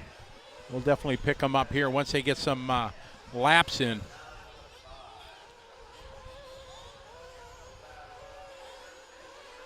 Matt Dickinson, how are you, Matt? I just saw that. Sorry, I don't know when you posted that, but how are you, Matt?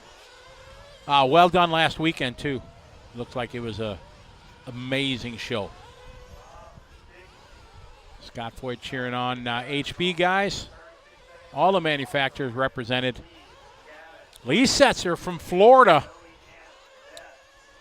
Him and his family and track are going to be hosting the electric side of 8 scale. Brandon Rose now from Texas. Brandon 36.0 last lap. Joey Burton 36.6. Gavin 37.4. Lee with a 37.2.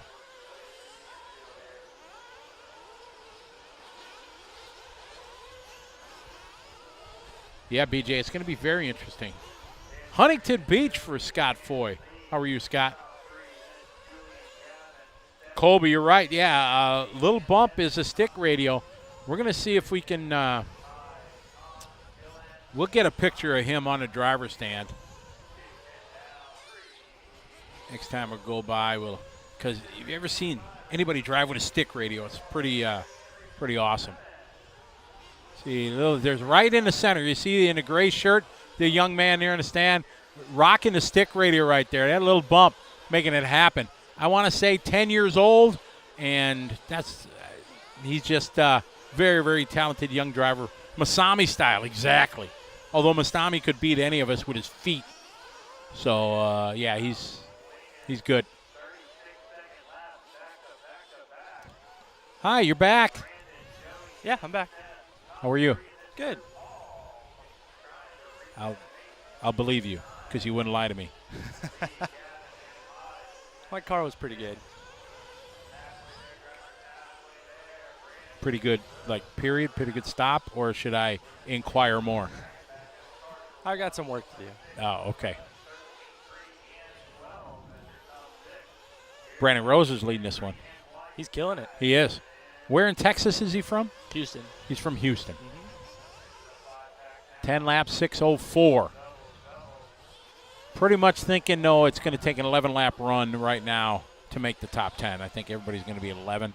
We saw in Truggy, not everybody, was only 1 or 2 guys, I think, with 11. Right. But if Brandon's doing a 6:04 and he's in what? This is the C sort. So there's 26 guys still to run. Right. Might be maybe a full 11. Either 11 car or full 11 lap to make the top with 2 minutes to go. Stick radios are very popular in Europe, some in Asia, but mainly in Europe.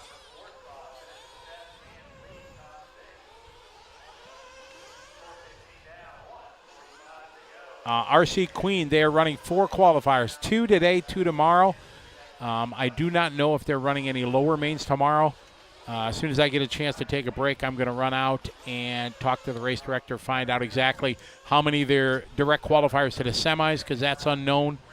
How many are bumping, how big the field, the A main is going to be, if they're going to take 6 and 6, and what they're going to do beyond that, I don't know. So I'll get all that information as soon as possible.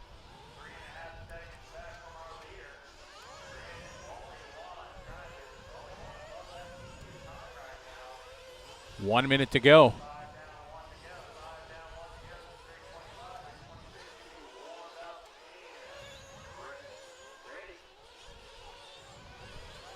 1 minute to go in this one. Brandon Rose, 6:04. What do you think? That's going to be top 15 if you can do 6:04? I would think so, yeah. Yeah.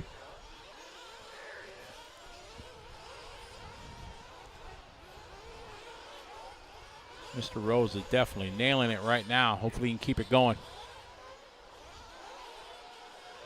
You know, I've never met him. We've talked about it now a couple times. You introduced me to him via this, but I've never, like, met him. Right. So when we were at the Silver State, we were at the restaurant. They were sitting there. I just went up and I went and introduced myself because I wanted to meet him and everything. So it was nice to meet him and his, I think his dad was. Probably, yeah. Probably his dad, yeah.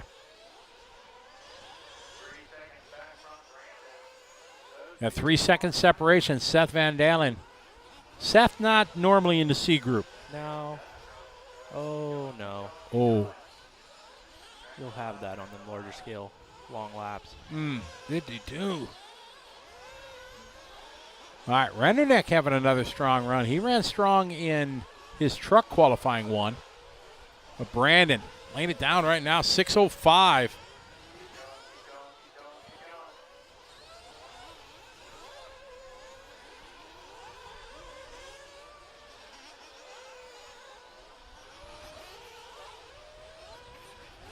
Lee Setzer sitting third. Julian Oliveira's a little bump. Filon right now 6.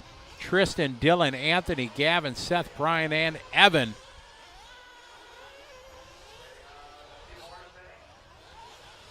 So Brandon Rose laying it down, 6:05. Very good run here for Brandon. Tom Renderneck 3.9 seconds back.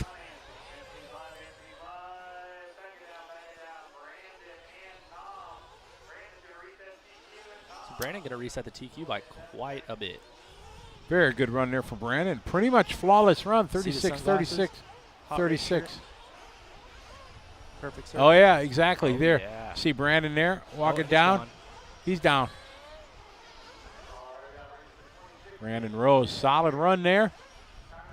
He with a good run, too. He did.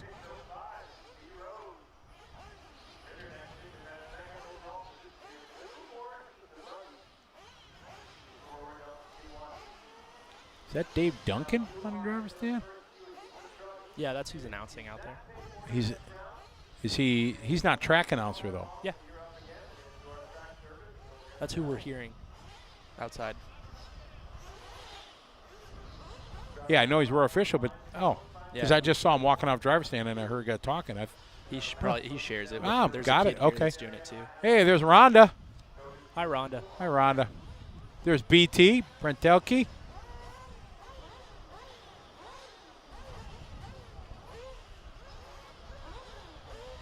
That'd be like I would love to have my wife pitting, and Be pretty cool, right? it'd be awesome. I'm sure it's got its moments like anything else in life, but right, yeah. but still to be able to share something that that you guys both enjoy so much and is part of your life. How could that not? Whatever it is, if it was crocheting or whatever, Yeah. just to be able to do it, that is, bam.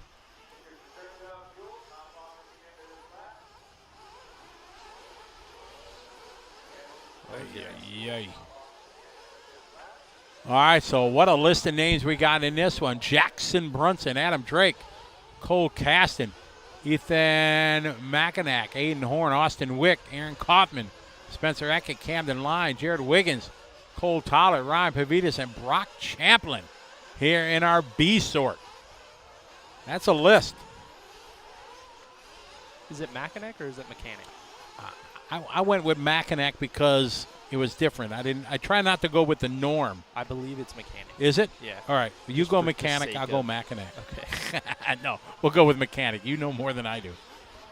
I could All be wrong, too. So if we have a Mechanic family member watching, please let us know. Okay, now you see a lot of guys coming in for the pit. You wonder, why would it come in for only one lap? Normally your engine's not up to temp, stuff like that, but they want to fill up the fuel tank because it's a 6-minute qualifier, and they need every drop of fuel. Yes, sir. This is the B sort, Isaac. You are correct, sir. Hammer 80 cheering on Brock.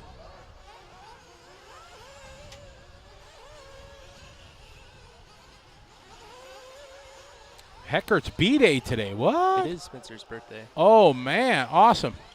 There you go. Cameron, the throbbing brain knows all. It's pronounced mechanic. Mechanic, yeah. Bam. Yeah. See? You were right. I was wrong. Ryan Reese cheering on Camden. Hi, Ryan. How are you? Winner of the party award at Silver State. Who was? Ryan Reese. Oh, that's right. Yes. Oh, there's Adam. There's Adam flying. There's Adam in a fence. Did he start? Yeah. Yeah, he has started. So, but he's got clear track here.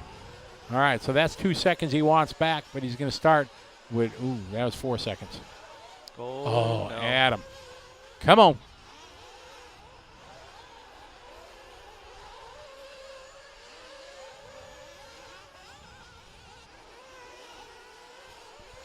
Jake French cheering on the Texas boys and the new Texan.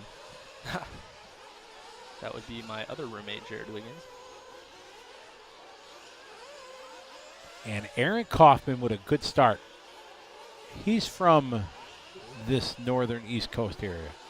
I don't know, New York, Pennsylvania, somewhere in the vicinity. Not sure exactly. Yeah, I want to say New York. He's from New York, but I don't think New York. No. He's not from New York. No. He's from New York. Austin Wick, the youngster from the greater Chicagoland area. He's from Illinois. He just landed backwards. My fault. Tim Long in the house. What's up, Tim Long? How are you? Tim, are you going to race the KO Grand Prix next week? If you are, I hope you don't run Masters. You hope he does or he doesn't? I hope he doesn't because he's going to beat me. Oh. So it's just one other guy going to beat me. So if you're not running, I'll sound like I'm disappointed. Sorry to hear you're not running, but, you know, deep down I'm going to be like, yeah, I'm glad. So he much beat me. stumbling. That was a double quad flip with a half twist. Kaufman's on a heater. I'm safe. Tim's not running. All right. Oh, I'm so disappointed you're not running, Tim. Darn. Man, that's good, man. Tim's not running. Kaufman out front. 11 laps, 6:32. Pavitas, 35.99999. Hot lap there for him. Nice. I want to say Kaufman's going through the center section into the rumble strips right now. And onto the front straightaway. Right about now. There he is. Found him. Purple, orange, white, yellow wing. Nice there. Single, double, double.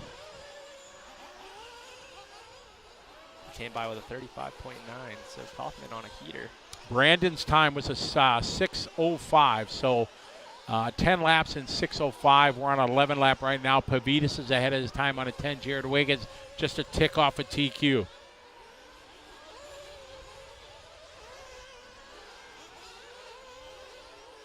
Chris Wheeler says, Tyler, do you guys have bunk beds? Yeah. And we're best friends. Don't worry about it. Luke. Kaufman. Luke Hobson online checking out. What's up? Eric's, you got it from the Albany, New York area. Boom. Aaron Martinez cheering on CFT. Cole, one of our hometown guys from Wisconsin at Cheesehead.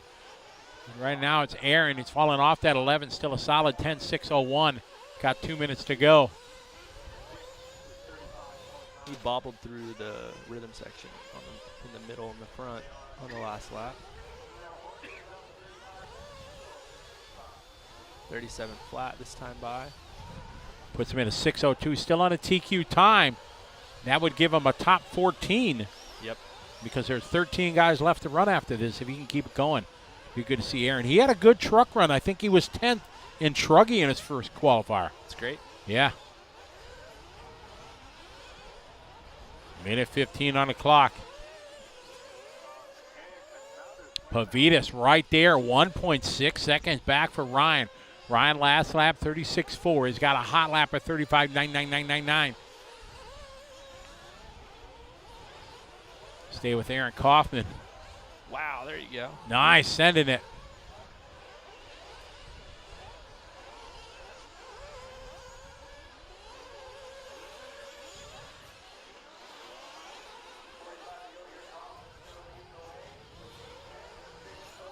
Pick up Ryan Pavitas.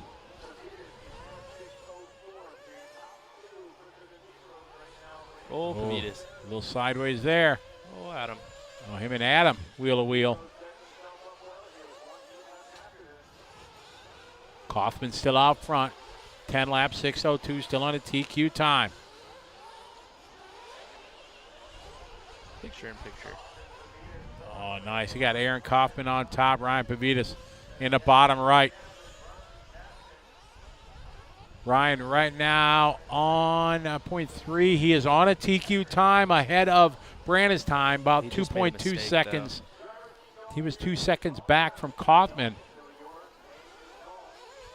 This is Aaron's last lap, and he has got a great run. If he can get to the line, a very good run for Aaron Kaufman. 10.603. Well done, Aaron.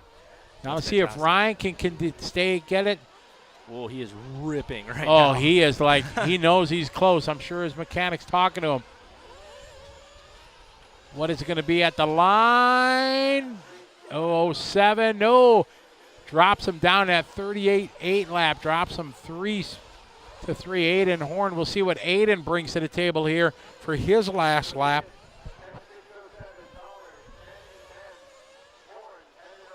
Horn is going to be in front of him, so Aaron Kaufman is going to take TQ, guaranteed at least a top 14 for round 1 at the U.S. Nationals. That's pretty okay. Yeah, that doesn't suck. No, not at all.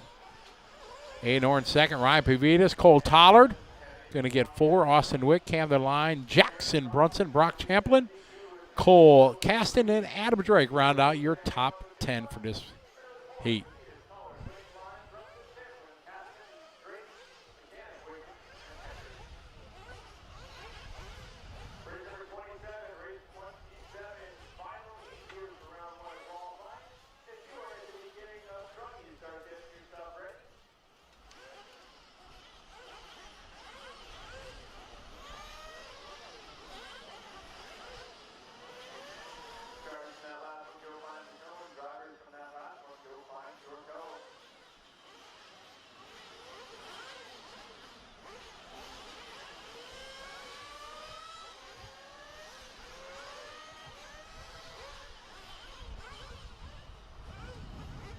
All right, so no 11s yet. We're going to see some this one. I think so. How yeah. many? Ooh, 7 guys. I was gonna Oh, yeah. We're on it. Yes.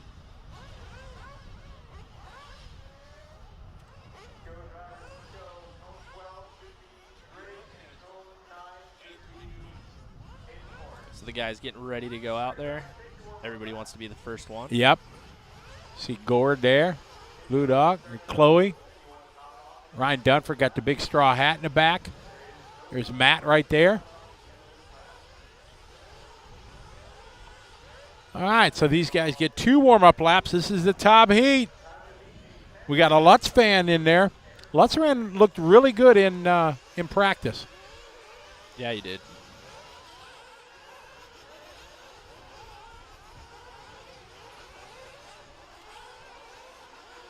Hey, Mark Pavitas was online watching. Hi, Mark. Sorry I didn't see you. You're probably gone by now, but hi. We have a mark in the chat, or had a mark in the chat. Cole Ogden's got some fans here.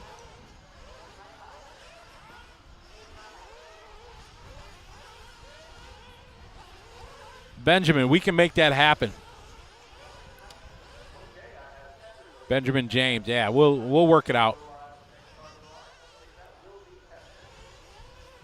Yes, we use the ladder system for Buggy and the ABCs for Truck. All right, so Dakota wants to be the last off the pit. Oh, trouble there. For 2 of our front Oh, runners. man. Oh, my goodness. That is not a good opening Oh, lap. Tessman's already going. Yeah, this was they're on the clock. Oh, and they're telling them there's no cutting the track. Who cut the track? No, they're saying they can't. They cannot. Right. Yeah, you can't. So technically, Mayfield's going to get forced started unless he gets back by Tessman. Why? Because, that was Mayfield. Oh. They were trying to wait it out. And he just crashed so again. So, yeah, he's going to lose a couple seconds. And he's going to lose a couple more. Yeah. Wow. Oh, man, yep. That's and there it insane. is. Yep. So here come Mayfield. Yeah, so Mayfield, maybe 4 seconds he lost at the start. It's part of the gamble. You want to stay, try to get clear track and wait to the end. Yeah, I did that, but I didn't wait that long. Cole Ogden coming out swinging 36-0. Jackie Freeman, welcome to the show. Casey, what's up? Nancy Fend, hi Nancy. Hope you and Doug are doing well. Dakota with the hot lap to start, a 35.6. Lutz with a 35.6. Then Ogden with a 36 flat.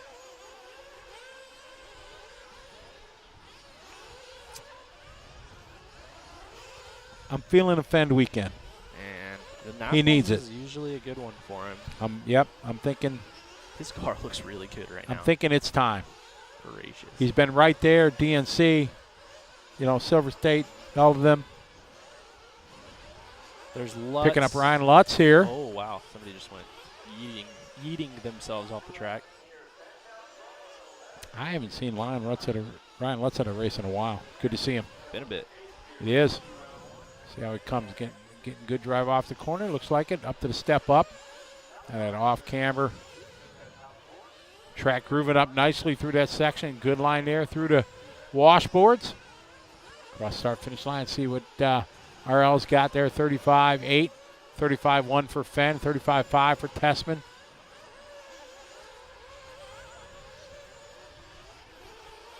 Mayfield 36.0. His opening lap was a 38.9. So we had those 3 seconds behind, starting late from Tessman. 35.1 for Dakota Fenn. Wow, that's flying. He's currently 2 seconds ahead of Lutz.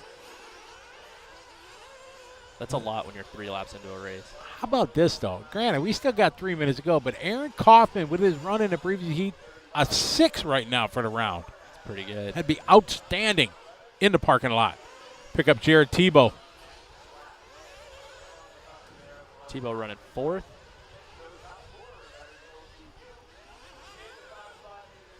I'm surprised they're letting a photographer out there during the qualifying.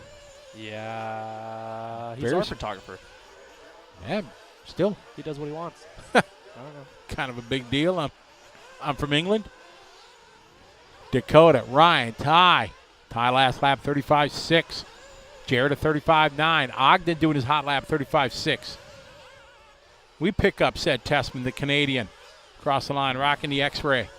Ty that time 35.7. Man, just flat out through that section. Single, double, and double. Mayfield's up to a 7th overall right now. Following former world champion Ty Tessman. That's one of those things, though, that's so gnarly. Like, if he wants to beat Tessman, he has to literally pass him on the track. Yeah. Lots of pressure. Ty looking good. Ooh, stepped out a little bit there, coming on that off camber. Nice line there. But you can see it, every corner just breaking loose just a little bit. Let's see what he looks like in the 180 when he jumps on it. Squares it up. Nice line there through that 6-pack. Single, double, double, just full send. Finn, Lutz, Tebow, Tessman, Tebow, Ogden, top 5 right now. Tebow doing his hot lap there to 35.5. We guessed there was going to be 7 11-lap runs. We were way wrong. Maybe 3. We're going to do our track maintenance after this. Let me get into round 2. What time do we start? Is it 9:30-ish? Something like that, yeah. There's Tebow. He's up to the 2nd spot now. Mayfield's into the pits. Unless he just tripped our wire. Maybe. Pick up Tebow there in the red, white, and blue. All right, Captain America looking paint job. Tebow right now, last time by, 35.4 is hot lap. See what he answers with. 35.6, solid run. 3 seconds back from Fend. Long lap from Finn. Yeah. Well, a long lap. 36.4 from Finn. Yeah. He's 3 seconds ahead of Tebow right now. We pick up D Fend. Dakota. Back in the orange and blue. Doing Dakota things. TLR. Falling down the hill he goes. and getting that good drive up the hill.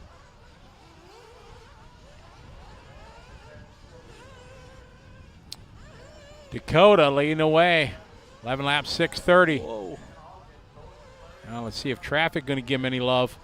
Oh, just triple. Oh, very nice. Very nice, Tanner. That is when it works out well. Guy, a little traffic in front of him. 2 laps to go for Dakota. Jared going to get that 11. Ty going to get 11. Ty right now 1.1 behind Jared. But we stick with Dakota Fenn.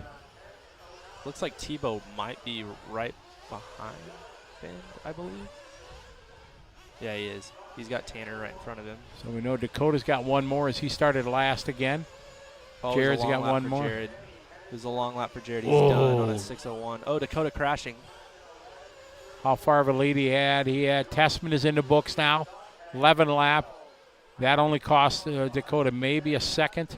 He's got clean track in front of him. Everybody else peeling out. They're already done. So Cavalieri, Tessman, a solid run here for Cav.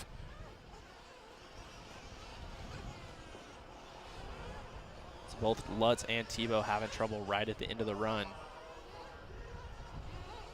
So here comes Fenn and Cavalieri right behind him. So good run there for the TLR boys. Dakota Fenn, 4 seconds to the good at Tessman for TQ. Second is going to be Ty. Third overall, Cavalieri. Cole Ogden gets a 4. Ryan Lutz a 5. Jared Tebow a 6. How about Aaron Kaufman getting a 7? Brandon Rose getting an 8. Aiden Horn a 9. And Ryan Pavitas rounding out your top 10. Them young guns there showing they got some pace with these boys. Fantastic runs for the boys. Excellent. So a very, very good qualifying there. Everybody cheering on their favorite drivers. That's the good part of this. Been a good first round. So we are going to take a short pause for the cause here. They said there's about an 8-minute or so break to do track work, blowing it off, water in it. And we're going to get ready for round number 2 of the qualifying here. The U.S. Nationals on LiveRC.com, presented by Lifetime Drag Race Systems, along with Beach RC, A-Main Hobbies, ProTech, LFR, and Lifetime. We'll be right back in just a few minutes.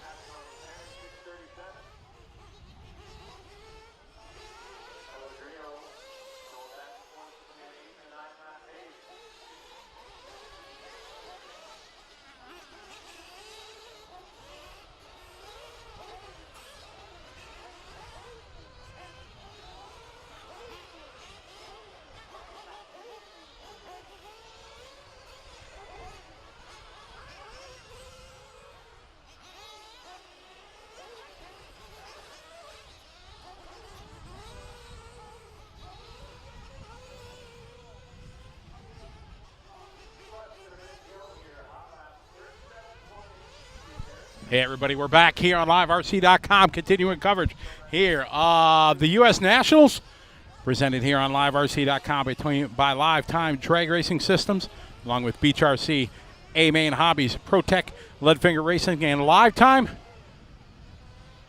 Got round number 2 of qualifying underway. Here we're at 2:30 Eastern Time.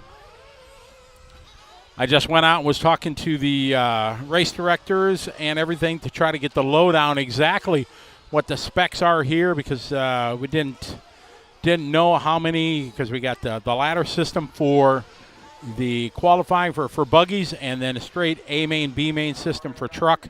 So I got all that info. So we'll share that with you folks throughout the day. Danny Trevino.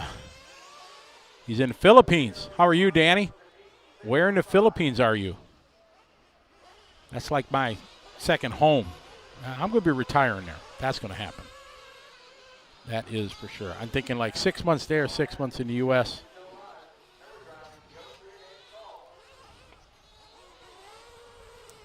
Steve Ashton Pellegrino. Man, a lot of no-shows in 2, 4, 6, 8. Not making it. Steve Harris, he was quick, and this is his better time than his first round, 6:23. So we watched his time stood 6 races in the final round of qualifying. So Steve Harris, another good one, going 10:6:23. Here comes Ashton. Abdullah going to finish up. He's going to get a 10. Pellegrino getting 8, and Corey going to get 8.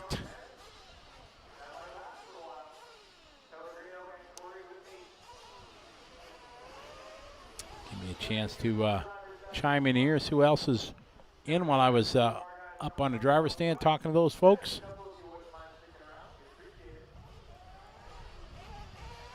Darren Least, hi Darren, how are you? Chili Duncan's online. What's up, Chili?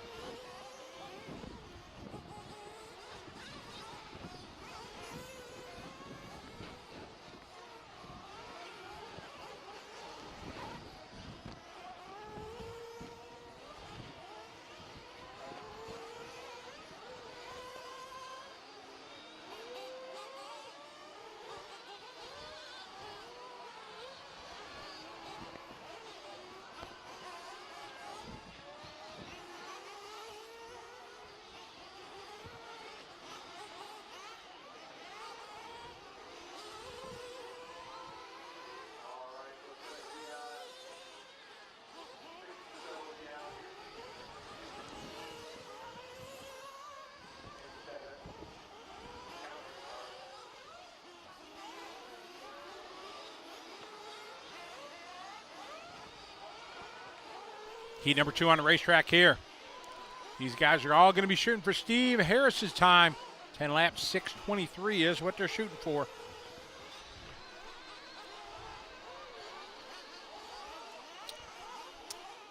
Tor Rydberg, that's always a question. How much do the top guys make? That's it's never known. There's always speculation, but the top guys like Mayfield and Cavalieri and Fenn like that, they're doing well enough to have a good life and support their families.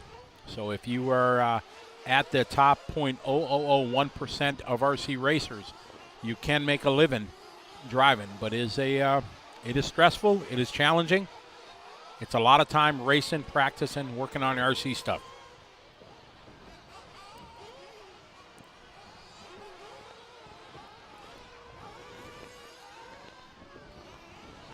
Toy, this is in Nitro Freak's got it. Oakland Mills, Pennsylvania. Absolute beautiful track they have.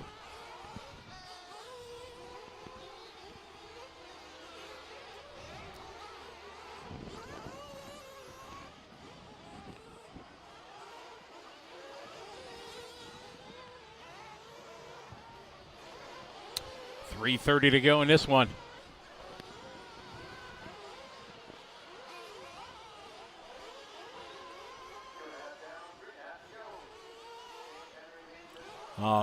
Toy, how old are you? Because if you're not starting when you're 10, pretty much ain't got a shot. Because it takes a good 10 years to hone your craft. James Henry out front.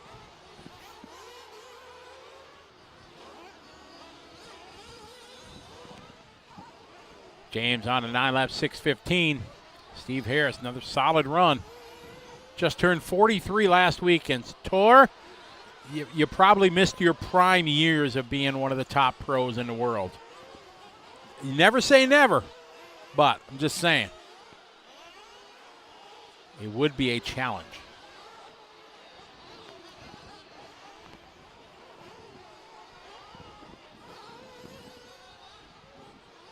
James Henry out front, Matthew. Brent Dents for MrBeachRC.com. Cool cat. I'm hoping to go announce his Masters of the Dirt later this year. That's my plan.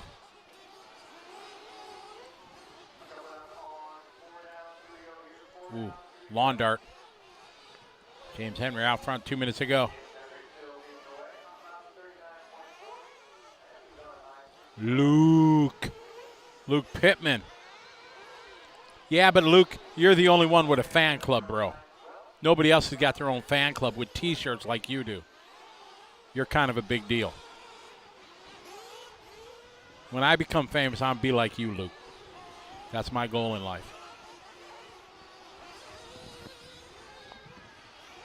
Herman says 14. That's a good start. If they want to progress in this, they have to do it. But the problem is it's a short. I don't want to say short because you can go into your 30s and still be competitive. But you know your skills drop, your reflexes drop, and stuff like that. And you got to have something, on the back end to be able to, live off it because you're not going to get paid the big bucks forever. David Shuck, how are you?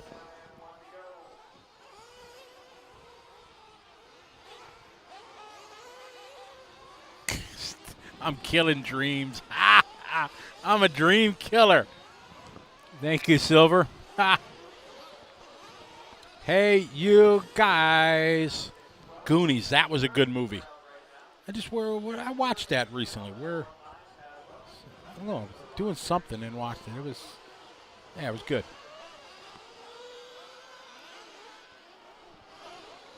That's an entertaining, wholesome movie.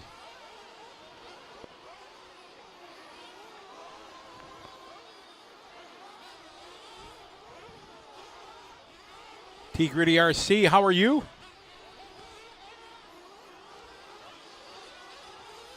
I am Nitro Freak. I'm a dream crusher and a failure, but hey.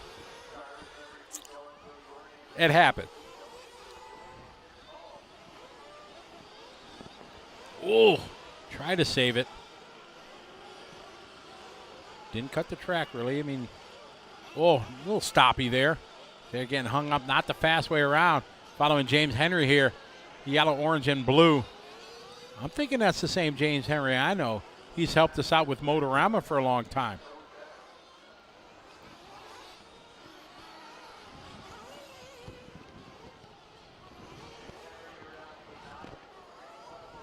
Should be, there's Brent across the line of the beachrc.com. Turning on a 9-lap run for Brent.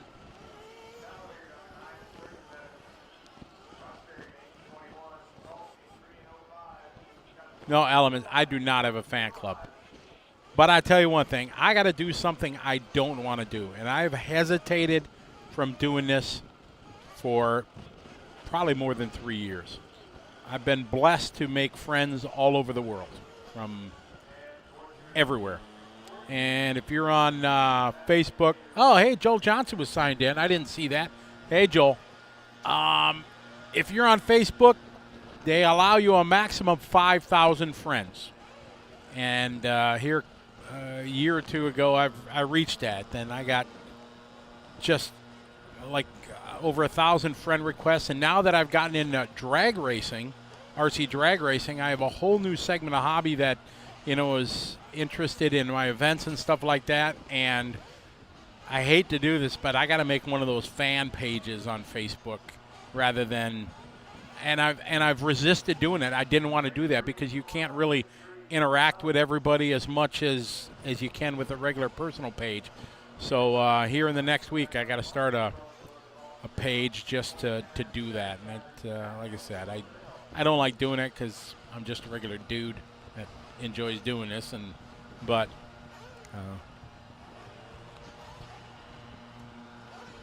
Joel says Eric's got cookies here if you want some. So I got to do that. Ooh, see these. You see in the picture here, you see the pit man with the strap hanging in the pit lane. Those always scare me that somebody's going to come by and rip it off.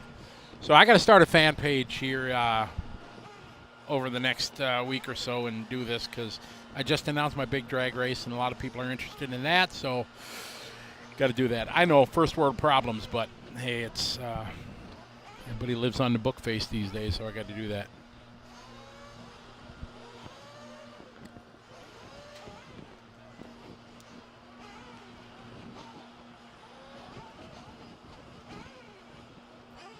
All right, well, we got a little pause here. Well, let's do a shout-out. Where's everybody from that's online?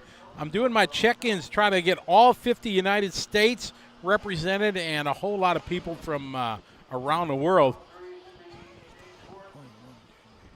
We're at 24 already nations. I know it's to carry the starter box, but I hate when, you know, the straps, because a wheel's just going to come around and collect it. We got Georgia. We got Wisconsin so far. North Carolina, New Jersey. Colorado's checked. Nebraska. Kentucky's checked. Alabama. No, that's our first Alabama check-in. Nice. Maryland's checked. Minnesota's checked. Canada. Brazil. How you doing, Fred from Costa? Fred Costa from Brazil. Chicago in the house. Maryland. Do we got a Maryland? Maryland's checked in. Only Mississippi and Montana, the only M's we don't have yet. Blair Teshafer. Blair, I said hi. Are you Showtime on LiveRC? Northern Ireland. How you doing, Edward? Good to have you following along. Norway, that's a new one. That's our 25th nation. Check it in. Tennessee in the house. Arizona. West Virginia. West Virginia's checked in already. Vegas, Valley of Fire. How are you, Kentucky? See, RC class action, that's my problem, and I'm really sorry. I just looked at my friend requests. I have like 2,000 friend requests, and so I'm going to start this fan page next week, and I feel bad because a lot of people like that. Hey, Scotty, you just want to follow you and stuff like that, and I haven't wanted to do it, and then some people like, oh, Scotty, he's too big, you know, he doesn't want to friend request me, blah, blah, blah. You know, sometimes that Facebook is a pain, but so I'm going to do that. I got to do that. That's on my to-do list over the next week. Florida, New York's in the house. How you doing, Ben? NorCal. Finland. Juhani, how are you? Finland's checking in. That's a new one. Finland in the house. So, Blair, I did say hey to you when you were on the other, but maybe you were gone already. Castle Rock, Colorado. Dallas, Texas. Signing in. Oklahoma. Do we got Oklahoma? We do. Oklahoma, Florida. Mason stuck in insanity. Nice. Oh, Eric, Joel says he'll be right over for those cookies. Hey, Joel, I made that. We were talking about it. I know we like going to Lazy Dog Restaurant, but I heard there's a Shakey's Pizza in the area. And if there's Shakey's, we're going.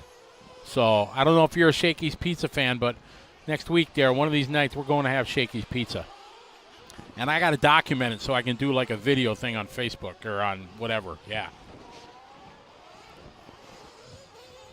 No, Scott Foy. I before pandemic, I would go to Japan a couple, 3 times, and I would always see the amount of work it took Masami to do 4 or 5 personal pages. Ain't happening. I don't have that time. Ain't going to do it. So I don't. Sweden on the list. Yes, Rasmus. Sweden is on the list. Pennsylvania's checked in. Virginia? I don't know. Do we got Virginia? Yes, Virginia is checked in. Uruguay. Hello. That's a new one. That's our 27th nation representative. All right, yeah, look it up. They said there's one in Rancho Cucamonga or whatever that city is right there. He's Swedish, but in Chicago. So you're half and half then. That's all right. Washington State. That's our first Washington. All right. Thank you, Guy. Washington is checked in. Charlie Mack, I'm watching from the SIP. Saratoga Flowwood RC in Mississippi checking in. Awesome. Man, we might get all the country or all the states checked in. That would be awesome. That's my goal. Clay Hunter from Florida, how are you? Good to have you. Buenos dias. Okay, this is a new one. Faro Islands. Where is that? I'm pretty good at geography. Bolivia. I don't know. Do we have Bolivia? Yeah, Bolivia is checked in. How you doing, Rodrigo? Tutis Artigas from Tijuana. We're there.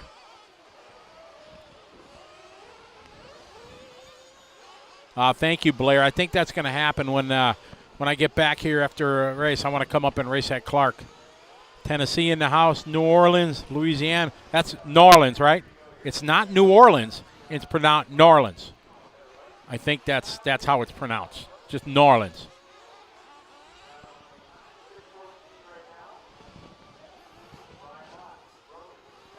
New Orleans.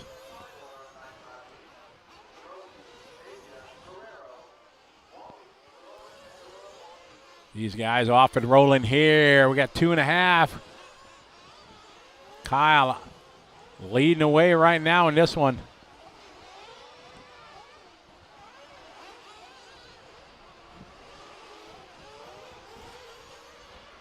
Kyle got a hot lap right now, 40.0.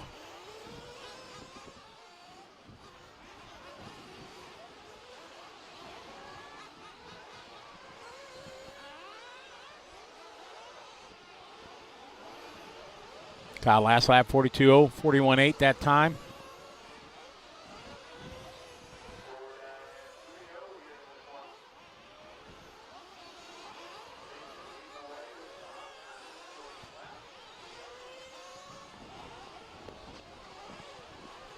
Minute 45.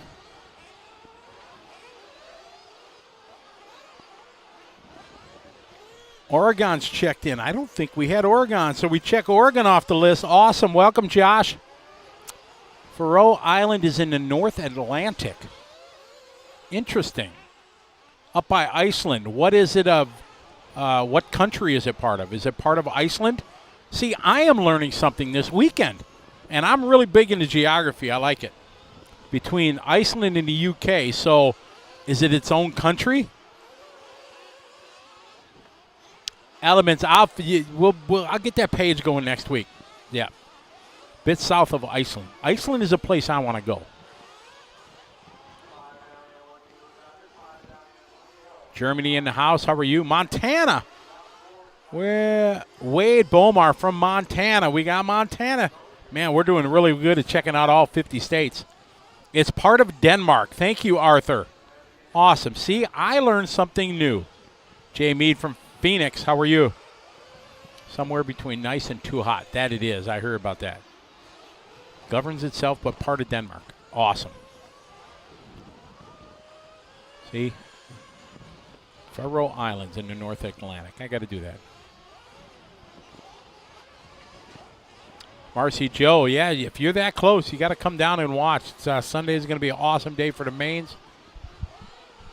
Bring a lawn chair, a little cooler. Maybe an umbrella to sit under because it's going to be hot.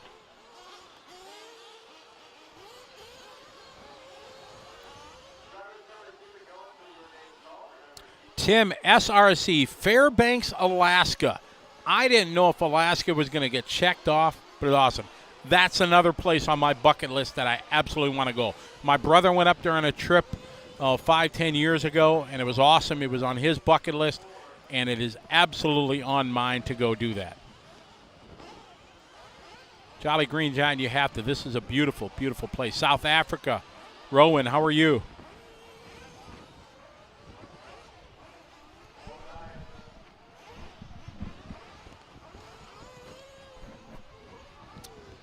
Frisco leading away on a 9-lap 6:21, well off that TQ time than Steve Harris.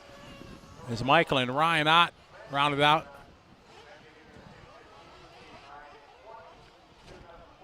Donnie's in the house from North Carolina. I think North Carolina's checked in. They have.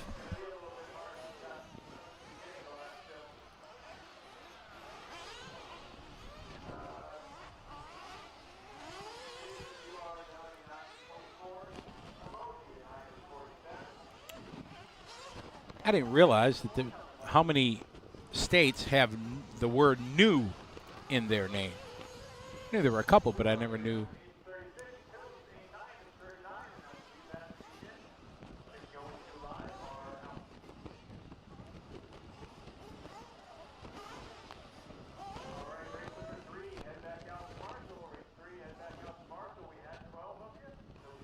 So Prisco going to take this one, 9-lap 6:20. So how many states have the word new in their name? There's a test for the throbbing brain that is our viewers. Wichita, Kansas. Kansas checking in. That's another one off the list. Thank you, Lisa.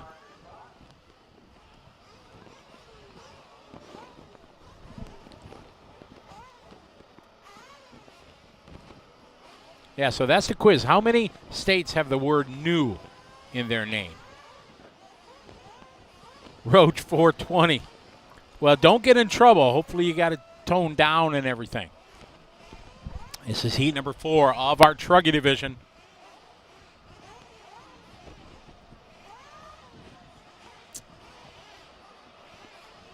Boy, Jolly Green Giant, Malcolm Hamlet, you got it right away. Okay, I thought maybe no. That's right. So 4. You got New Hampshire, New Jersey, New Mexico, and New York. Very good. Oh, Ben, see, guess 3. Yep, it's 4. Very good. See, boom, boom. And hopefully you guys didn't just, do the search on that one. You, educated. Geography was my favorite class in high school. I really, really enjoyed it. And I did not do good in school. I was a C average student. Basically, my dad's like, you need to get C's or above. If I would get a D at all, butt whooping, done. The belt was coming out. That was going to happen. So I was able to do C's. Some I did. I got A's in some classes. But, yeah, your A's, when you get like an A and a C, it really brings your average down pretty quick. So Adam Harper from England, how are you? New Holland. No, wait, that's a tractor. That was funny right there. That was good. Nope, we got New Jersey. So we got New Hampshire, New Jersey, New Mexico, and New York. Those are our 4 new.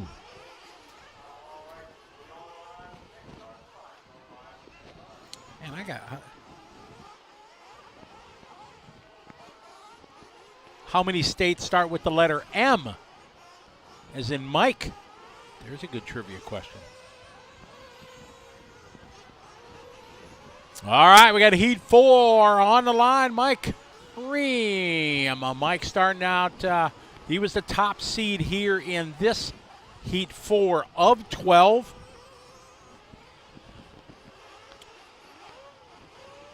Andrew from Michigan, how are you? Yes, we're doing well.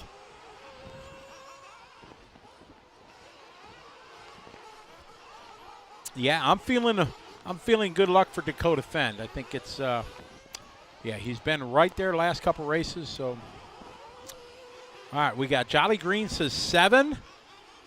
Mr. Nader says 8. Isaac says 3. How many states start with the letter M? Eric, our producer, says 5. Nux Boakson says 4. Isaac says 3, 4, maybe more. I like it. There you go. That was good, Isaac. Some of the stupid Scottyisms, I say. Somebody made a list once and posted it. All the stupid stuff I say. It's pretty funny. Ben Northrup says 5. Lynn says 5. Travis is right now. He's counting. Jolly Green Giant says 8.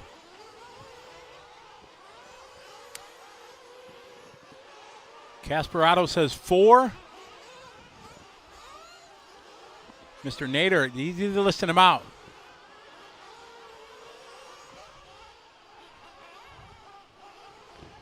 Travis, what's your answer? He was at 6. Kenneth says 5. Joseph 5. Wade says 7. Michael Diggs out front leading this one, 10 laps, 6:38. Solid opening lap there for Diggs. Cooper Phillips coming out with a 40.9. Now backs it up there with a 39. Moves to the top of the board. 9 laps and a 6 flat.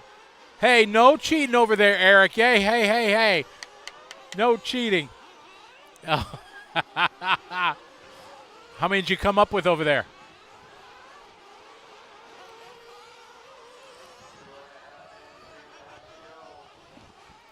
Andrew, 63. What? Wade says 8. Malcolm says 6. Ben still with 5. Thankfully, I don't have to take my shoes off to count this, so I'm all right. RC Queen says 8. Travis is going with 6.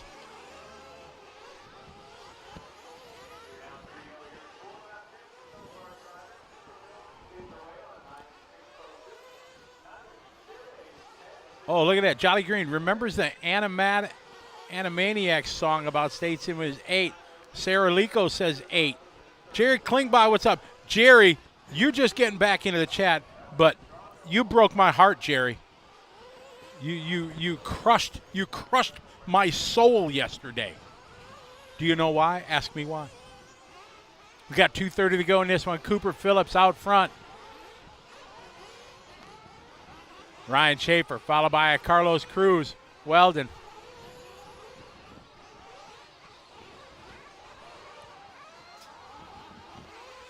Daniel Santos from Brazil, how are you? The answer that I have is 8. 8 states start with the letter M. Maine, Maryland, Massachusetts, Michigan, Minnesota, Mississippi, Missouri, and Montana. That is the 8. That's what I'm going with. Mr. Nader said he listed them all in alphabetical order. Yes, Jerry, Shakey's. You said there was a Shakey's here, and then we searched, and they're permanently closed. Wah, wah, wah. You get me all excited and happy like that, and then just a dagger to my heart. But I have hope.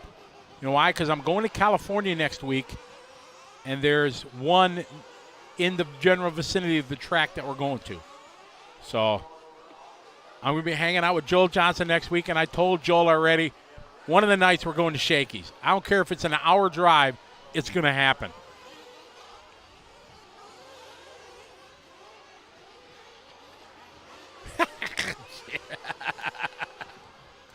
Oh, we got 1 minute to go. Ryan Schaefer out of the top of the board, 9 laps, 6:10. Still that time from Steve Harris. Crushed it in that opening heat, 10 laps, 6:23.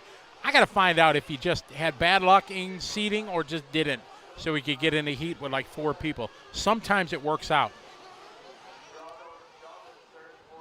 Joaquin, welcome to the show.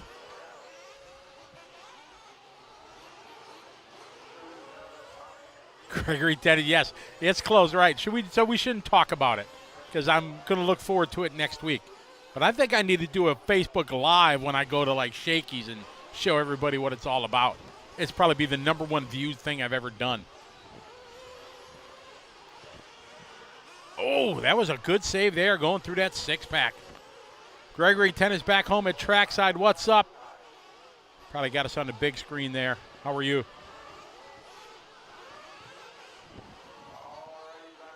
We are winding down here. And race number 4. Heat 4 of 12 of our truck division. Oh, Donnie, no Del Taco. No, not happening. No, that can't do that. Yeah, I should do that, Jerry. Yeah. There's one in Riverside. Yeah, there's Rancho Cucamonga. I think that's how it's pronounced. I heard. Exactly, Jeff guessed. See, you and I are right there. The Mojos are the bomb. That is it. And when we go out to DNC next year, we're going to make that happen. We might like sign off early, whatever day. I don't care if the AMAs are up. Sorry, guys, we're out. We're going to Shakey's. We'll see you in the morning. Think the boss will allow that, Eric? I don't think so. Just put us like switch over. We're owed that. We are. When he threw me under the bus last year, getting a president of marketing on an interview, and I see this lady on TV screen, I had no clue who she is, and it left me wide open. No data, no nothing, like, oh, you're going to like this. Yeah, no. That was like the most dead air 5 seconds in the history of LiveRC. I'm just staring at a screen like, hi. All right, so Ryan doing 9 laps in a 6:14 rather. Heat 4, Steve Harris still a man on top. He went to race number 8 in round 1 before that was done.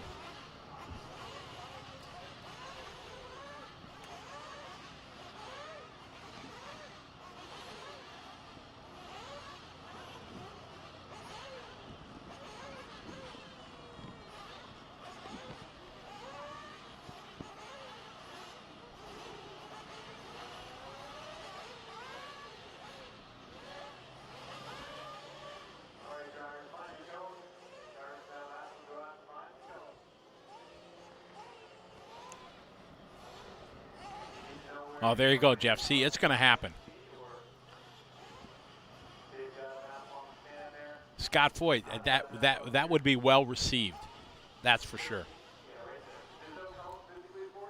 KFC's okay, but no, then you get the, I don't know. No, I'm okay with KFC once in a while, but not all the time.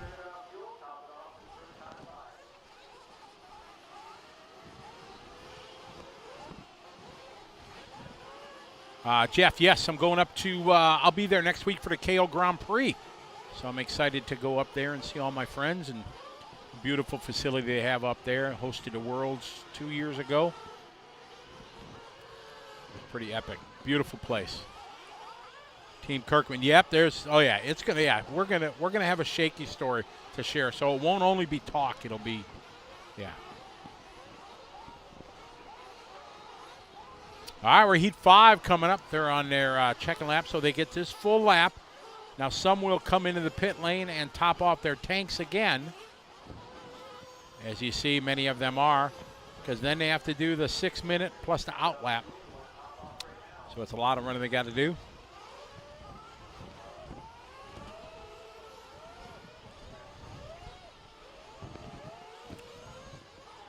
Round 2 of qualifying. 2 today, 2 tomorrow. That's what I forgot to ask the race director during the break. If they're doing any mains tomorrow night. Because they should be able to start much earlier tomorrow. I would think they would start I don't know.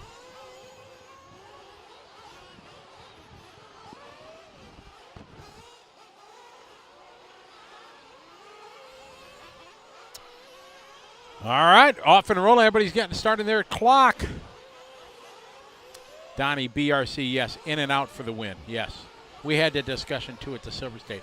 In and out over Whataburger, over Smash Burger, over Five Guys. In and out all the way. I used to be a big fan of their fries. I've not so much anymore, but, yeah, quality of the burger, freshness, crisp lettuce, all that good stuff. Yeah, I got to go with In and out. All right, let's see opening laps here. Christopher Pescatori, 40.3 for him. Comes out on a 9-lap 6:03 opening. That's a good, solid first lap. Toby Hampson, looking for some good luck, 40.66. Lap 1, Brian Allen with a 41.8. BB Cruz, 45.2, tough opening lap for him.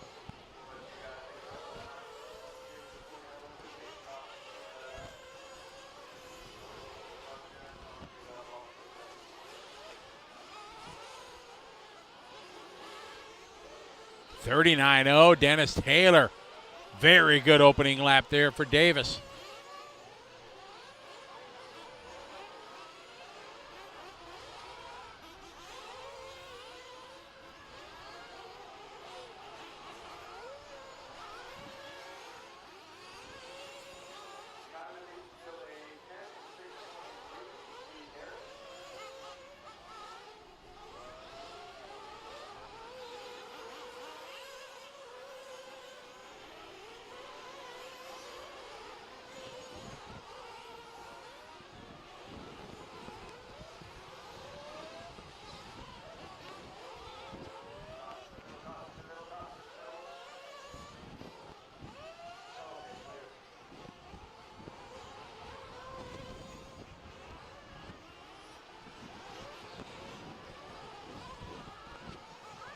All right, Davis Taylor, 10-lap run, 2 laps in the books. Chris Piscatore, 40.8 last time, puts him still on that 9, 6:03.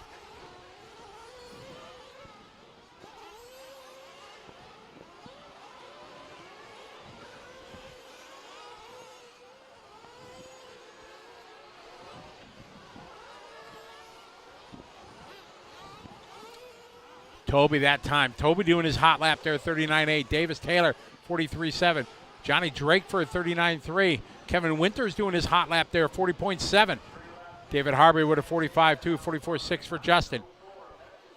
39.3 for Dylan. Hot lap, though, 39.0 from Davis Taylor.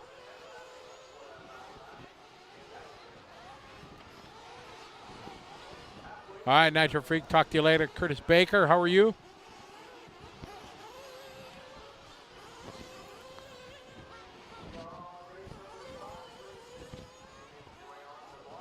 Christopher Pescatore, 41 flat, 39.5 for Gianni.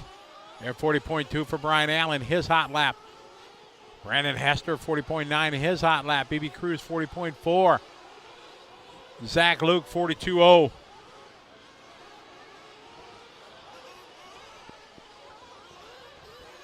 Kevin Winters last lap, 43.5.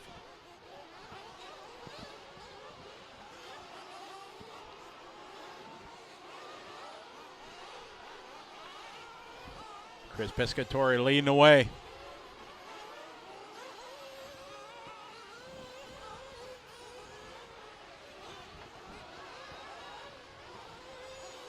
We follow the orange and purple there. That is Dylan Manchanda.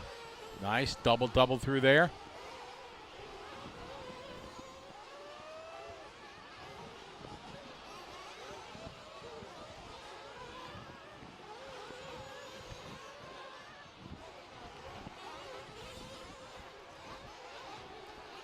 Pick up Johnny here.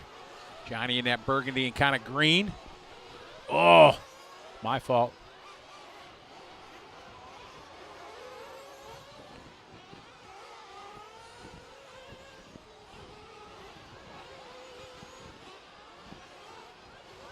Minute 10 to go in this one. Johnny, Brandon, now Christopher back to the 2 spot. 1 minute, 1 to go. Says race 5 on the track. 6 is up next.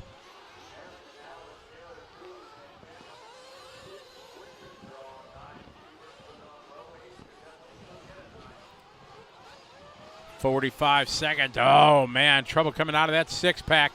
Good marshalling. Boom. Right on it. Grabbed it by the wheels. Nice.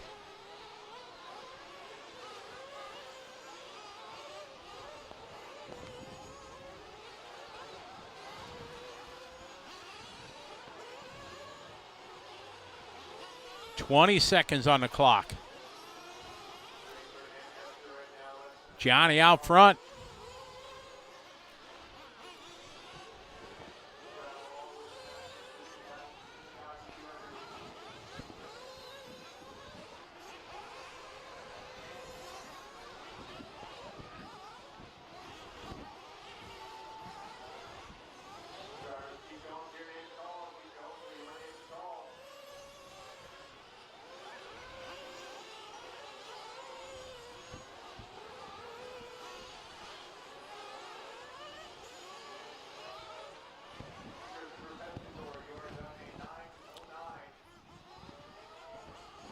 Brandon Hester, one-hand driving? Really? That is impressive. Holy cow.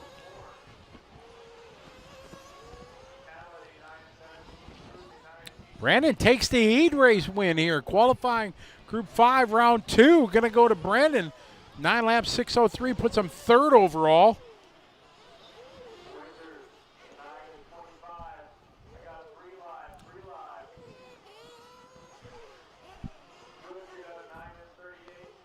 So race 5 coming to a close. There's a breakfast place I need to go to too, Jeff. Oh, that's good. Start with a good breakfast, then finish it up with some shakies. Be down with that. Then I can just skip lunch. It'd be perfect.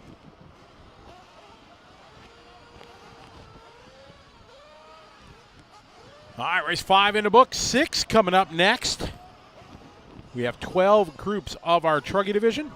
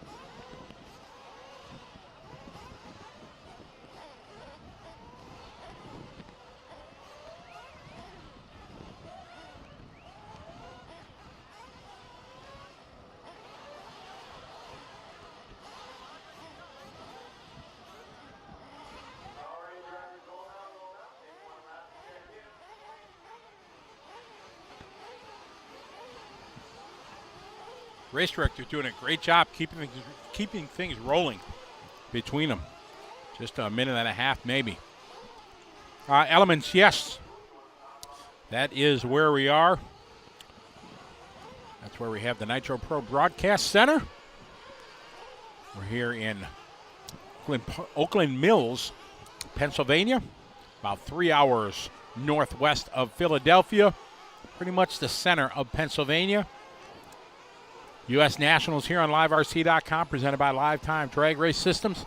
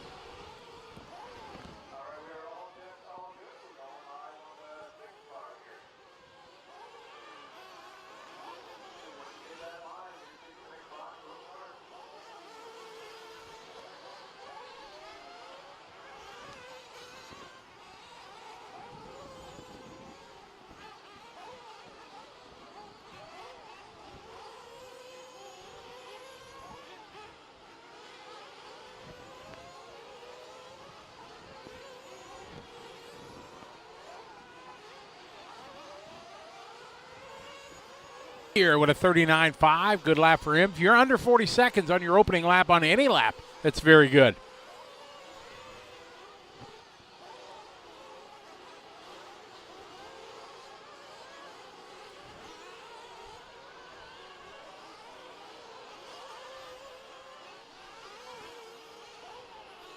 I got Donald, James, and Daniel.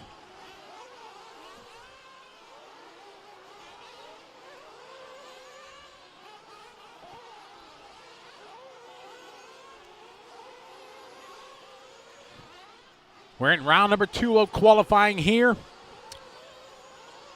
Truggy U.S. Nationals here at LCRC. Lost Creek RC in Pennsylvania. Beautiful place, great setup. Everything is just first class here.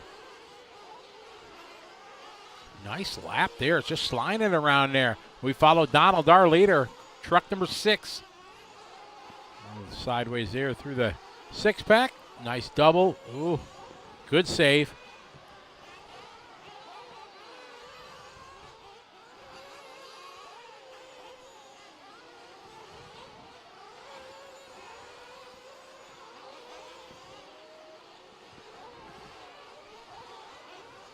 .330 to go. 3:30 in this one. Donnie B cheering on Donald Elliott. Donald out front. We stay with him. Cross start finish line. He goes. 38.0. Man, we are making a charge here for the TQ time. Set by Steve Harris there. 10 laps, 6:23.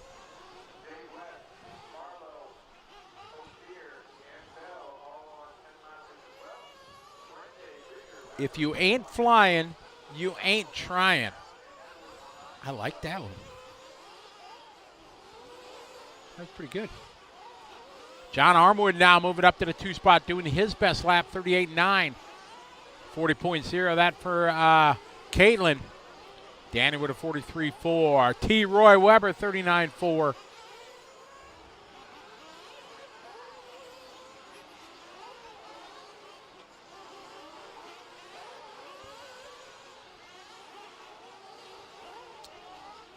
Andrew that time, 39.4. Ophir with a 39.5.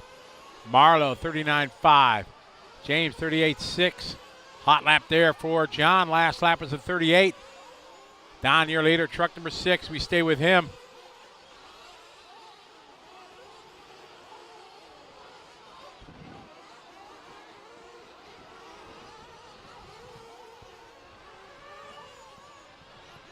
Two minutes left in this one.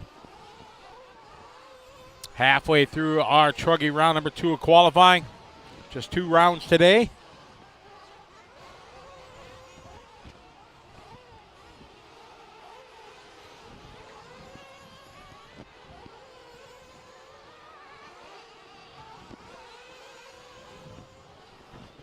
Don last lap was a 38.5, very good. 38.9 that time from John Armwood. That's a good lap, that's his best. James Bell, 39.9. Ophir, 40.1. Marlowe, 42.5. Troy, 39.8. Troy's starting to click some laps off. He had that tough 44-second lap out of the gate, so that takes 6 seconds to his time. That would put him on a 10 lap, maybe in a 38.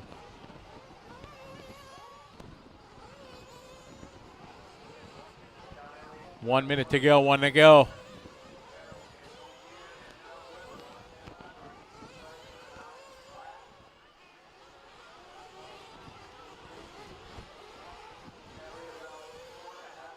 Leader down the line going to be coming up here on Brandon Dommel. Brandon in that all purple. Leader getting jammed up a little bit, getting it sideways. BB Cruz was there to marshal it. Oh, man, this is a tough lap here for Don. He had a 4.2-second lead, but that lead is going to be gone. John Armwood probably going to take the lead as John just laid down a 38.8 lap.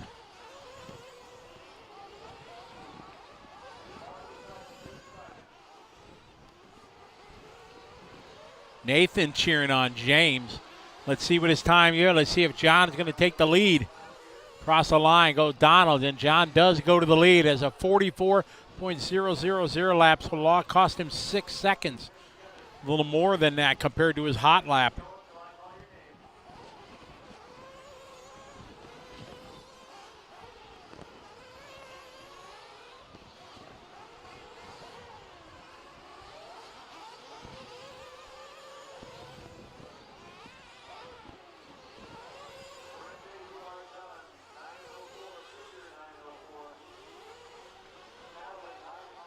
All right, heat number 6 winding down. John gonna go 2. James looking like maybe he's gonna, or John gonna go 1. James maybe gonna pull out a 2.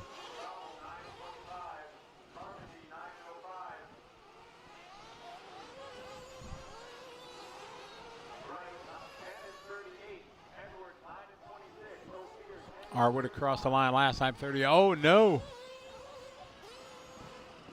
John Arwood runs out of gas. James Bell, you guys called it. Nathan called it out. Rimfire called it out. James Bell going to take the win.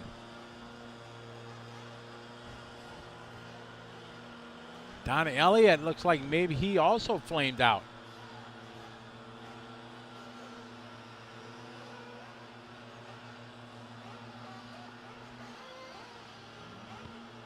Ran out of fuel on the last corner. Oh! I hate when that happens.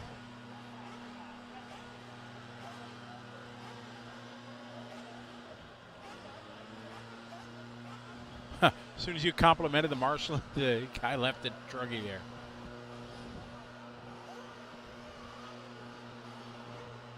There's Troy Weber. He's out there right away. But he's going to wait for the dust to settle.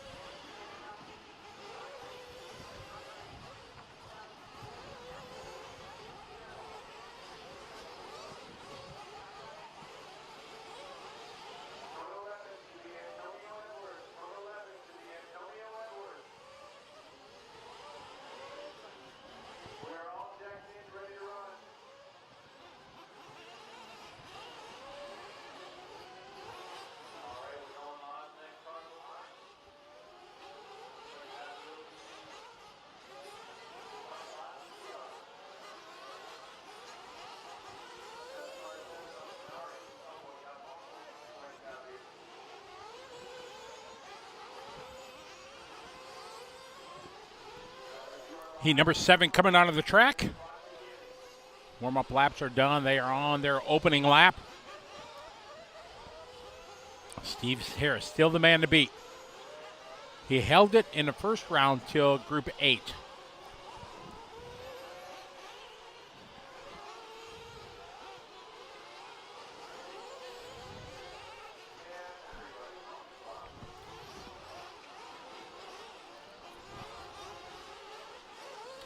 Crossed our finish line there, the pink and silver. You got Michael Fernari. Yeah, Mark Calandra right behind him. Kiara Hole moving to the top of the board.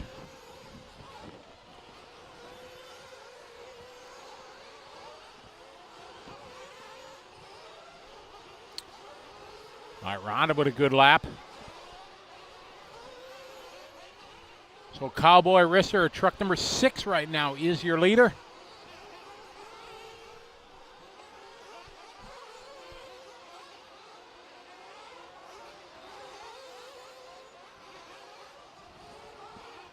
Bob RC, yes, basically if it starts raining and it's unsafe for the marshals, they will stop racing. Oh, big crash. Marshall was on it again. Oh, man. In the AK whoop section there, a little bit of trouble.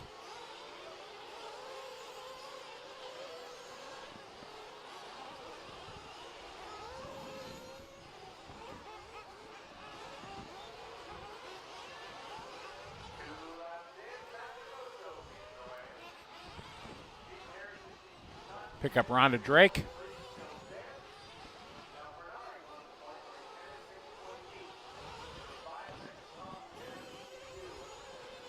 Rhonda transition very nice through that corner. Climbing up the hill.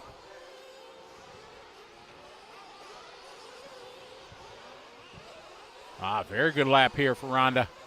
Check this time by. Boom, that's her hot lap there, 38.4. Ooh, good line there through the 6-pack, slides it around. Sets up, nice double-double, little traffic in front of her. See if she makes it through. And traffic going to give her room. Come on, she got around, hopefully. Oh, no. Oh, there it all worked out. Always tough when you come up on slower traffic, especially somebody that just crashed. It always makes it tough.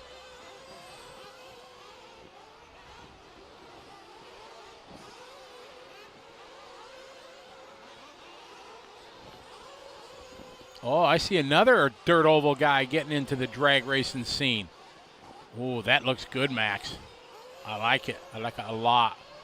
Kind of like the primer gray, like just rolling it off the shelf type deal. That's sexy.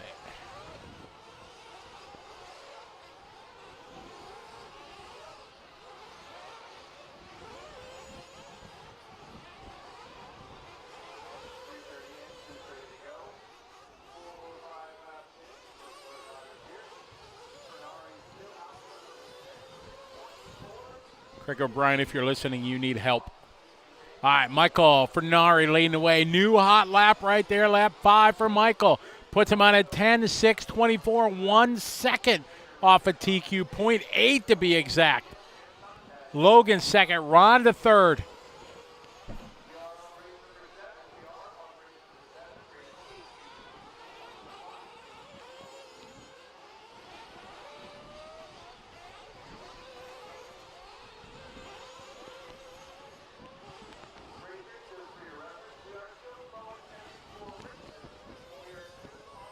Minute 40 left to go. Glenn Matthias, I have not, unfortunately, been out there to really look in depth on what the guys are running. I know the big talk is the new Buggy bodies that everybody has been talking about, so that's the biggest craze right now. Here's Michael Ferrani. And pink and white was your leader, now fall back to second.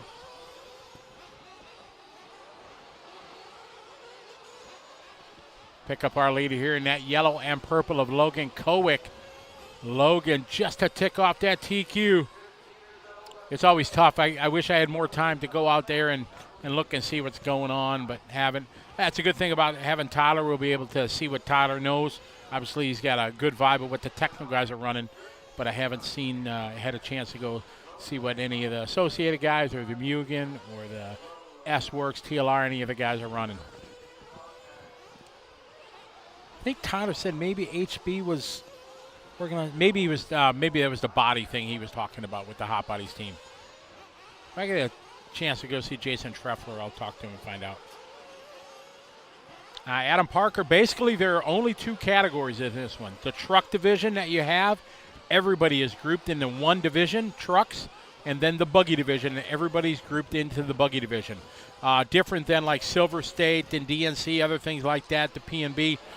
Where they have pro, intermediate, sportsman, these are all kind of grouped into the same one.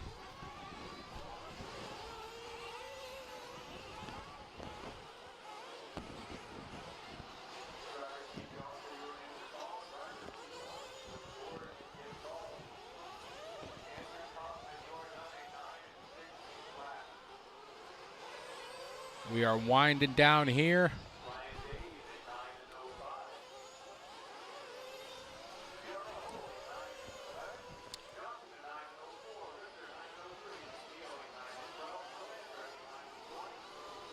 So Logan looking to take that TQ. He is right now 0.4 of a second under. What's he going to do?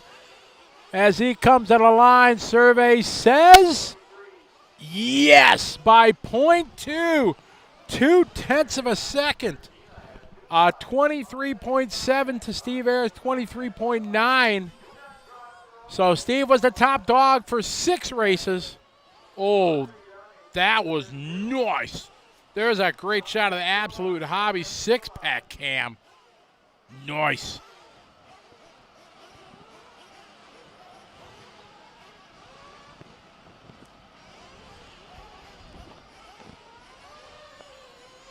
Oh, there's the TNR pit lane cam. Here's Adam Drake. Got Rhonda. Ooh, coming in backwards. It's always scary.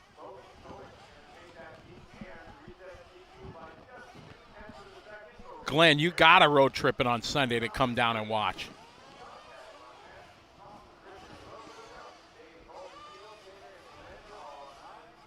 Come down and join the party.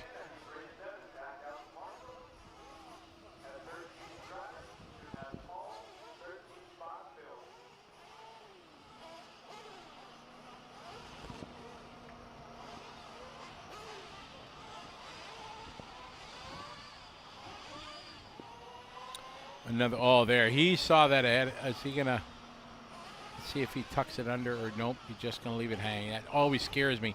I've seen it before. Somebody come by, collects a front wheel, and just rips it off the stand. And then in the pit lane, and then it's just a mess. Glenn, I would say if you'd get here sometimes after 12 o'clock, 1 o'clock area, something like that. I don't know their time schedule yet, but I have to think it won't be till 4 o'clock, 5 o'clock. But the Truggy main may be 11 if they run all the Truggies and then all the buggies. Then the Truggy main would probably be earlier. I would think they got to start at 8, 9, 10, 11, 12. Maybe right around noon would be the Truggy A, I'm guessing.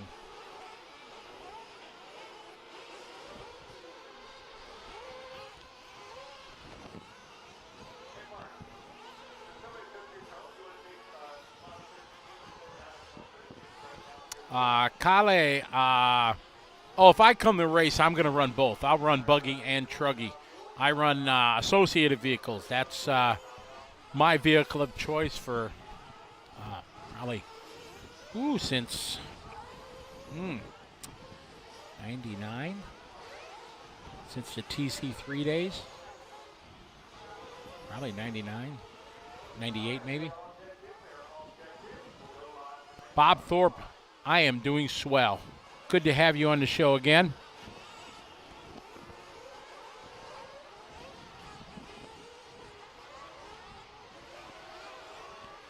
All right, the great shot there in the TNR pit cam. All right, here we go. Here's Gunner Rick, serviceman, serving in the U.S. Army. Long-time associated racer.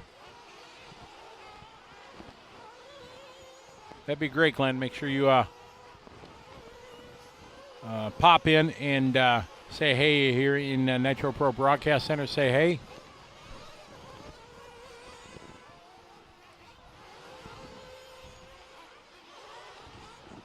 Christopher Morris getting called out for the win here by Jason Gray.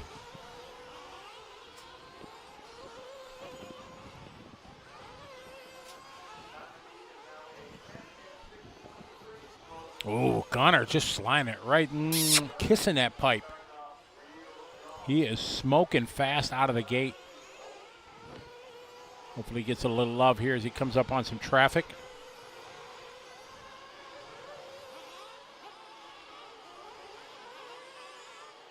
RCE is an RC excitement, Bob. Alan Crow from Denmark, how are you?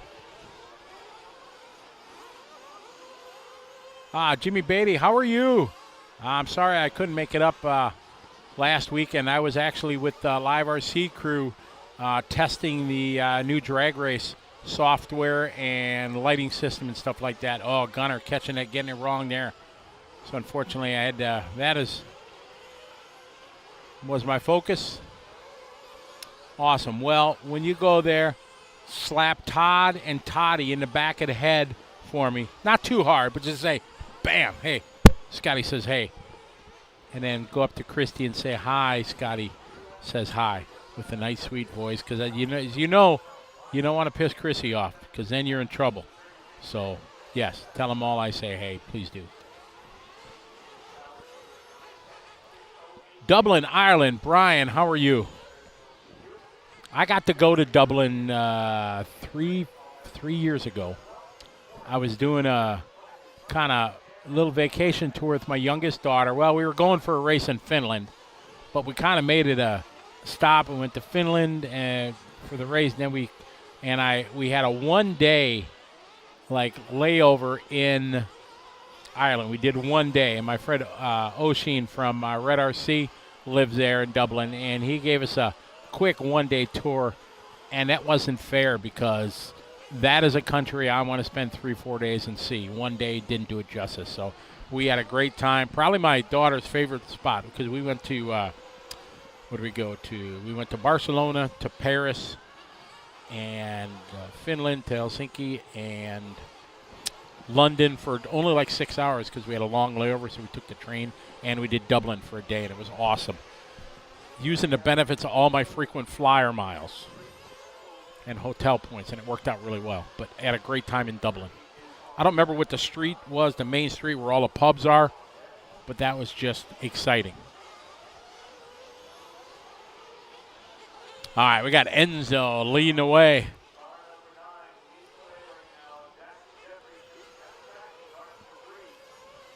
Jackson, Jeffrey into 2, Nico, followed by Gunner, then Chris, DJ, Alex, Justin, Brett, Christopher, Steven, Christian, and David.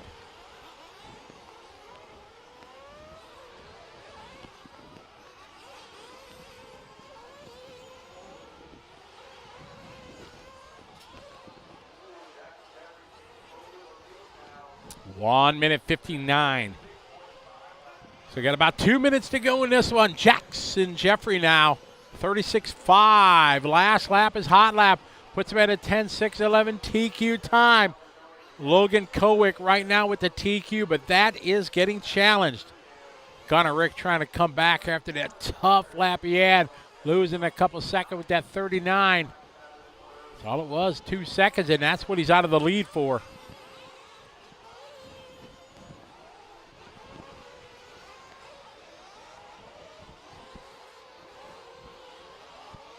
Oh, yeah, Bob, for sure. Clayton and Caleb, what a wonderful family. Just awesome, awesome. They raced all our showdown races and everything we've done up there, and he travels around, and, yeah, a great kid. I haven't seen him for a couple years, and he's probably, I don't know, 19 or 20 by now probably, but it's good. So, yes, please say, give my warmest regards to them. What a wonderful family. I can't wait to get back out to RCE. Todd, we were going to schedule one in June last year, thinking that COVID would kind of stop and everything like that, and little did we know. But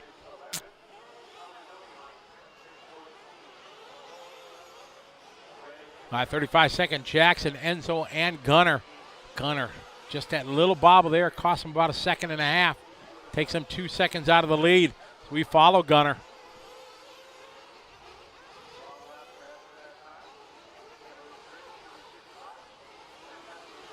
He's 21 now. Jeez, Bob, I'm getting old.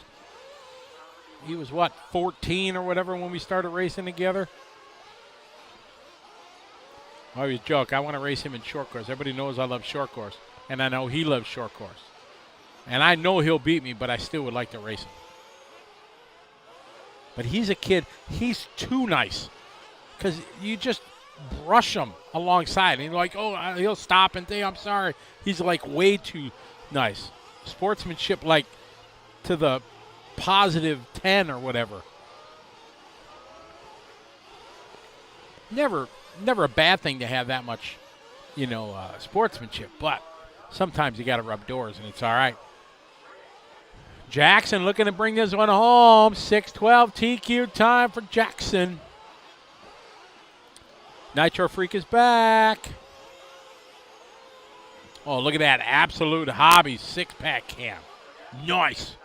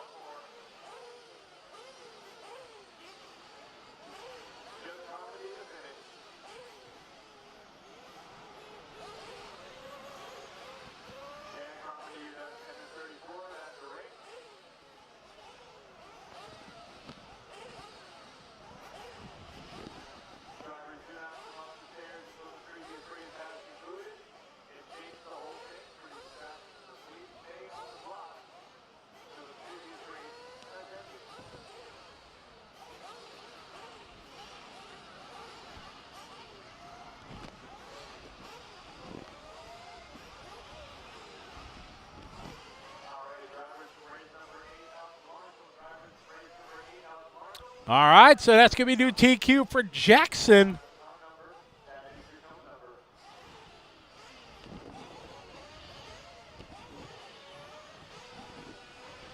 Yeah, Bob, he really is. Good family, great kid. Look at this. Marshall's out there. That's good. They're cracking the whip. They got to be out there or they're going to be DQ'd, and that's a good way to do it. And you see them out there not talking with their mechanic, whatever. Car's got to be the tech before the start of this next one. And it really cracks the whip, and they're getting races turned around in under, the track going live in under 2 minutes, and that's what you have to do to be able to get this many races done.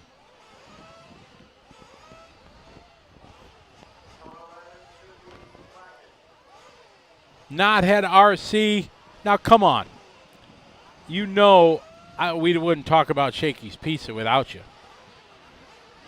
But yes, it already come up. And just for the record, I didn't start it. Colin Branch, what is up, Colin? How are you, Mr. Drag Racer Extraordinaire? Hope you're doing well. Hope you guys can come out to the our big gig in August. It would be outstanding to have you and Tim and Macklin team out there. Hopefully, I'll send stuff out to Willie and contact Willie here in the next couple weeks. I got this going on, then I go out to California, and then I can kind of put my head down and get that sponsor packet done. But I just did all I could to get that flyer done and the website built and everything. So I'll get that stuff out as Ken. But, yeah, message Willie, let him know about it if you would. That'd be great. I want to come on the show with you guys, you and Tim, and chat about that a little bit if I could. Colin, the response has been overwhelming for me. I didn't expect it. It's really, really nice to see. Even the people that, didn't know us or what's going on, but I hope they're intrigued. A lot of positive about the ready-to-run classes and things, so, yeah, it's pretty good. Tyler is out working with the team right now, so Tyler will be back in just a little bit.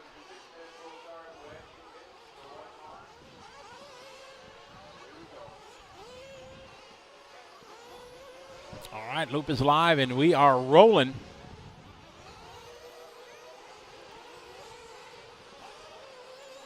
This is race 9 of 12.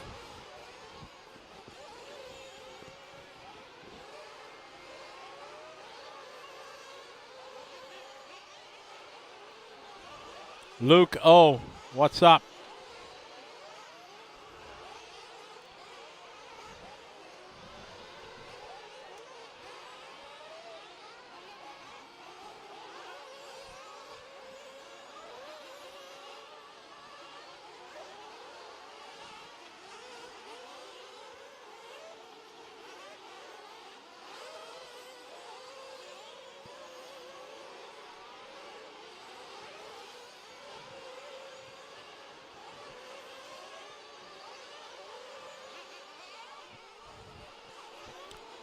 Pick up Brandon Rose here. Oh, right underneath.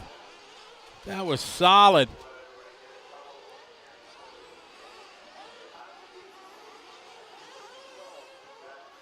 Knothead, you should do that. I'm going to get to have shakies next week, though. Oh, yeah, that's going to happen. I think I'm going to do like a Facebook Live or something, going into shakies and ordering and sitting there eating my mojos. That'd be entertaining TV, wouldn't it? Yeah.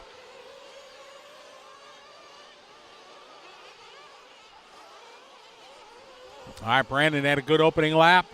36 and a 36. Crushing it on a 6:04 pace.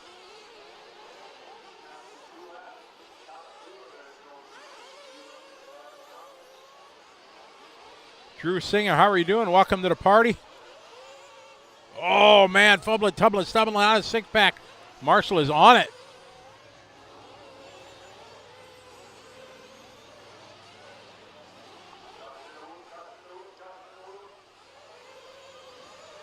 He had a 1.9-second lead, so that should move.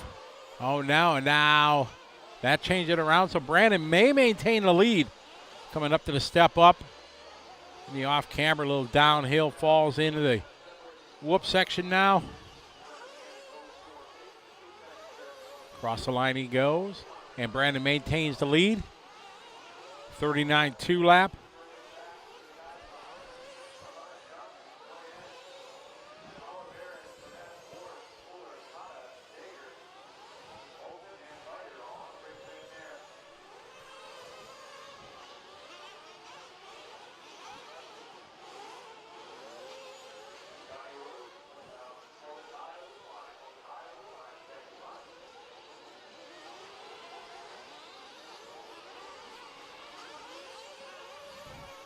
.245 to go.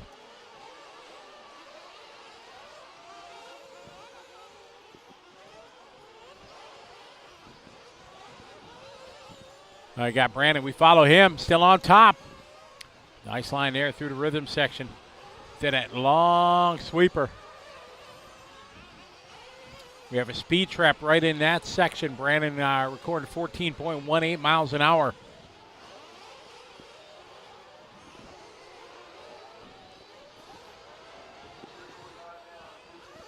Across the start-finish line, 35.9. All back-to-back hot laps for Rose. Brandon feeling the flow. Whoa, just a bit outside. Trying to get a run off the cushion. Think he's some. Oh, man. It had flame. Oh, no. He was waiting. Nice. Good thinking. He waited. No way the official can say he cut the track. And Brandon. Oh, no. Brandon's upset with himself. And he's walking off the stand. And ay. Maybe he had a steering issue, something. That's unfortunate.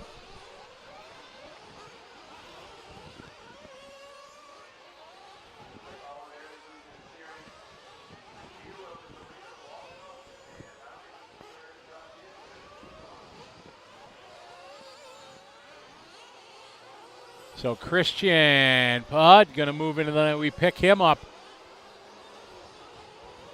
All yellow. Oh, nice little whip there.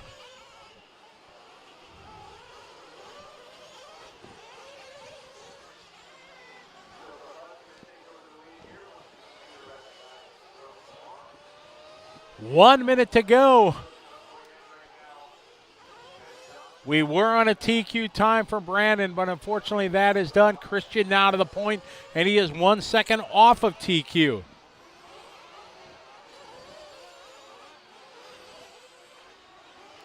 Thank you, Jake of all trades. Oh, that was a nice slit right around just a few inches off the pipe.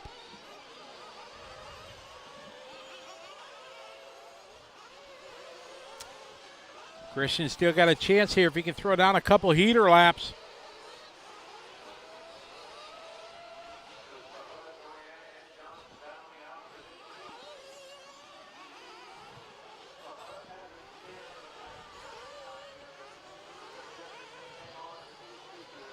Our leader across the start-finish line. 37-2. Still not going to give a run to that TQ here as he's about 2 seconds off that time. Still a solid run. We're in race 9. This is our D sort. D is in dynamite.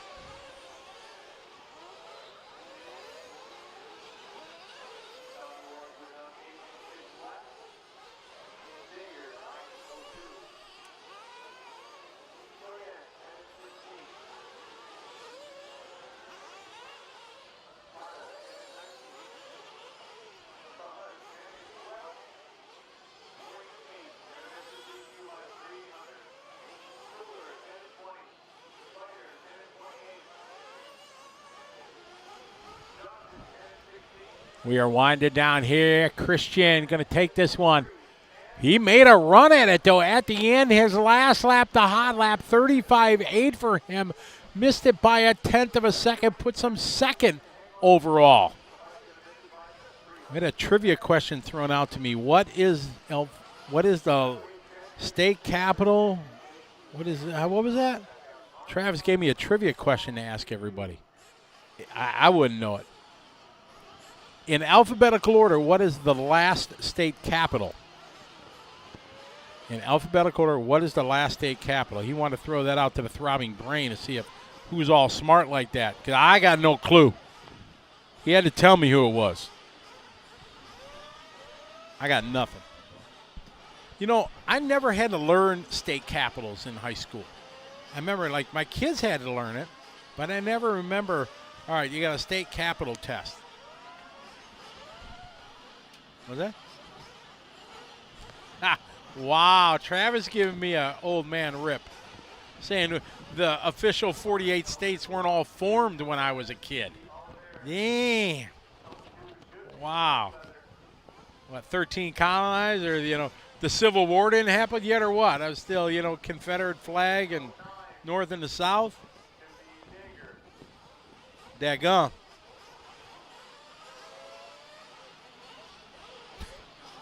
All right, we got our C sort coming up. Let's see if anybody has the answer to our trivia question. I don't see anybody throwing out an answer yet. Zion, it says. I don't know what state that was. You got to say a state. All right, these guys getting rolling. It's our C sort. Big names in this one: Ryan Pavitas, Joey Burnett, Jason Schruffler, Brock Champlin, Tyler Hooks. There's our own Tyler Hooks. Tanner Denny, Jacob Hardison, Tom Renderneck, Brendan Schimmel, Jermaine Robinson, Anthony Westgard, Dylan Caldwell, and Paul Chickarillo.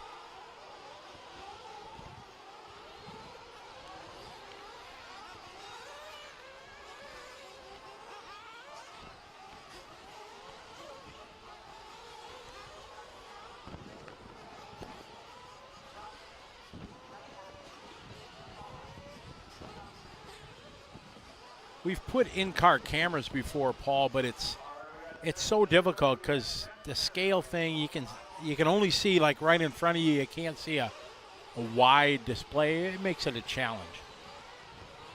Plus, to secure them enough, you're putting weight in the top of the car, high in the car, and it makes them handle not as well as they possibly could. Yes, I know Carl Ogden, his dog name is Servo.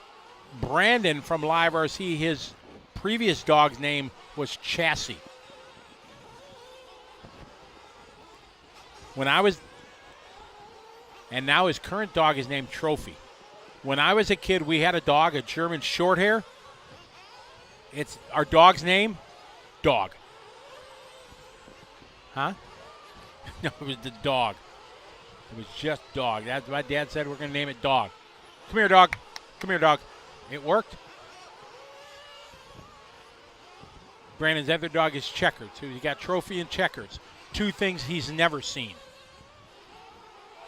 Ba-doonch. Oh, thank you very much. I'll be here all week. Don't forget to tip the waitress. Ha ha.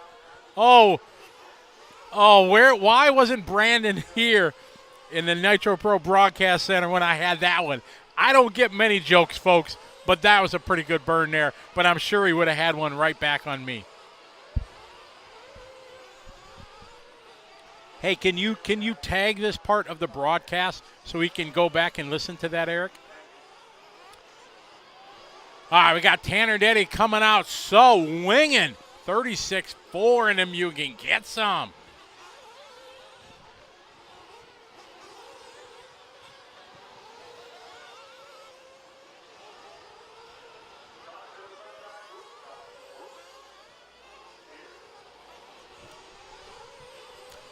We tried, at my Vegas race, we tried some of that, what do they call it, FPV thing. Where that first person where we put the camera in, and it was really cool, but it was a struggle, I think, because things happen. The car is so low, so you don't get a good perspective of everything. And it was a challenge, but we had some pretty cool racing like that. And then we broadcast it on a big screen. It was really neat. I've watched some of the guys have strapped a GoPro Paul on top of their cars, and oh, that was a hard crash.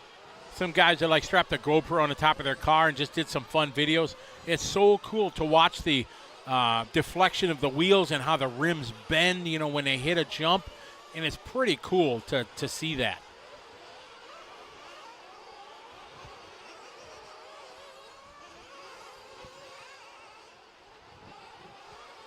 FPV would make you, it took a while for the guys to do it, because everything happens so close, so quick.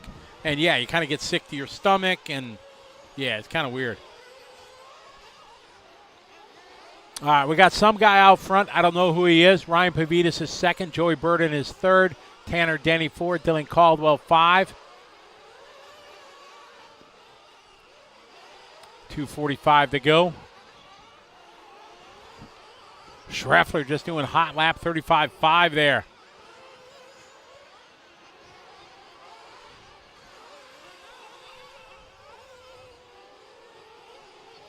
$2:30 to go.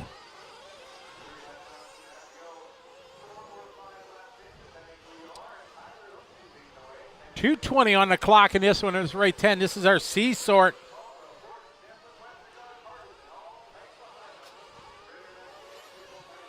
All right, we got somebody on camera. I have no idea who it is.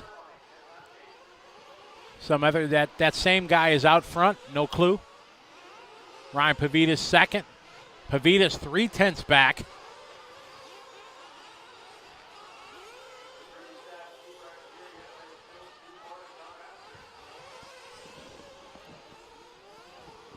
Oh my! Whoever that was just sent it there. Got right through. Oh, no, we got a flame out. Ooh, man. Might have hit the pipe or something. Trouble there for the tank car. Jermaine Robinson. Ay, ay, ay.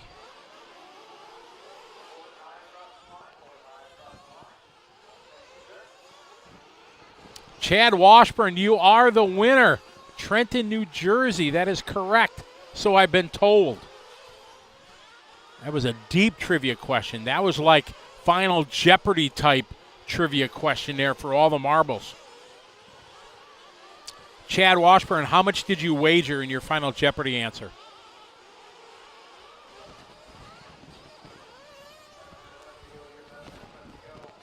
All right, some dudes out front. Tanner Denny is second. Ron Pavitas third. Jason Schreffler fourth. Jory Burden and Dylan Caldwell, your top six.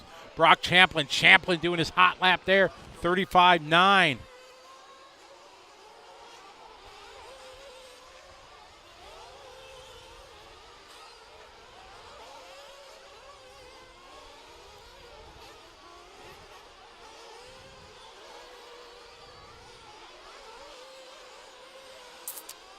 30 seconds to go in this one. Tanner Denny now to the top spot.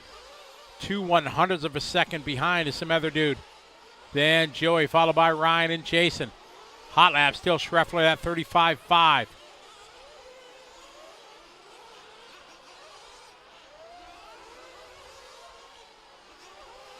Yes, race 10. This is our C-Sort. B group's up next.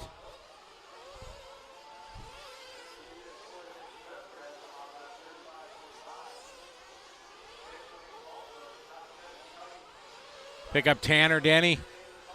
Tanner in that yellow and blue. Got a 9/10 of a second lead is Denny.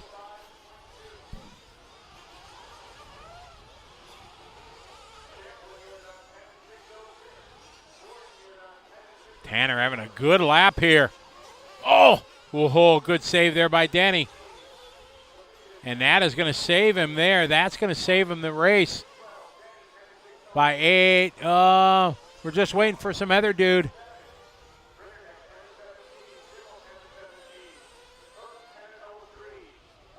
And that is how it's going to be. Tanner Denny going to take it. Tyler Hooks, that other dude. I can say his name now. The race is officially over. Told him I wouldn't say his name. So Tyler going to get second over 7/10. He had all 36-second. Is that right? Let me get my bifocals on here. He did an entire race 36 seconds. Wow. Every lap, 36 seconds. That was Mr. Consistency right there for LiveRC's own Tyler Hooks. That was nice. I was going to say when he comes in, that was nice. Yeah, Isaac, you knew who I was cheering for. See, but I can't. I told him I wasn't going to say his name. There's a good shot of the TNR pit lane cam. We got our B sort coming up.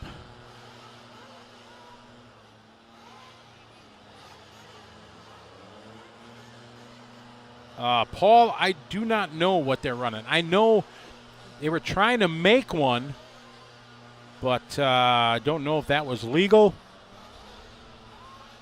There's Mason Fuller's dad there. Mason Fuller in that 3 truck.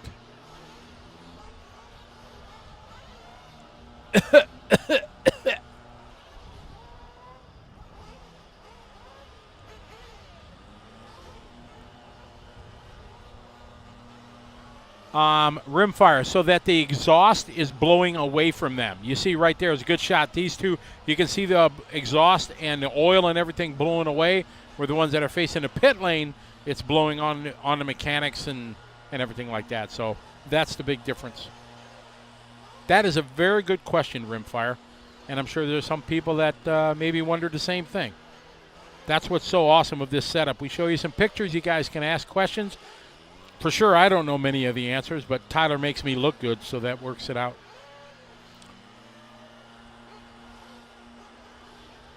Oh, lost the top to the fuel bottle, maybe, or a body clip.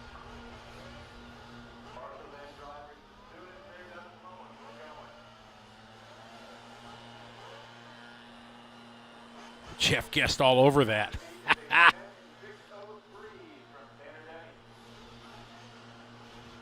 There's Matt from Techno.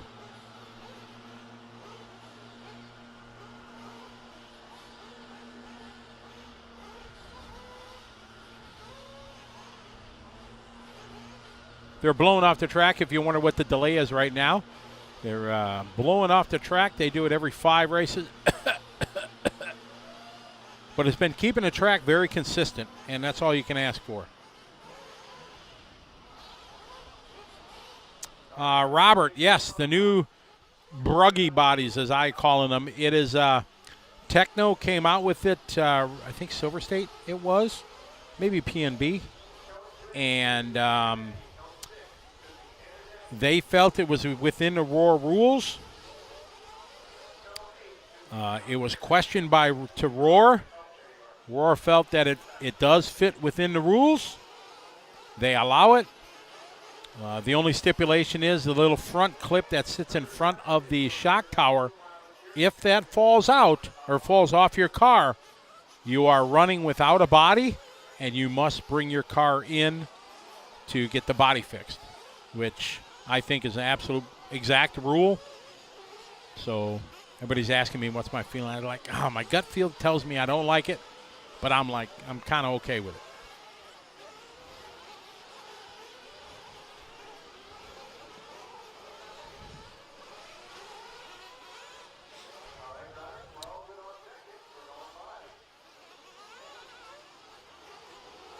Gavin, yes, there is laundry detergent that they do put in the watering truck or watering trough that they do. That guy better get to the line quick. Get going because the leader is right behind him.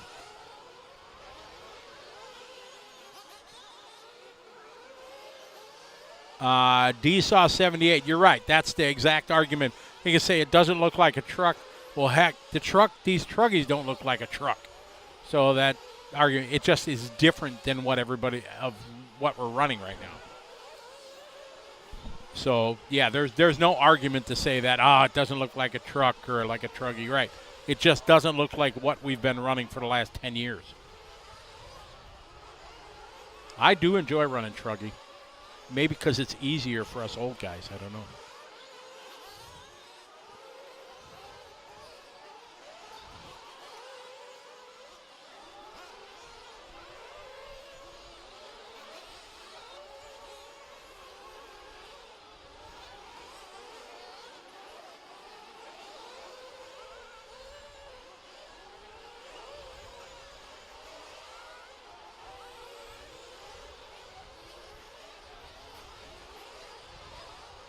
Shane Gagnon says they're awesome. Everybody just needs to get over it. You're right, because now it is the standard in truck bodies. Starting at this race, Roar signed off on it. They said it's allowed. Boom. It's the way it is now. So you're going to see all the manufacturers come out with them. They have prototype bodies here, but JC, Proline, they're all, in the mold room right now working on it. And they're making these, their bodies. That's the standard.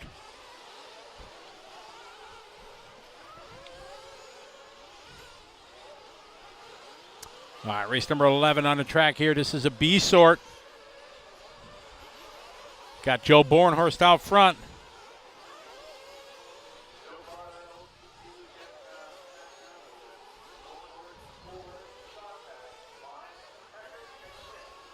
Bornhorst in the orange and yellow. 3:40 left to go in this one. Bornhorst on 11-lap TQ time. Oh, looking good. 11-lap runs here by the top 6.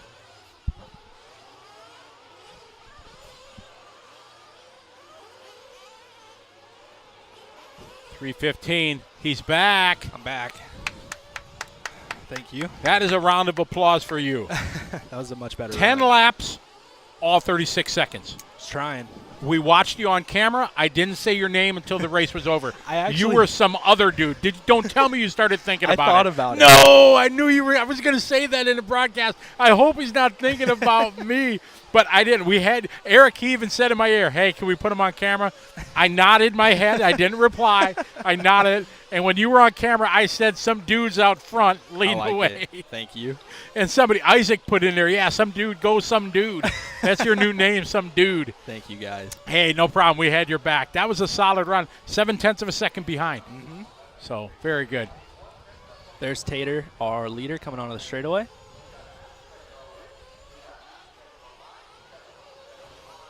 Coming around, triple line. Back, single, double.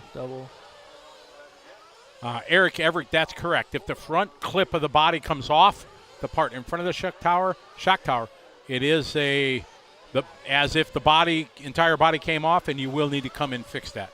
Yep. And that is 100% the right call. It's because of the grill. Obviously, you've told them that, but the grill is on the front, so you have to have a grill and you have to have lights in order to run. So if that falls off, then you're disqualified. That's the risk we're taking to run these bodies. Justin Oates has got my back. Says, Scotty did a great job not saying your name. I appreciate it.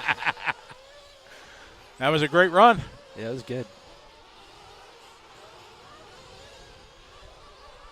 Oh, CFT might bump you down, though. That's okay. It happens. Oh, no. Camden. There's Joe.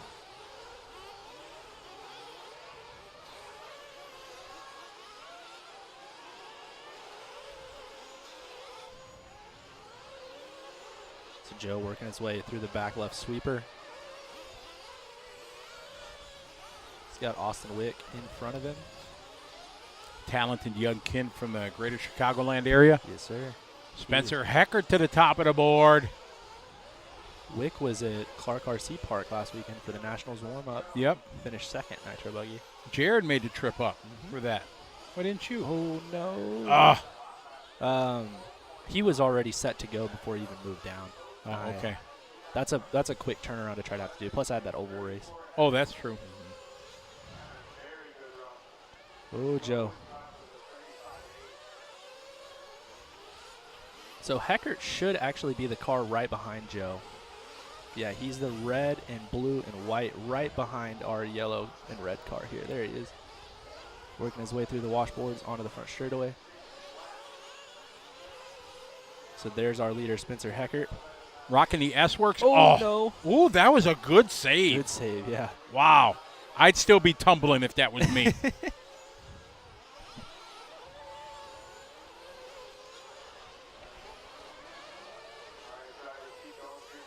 As this one here in our B sort coming to a close. Got a couple laps yet to go. Spencer only had 4/10 on Born Horse, and he gave it up with that little tumble out of the six-pack. Here's Joe across the line. Joe with a 35.7. Here comes the 36.5. So that's the difference, 4/10. So Heckert on a heater. This one looking good. You see Joe in front of him. He needs to close up about 20 feet, and he will beat him.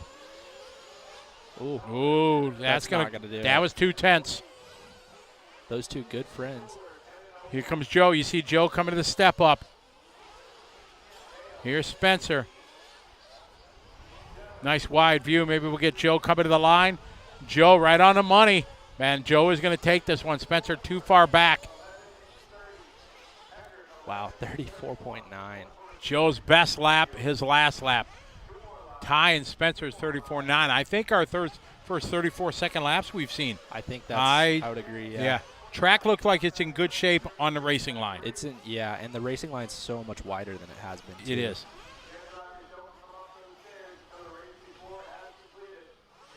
What you prepping?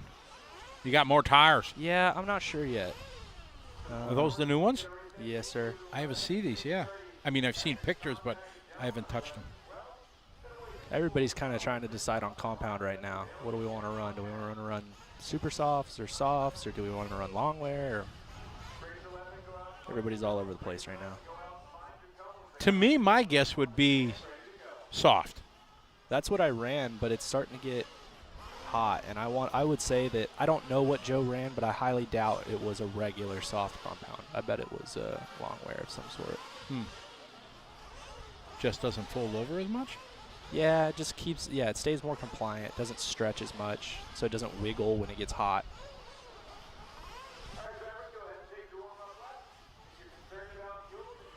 All right, here we go. There's BT holding him to the end. Who's he pitting for? Probably Aiden. You see the turn of the wheel, bam. Yeah. That's a signal to go. I'm good. All right, let's jump back into the chat room, see what everybody's talking about. You guys still talking about bodies? They're still talking about the Bruggies.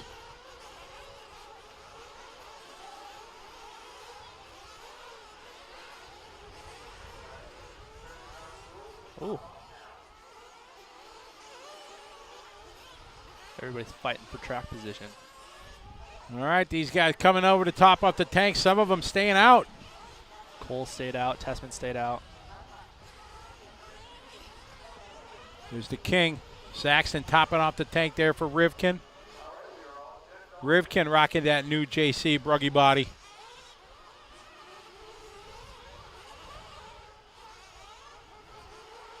Oh. Three guys waiting, and they still jam up. Yeah, that's the bummer part of it.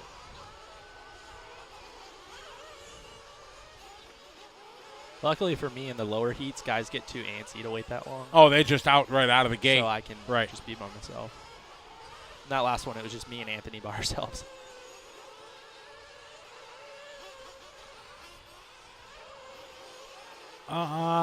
Neon, yes, you could make your own body. There's no rules against it.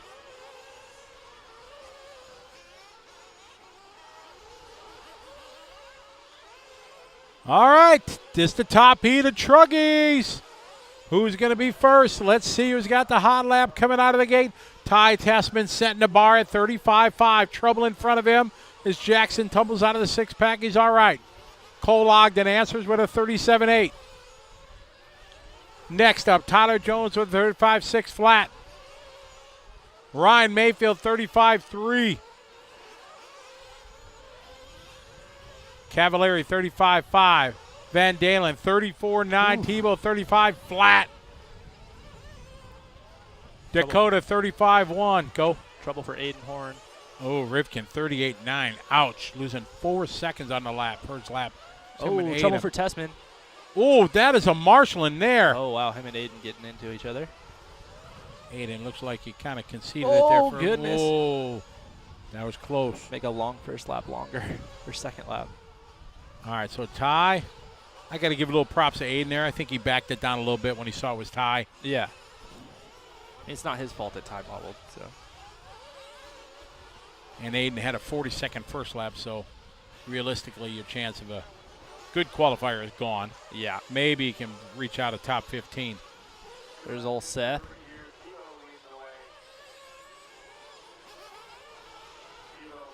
He's got T. Jones right behind. No, that's Rivkin. Sorry, he's got Rivkin right behind him.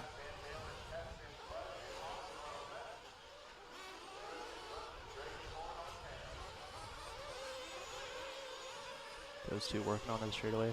Long lap for our leader, who's Tebow. He drops down to 6th. 3:40 to go. Mayfield heater that lap, 34.6.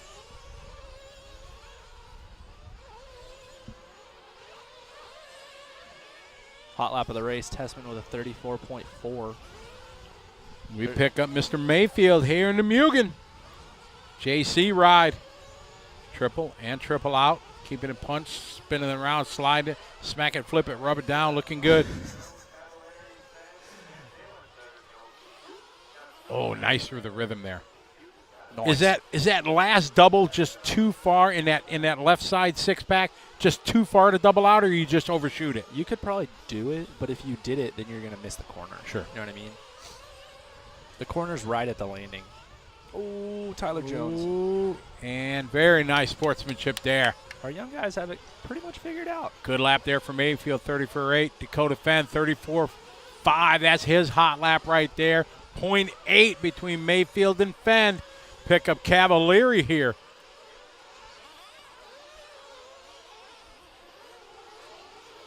Mayfield, Fenn, Cavalieri. Cavalieri running pretty strong today.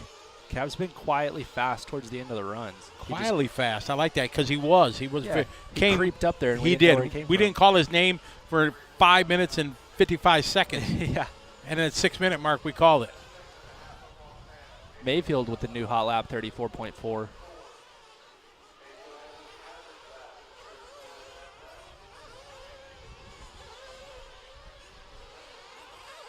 there's Cav over the. Oh, Cav nosing it in. He gets stuck. Oh. Can you save it? That was still long. 2.5, 3 seconds. Yeah. That's a bummer. That may drop him down to 7th. Oh, we got some cash money getting thrown around in the chat room, calling him out. I got 20 on Mayfield, he says. Mayfield, Fenn, 1.0 seconds last time by. We stay with Cavalieri. Oh, Cavalieri down to the 8th spot. Yeah, that's what I was thinking. It was either going to be 7th or 8th. Oh, he's pinned the Dakota with a long lap, 36.4, drops down to 3rd. So Tebow back to 2nd with a 36-second lap as well. Mayfield now with a 2-second cushion. 11 laps, 6:23. There's Dakota. Found him. Mayfield took round number 1 with 11 laps, 6:33. So he's 10 seconds under. We talked about if the track was faster, it is. Oh, Dakota. Oh, nice save from Fend.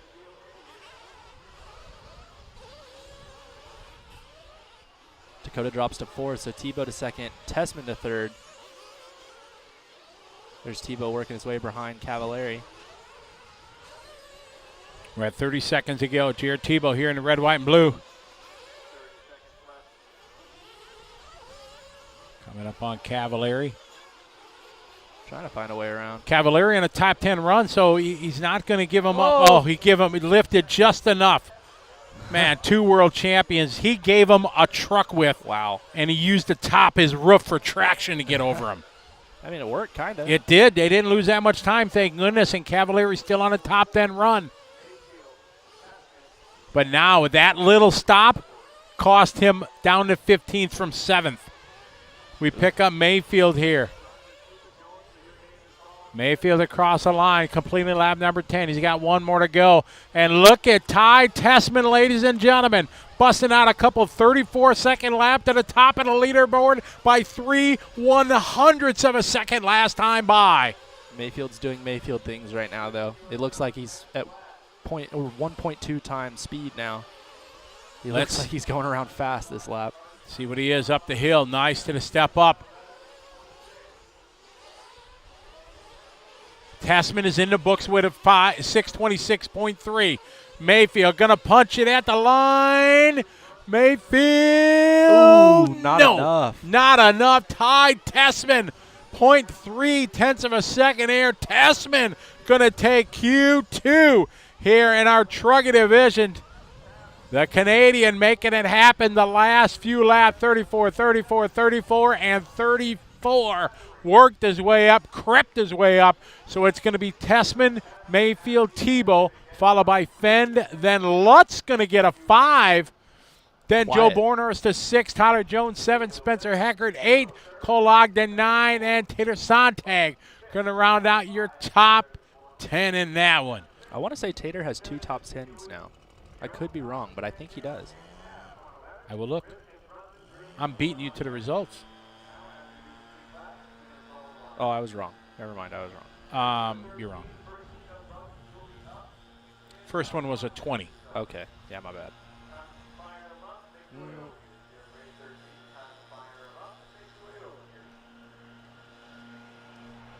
All right, they're going to blow off the track, throw a little bit of water down. Yeah, he didn't finish the first one. My bad.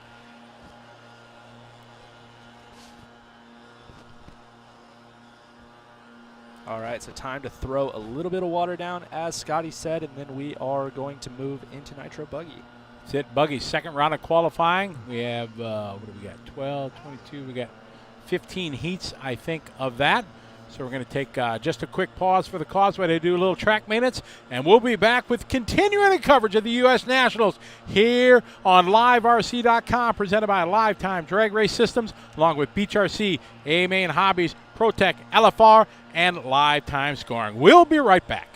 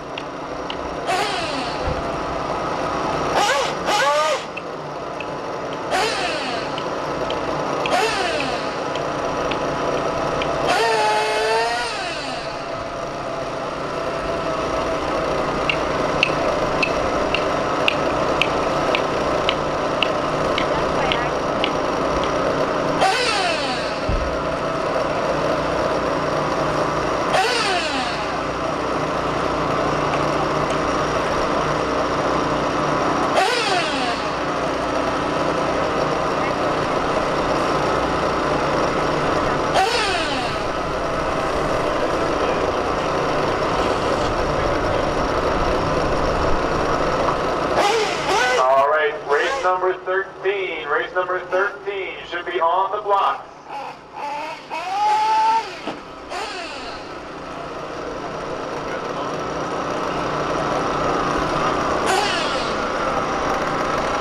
All right, drivers, that last one, start making your way out to Marshall. Drivers from race number 12, make your way out to Marshall.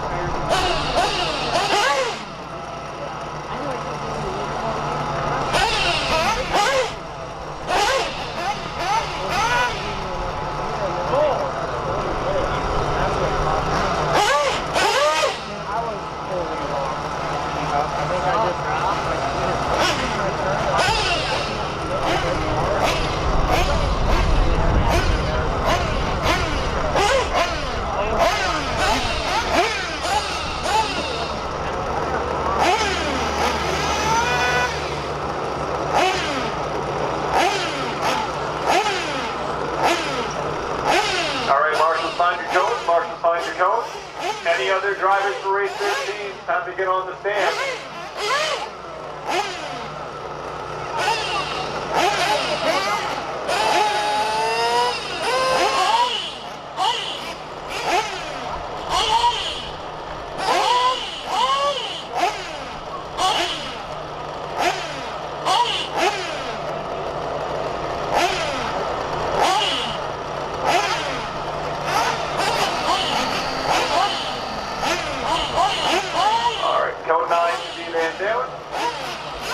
Cone 1 should be Nico. Oh, he's over there. All right, drivers, go ahead and take your warm-up lap. Once the last car in line checks in, then we can go live.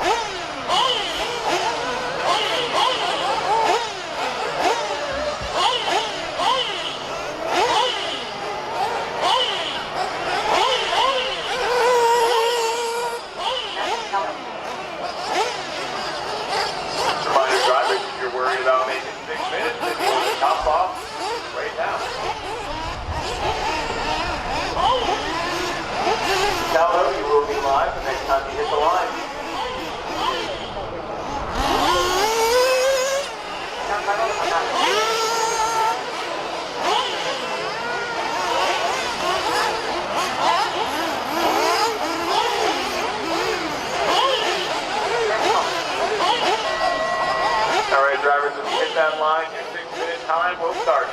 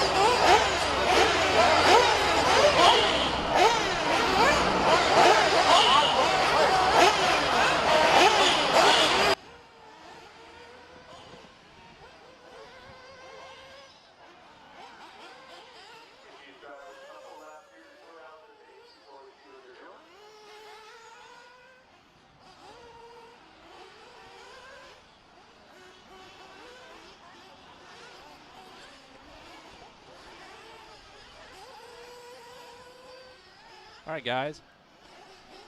And we're back with round 2 of qualifying.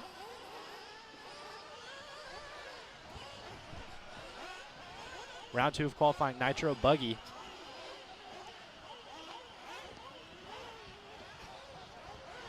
Ryan Lett's marshaling the same car that he was marshaling earlier. Mayfield marshaling said car.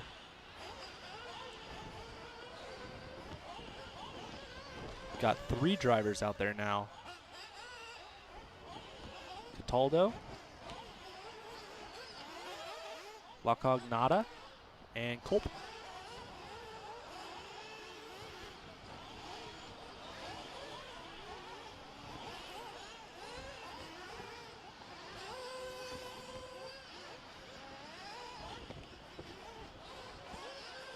Looks like our wonderful photographer for the weekend has gotten us some more sweet photos, so fixing to edit those a little bit, and then we will throw them up on the site for you guys to check out, hopefully by the end of the day. So stay tuned for that.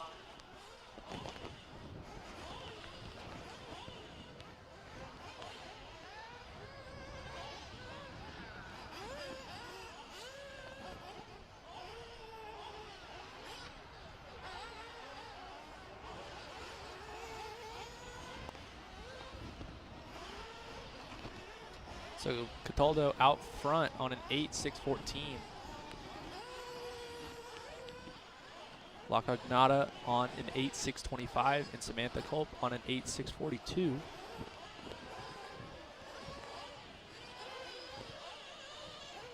Pro drivers will probably stay out there for the most part for the next run, being that there's only 3 drivers in this race.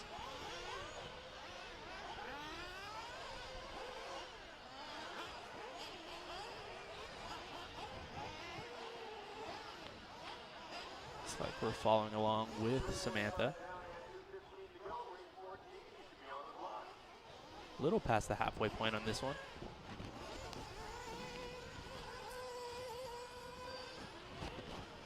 Matthew comes around with his hot lap of 41. Double, sorry.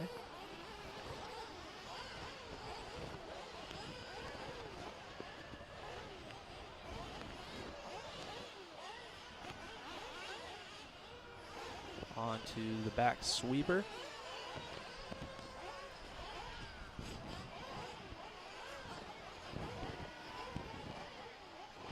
Up the step up, through the chicane. Ooh.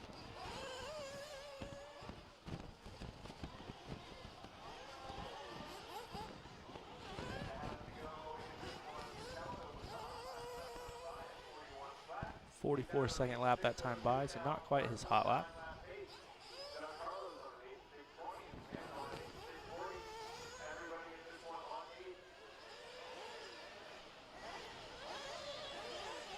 Right around through the double,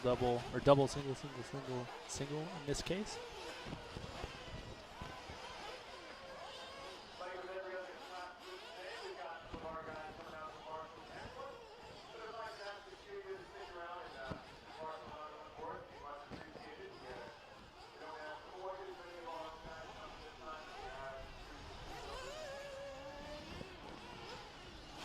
Here's our leader onto the straightaway once again, 43.4 this time by.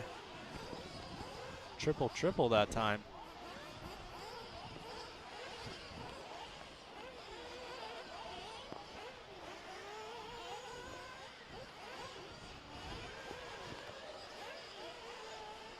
On to the back sweeper. And down the hill.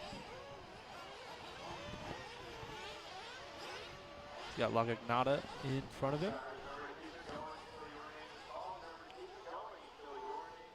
This one finishing up, but everybody's got to continue on.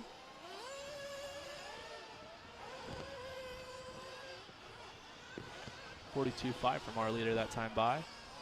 Ooh, and upside down in the rhythm section. Here's our second place driver working his way through the left side rhythm section, I guess you could say. Scotty may have a name for it.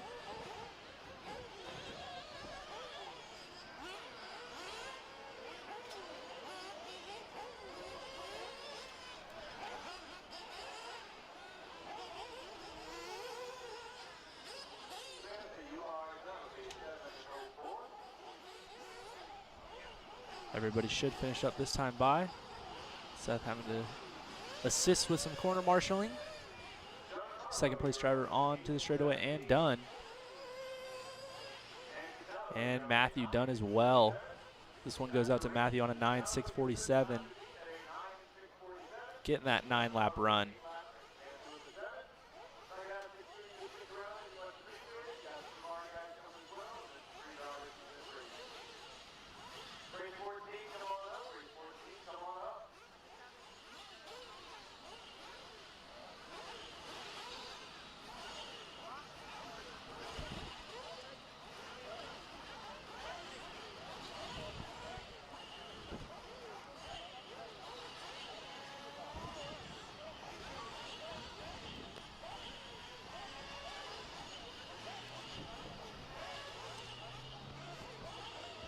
All right, so heat 2 of 15 for Nitro Buggy. Up next, race 14.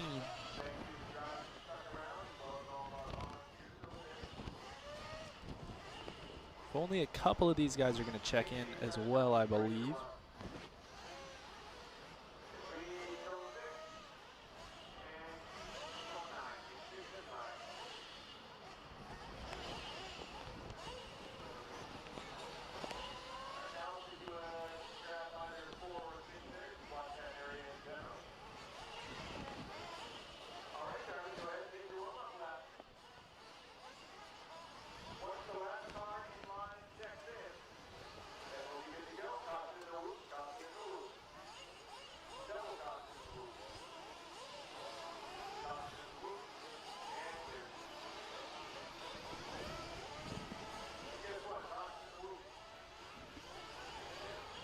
All right, so these guys starting their warm-up laps.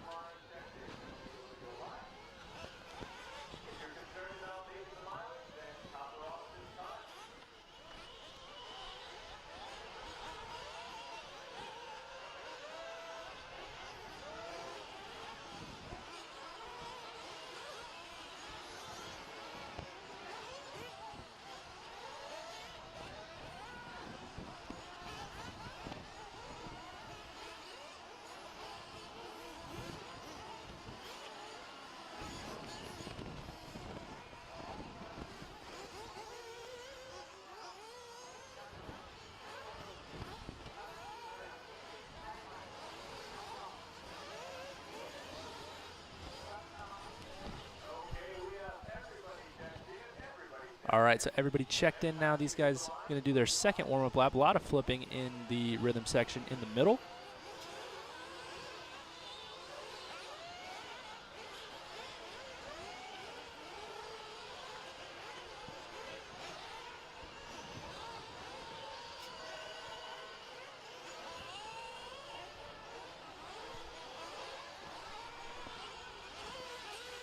Looks like the loop is live on this one.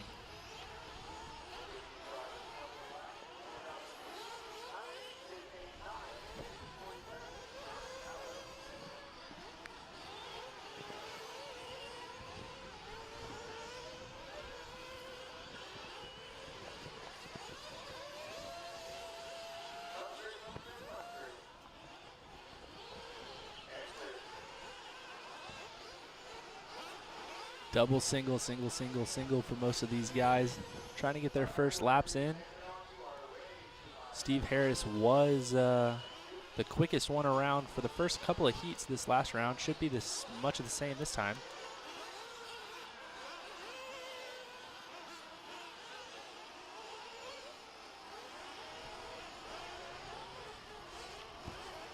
So Steve comes by with a 38 flat.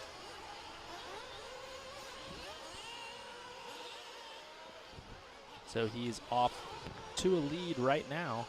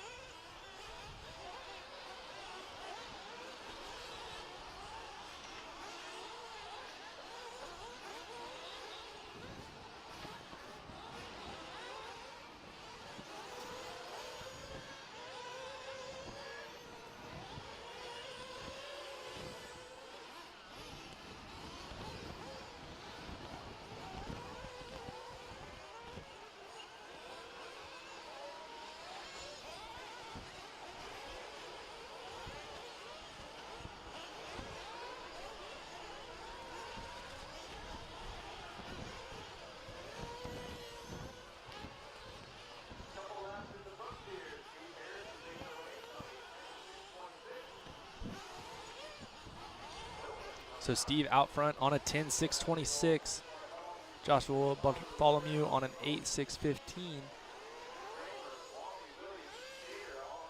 So that's not Steve, but Steve just came across the line. He just had a 42-second lap, though. He's on a 10.635.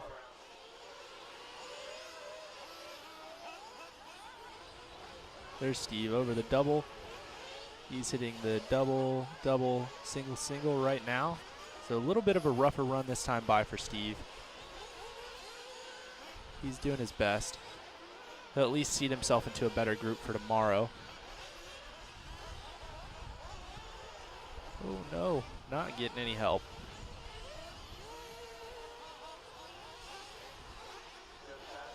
Not only is the track really, really slow in the first two heats, but it's got some bunch of traffic to work with as well.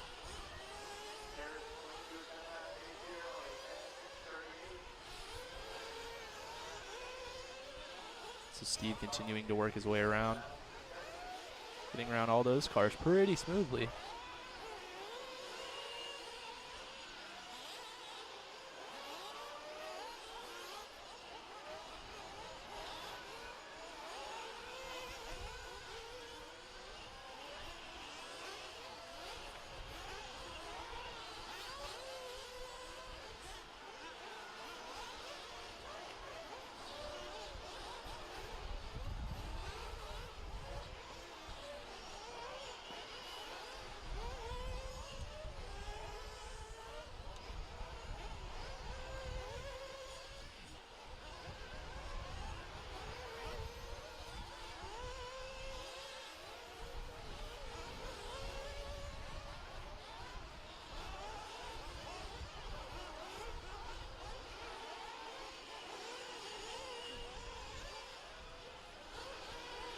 There's Steve onto the straightaway. Goes double, double, double that time by.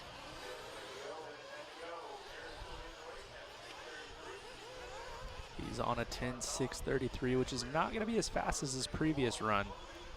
And we are fully into shade now.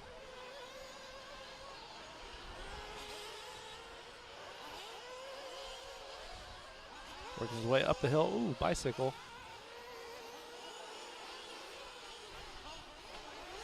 Looks like we may be getting ready for some of the R word. What do you think, Scotty? I'm back. You're back. I'm back. Yes, in the distance, you could see it. It's and time. it's getting ominous. You can see the black clouds in the sky. When I walked out to talk to the race director to find out what the plans were for tomorrow, 2 qualifiers and lower mains, Right. he said, if, in quotation marks, there's a big storm scheduled to be here. So Bummer. let's hope we can get as much in. You can see the wind picking up. And the sky Is falling? in some areas, yes, you can see getting cloudy out. That's either the north, south, east, or west part from the track. Not sure exactly. And it's not looking too swell out there. Happens. Be really nice if we could get Nitro Buggy done before that. Yes, it would be. It would be nice.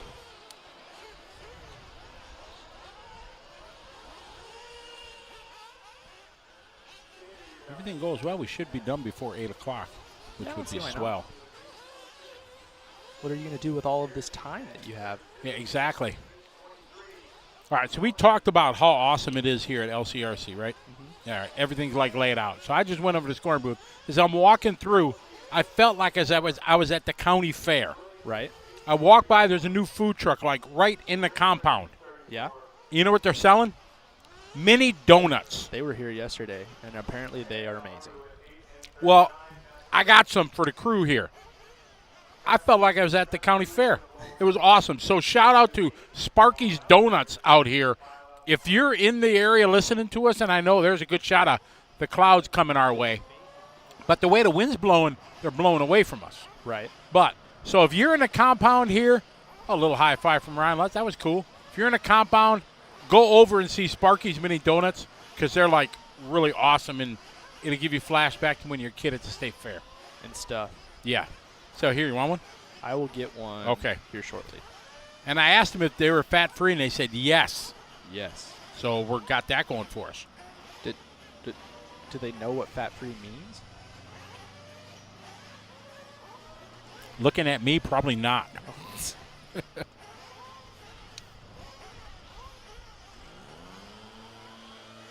Yes, they are. We're getting fat for free. Anybody else? There's a satchel of them here I got from Sparky's Mini Donuts. They're awesome. So go over there. They're only going to be here today. Oh, funnel cake. Sundays. I am a way big fan of funnel cake. Back in Wisconsin, they called them cow pies. What on earth? Do you know what a funnel cake is? I do, yeah. Those are commonplace in ye old Texas, the homeland. The homeland. So there was a place that sold them at the Wisconsin State Fair called cow pies, and they were yummy. Yummy. Dropping stuff in here. Paul says one of his weaknesses, the only weakness. That's it? That's pretty good. If that's your only vice, then that's pretty good. Eric Jensen, we got donuts over here with your name on it. Oh yeah. That was quick. He Yeah, just you wait turned about around it. Yeah, and you wait immediately- about $1.08.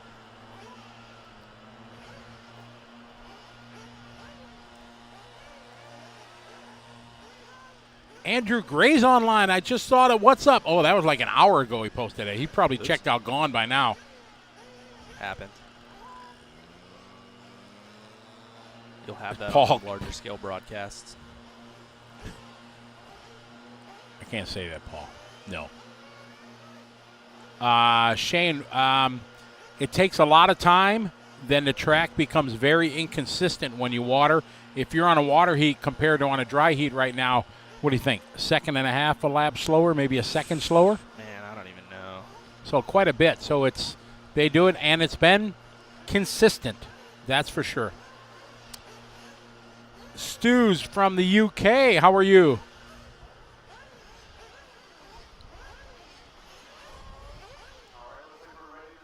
I want to see. 1, 2, 3, 4.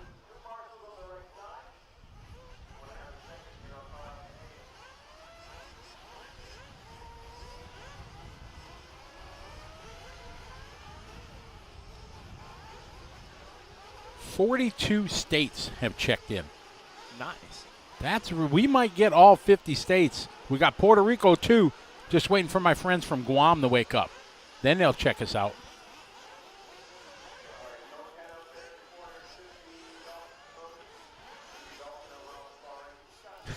Sherm's like, man, Scotty, now I got to go to Krispy Kreme and get some donuts. Oh, a warm Krispy Kreme donut. Yummy. There's 2 of them in Austin. I haven't found one in Dallas yet, which is probably for the best. Oh, that's what it is. Oh, yeah, Travis is like feeding me. But this is like, see, I don't know if this is some serious trivia question here. This is like serious. This is like Jeopardy. Not, it's like 5 steps above. Because I don't know the answer. Here's a trivia question for you. There's only one state capital spelled with 3 vowels back to back to back. What is it? There's only one state capital spelled with 3 vowels back to back to back. America. I got nothing. Hello, Oklahoma. Texas. Element said, almost midnight in Germany. Where should I get friggin' donuts now? Dream about them. Yeah, exactly. Donuts. Donuts. Oh.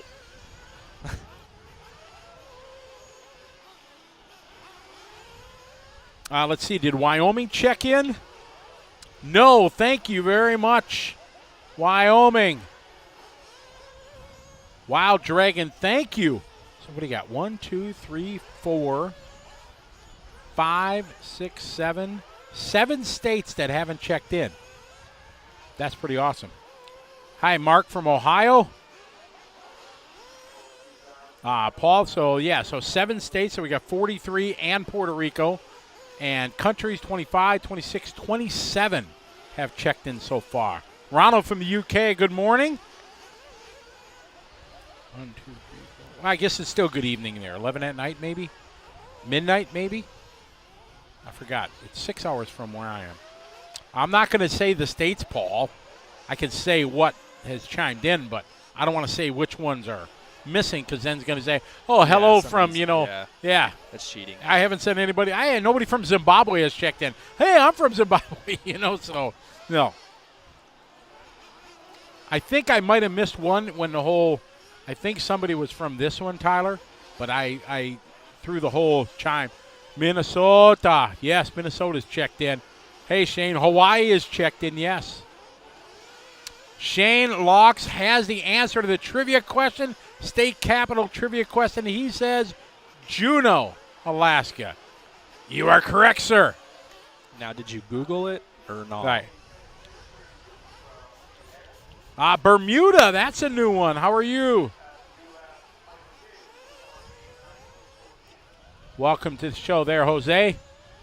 9:55 in the UK. See, Stu, I know the military time. One of the very few Americans that do. Hey, Paul, hello from Zimbabwe. Zimbabwe in the house. Thank you very much.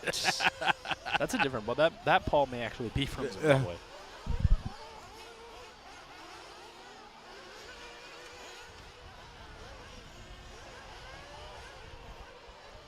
Joshua from Illinois, how are you? Illinois. Illinois. There is no noise in Illinois. It's not very nice. No. High taxes. Very high tax. They're like 8.5%, almost 9% like sales tax on everything. I thought you were saying high Texas. Like, hello, Texas. Pennsylvania, what's up, Eddie? Come on over. That's the state we're in, right? Yes. Okay. Denmark. Denmark's checked in already. How are you? Wick DK. Andrew Jimenez. Lubbock, Texas in the house. Ooh, Lubbock. Lubbock. That's rough. That's a rough part of Texas? No, it's not. It's just college town. Oh, it is? Yep. Texas State. No, Texas Tech. Sorry. Texas Tech. What school is the Longhorns? Austin. That's Austin. Mm-hmm. Is that the big? That's the big like football one in the state, or?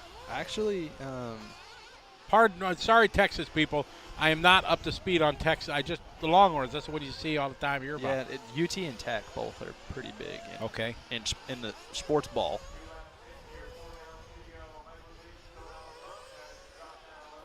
Shane's like 7th grade. We had to recite all state capitals. See, I mentioned that earlier. I never had to do that. 7th grade was so long ago. Well, that's also because that was Travis like said, 5 Travis years told ago me for he you? said because they were still inventing states when you were in 7th grade, exactly. Which was really funny. Yeah, there's a big burn. Oh, did I have a burn on Brandon? Did you? Were you here? Are you going to get fired? No, but I'm sure he'd come back with it. So we were talking about dogs. Okay.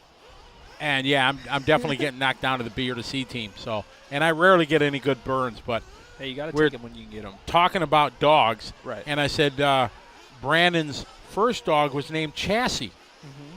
And Eric said in our headphones here, our producer said, yeah, his current dog is a Trophy. And then 2 minutes later he says his other dog is named Checkers. And I immediately said, 2 things he ain't never seen. Oh, Trophy and Checkers. Oh! That was a pretty good one. At least in the Scotty realm of burns, because I'm not really good at burns. Yeah, that was pretty good, though. That was good. Yeah, it was good. Charlie would have been proud of me. Just for the sake of saying it, Colton Fernari is out front on a 9.634, so he's only 2 seconds behind Steve this time.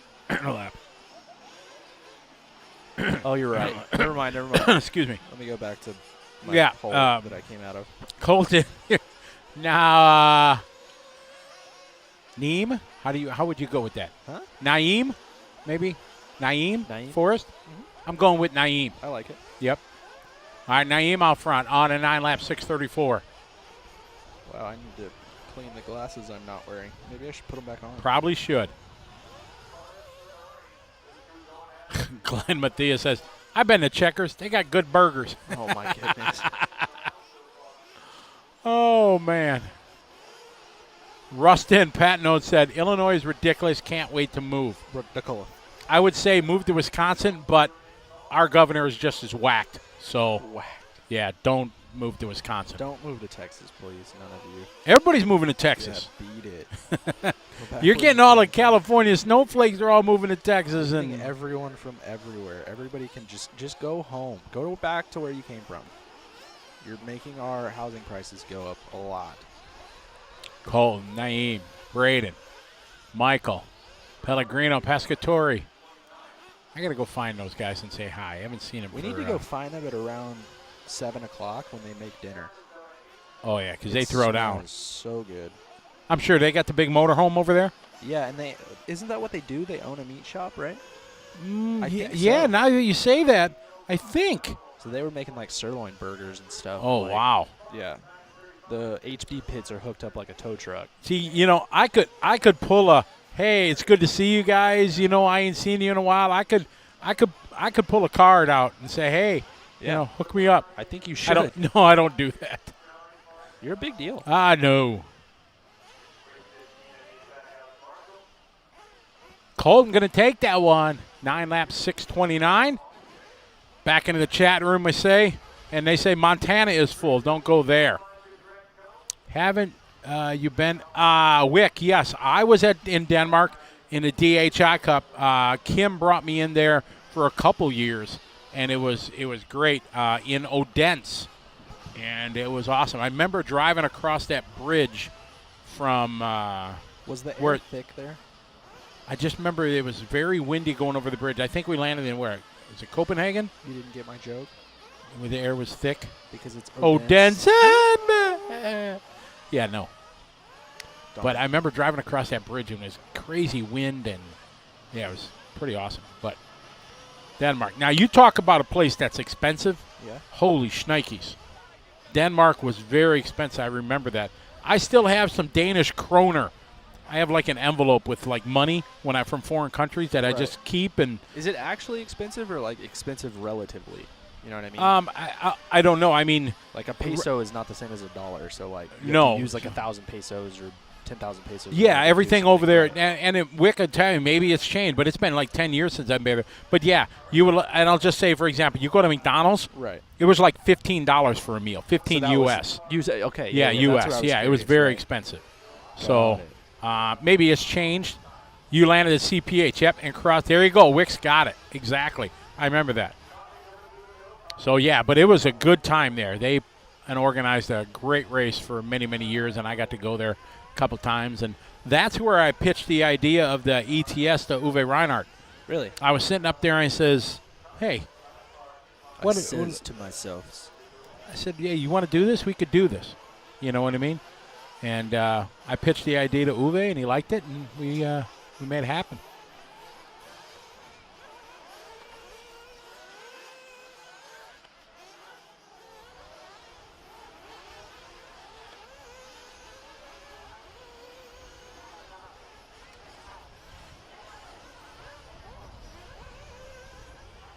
Okay, hot laps underway. Makes you think you're at the county fair, Lucas. Oh, yeah, exactly. One of our cameramen, Lucas, just came in and gave them these donuts, and they're like, yeah. They're like legit. So I'm up there, and they got all the list of them and everything, and I'm like, what are they? He's like, here, try one. They have a caramel bacon one they gave me to sample. It's got a caramel drizzle on it, and they sprinkle bacon on top. I think I'm out. I like bacon on a lot of things. Oh, it wasn't bad. I don't really like sweet bacon though. Oh, we just had a Marshall. It was okay.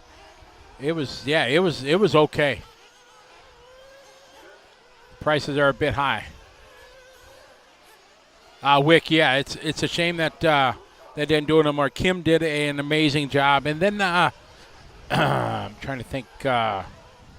The guys that took it over did a really, really good job for. I think they did for 3 or 4 years. Did the combo race. It was touring car on one side of the arena or auditorium, and then off-road on the next. It was really cool. That is really cool. It was.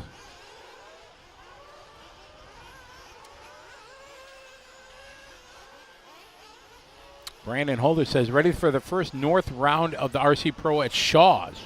Is that your series? You going to Shaw's? Yes, sir. Daryl Bird and the gang from RCRC NT, the on-road track. Yeah. They go to up there a lot and help them. They told me when I was there a couple weeks ago, they helped them a bunch kind of build the track and get the 8-scale and everything done. They moved their container and did welding and electrical and everything. So yeah, they've made major improvements. They have a really, really strong local presence there as well. Yeah. It's really nice.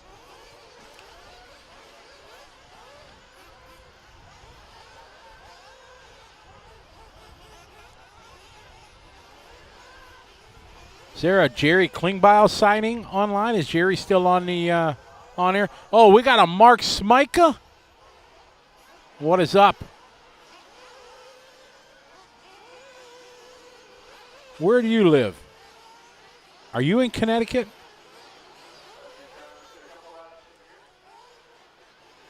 Ulrich, that was it. Yeah, I couldn't remember. Ulrich, yeah. It was a pretty awesome event. I almost was going to go to one of them because I started getting into carpet off-road, but unfortunately the date clashed with another thing. You are from Connecticut. Hey, guess what? Connecticut, one of the states we haven't checked off yet. Really? But now Connecticut is signed off. What is up, Mr. Smike? I hope you're doing well. Dude, it has been, over 10 years since we've seen each other, got to hang out at a race? I hope you're doing well, man. Been a long, long time. Uh-oh, my phone blowing up here. I must have upset somebody. Nah. Exactly, Wildy, exactly. That's why I was going to do it. Yeah, exactly.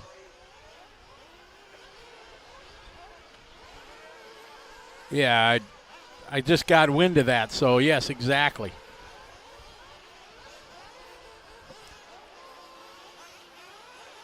Hey, Jeff from Canada, how are you?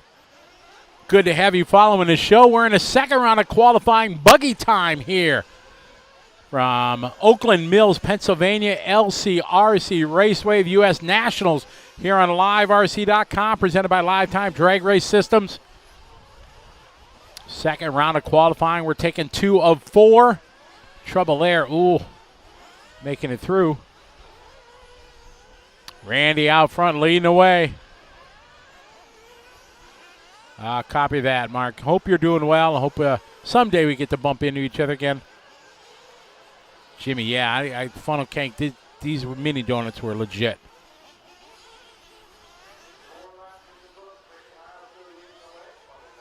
Somebody say Mr. Ronafolk's online? Hey, Pierre Ronafolk. How are you, Pierre? Hope you guys are doing well. What's life there? Is it starting to open up a little bit? I heard rumors that David was going to Spain or Portugal, going to start racing again because they're pretty much opened up. That would be cool. Hey, New Zealand in the house. I don't think New Zealand's checked in yet, but they have now.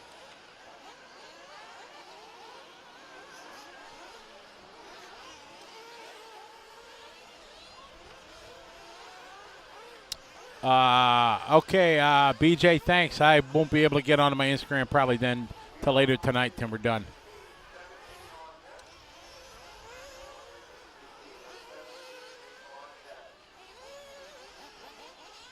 Roberto Rios, hello. How are you?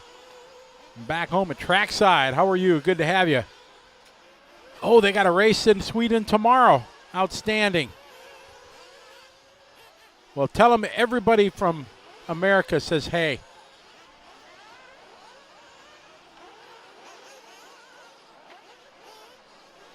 Don't you love it when Dad brings you gifts? Yeah. And he's going to go to Naples, Florida is in the house. How you doing?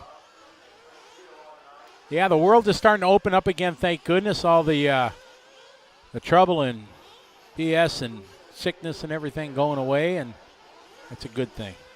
It's hard to believe how fast a year just of our lives was wasted, isn't it? It's like you look back like, what did you do? Yeah, it's like... I actually got a lot done. Well, yeah, but you get stuff done, but...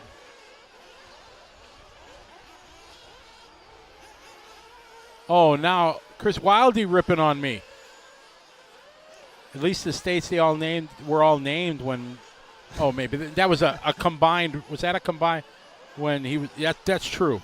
States Thank are you, all Chris. over. No, he said at least this other guy was, he was born when we had all 50 states. Right. Yeah, unlike me. Yeah. Right. Because you're Old. Exactly. happens. Winded down here in race 16, heat 4 of 15. 15, nice end through the six-pack there. Charlie out front, still well off Steve Harris's time.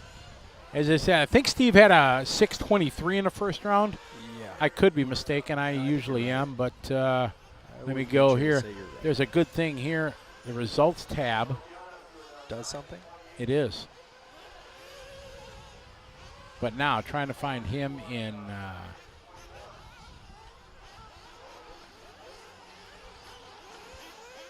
He's in the 10-lap group. So It was a 23, right? I thought. I'm scrolling here and looking. No, 23.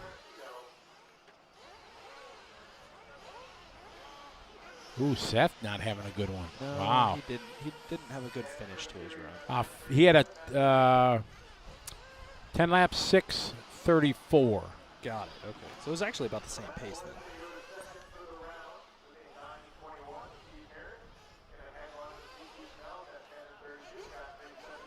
So he actually went faster this run. I could have sworn he had. Maybe it was his Truggy we're bass backwards about. Yeah, that sounds familiar. Joshua, you're right. I'm well seasoned. Exactly. Been on a grill a little bit too long. Hillside RC and Pleasanton, Kansas. Cavitator, how are you? John Moore says, you running grids, Tyler? I'm on truck, yeah. On trucks he is.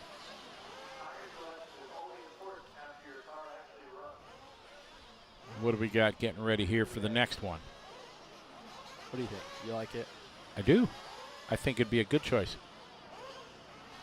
I was going to run a long wear compound, but the sun doesn't look like it's coming back. No, no. So I think soft would be a good call.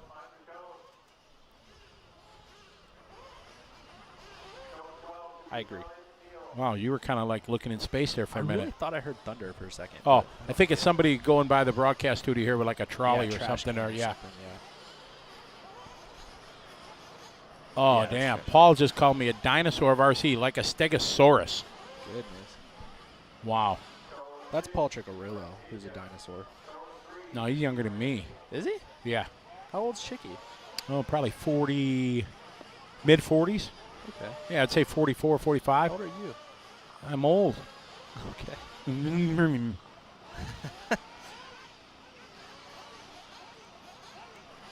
Wow. Paul called me a dinosaur. That hurts.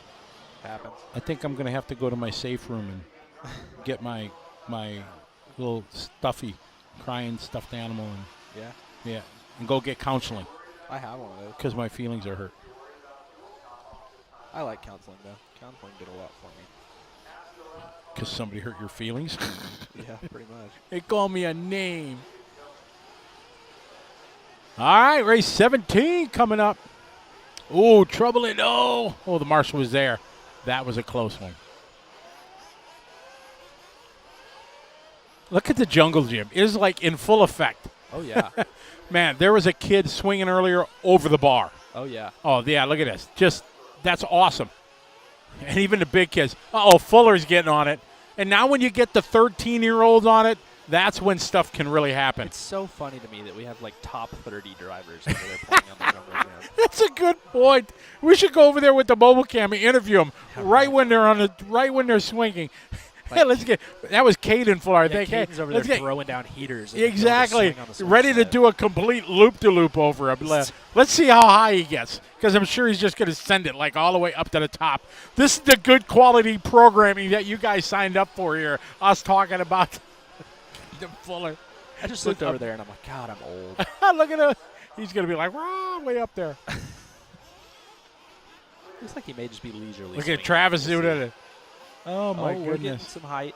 Oh, yeah, he's going. The glasses are going to go flying if we get too far. My up there. granddaughter just learned how to swing by herself. Oh, my It was goodness. always push me, Yeah, Papa, yeah. push me. But now when I was over there the other day, She we were don't- hanging out. She don't need you. She don't need, anymore. nope, just kicking, bending her legs, and She's going. a strong, independent woman. Yeah, She don't need no grandpa. Exactly. Oh, my. Oh, man, that's funny. I have so many. It's funny. You have pictures to show me? No, because I don't do that. No. I'm not. I'm not. You What? did it to me last time. You were like, check this out. No, It was your no. home screen. Not- And not- I was like, dude. Yeah, it's on my home screen. Yes, my granddaughter's on my home screen. Yes, but I never been. Oh, look at here. Look at she was swinging the other day. I'm not that kind of grandpa. I'm You did. proud. You showed me her watching Frozen. Okay, yeah, but that because we were talking about it. It was topic oriented. That's I how just, it happened. I just didn't come up to you, but it lasted like 30 seconds, dude. I wasn't like 5 minutes into this. Look at, and this is her at the, at the zoo, and this is her at the museum. And Do your quintessential grandparents do that? Do they like just come up to you and they're like, look at this child? a lot of grandparents are like, look, here's my granddaughter. Did you know I got a granddaughter? Look, she just turned 3. Here's her birthday. And then yeah. what you really want to say is, I- you're super old. I'm sure you have a grandchild. Oh man. I wouldn't give you that though. Like, Oh. if I just like saw you on the street, I wouldn't be like, oh yeah, that dude has a granddaughter. Wow.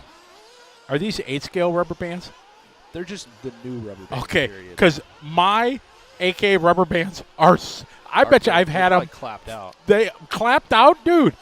I bet you 5 years. like those. Oh yeah, exactly. The wear, yes, wearing is off. They got this little chew spot there. Yes, where the glue glued on them and you Oh, pulled it yeah, up. Yeah. Yes, So you have a tire with a blue spot on it. exactly. Yes. So these new, very strong, brightly colored and lettered AK rubber bands. I need to get some new ones because Yeah. mine are clapped. They are completely faded and dirty and yeah. Gotta say though, also like because both AKA and J Concepts are sponsors of our broadcast, and the J Concepts ones with the pull tabs all I the way like around that. are pretty sweet. Those too. are nice too. Yes, they are. Yeah. And then what was it? The Reedy race. They had them. Is that when they started? That was in your goodie bag, and they had like colored. That's when they started with the color ones. Maybe yeah. They had like pink ones. They got blue ones, They have yellow all ones. sorts of Yeah. colors. Yeah. We get red, which is fine. Red's the AKA color. Yep. And that's my color, red and yellow, baby. There you go. Exactly. All right.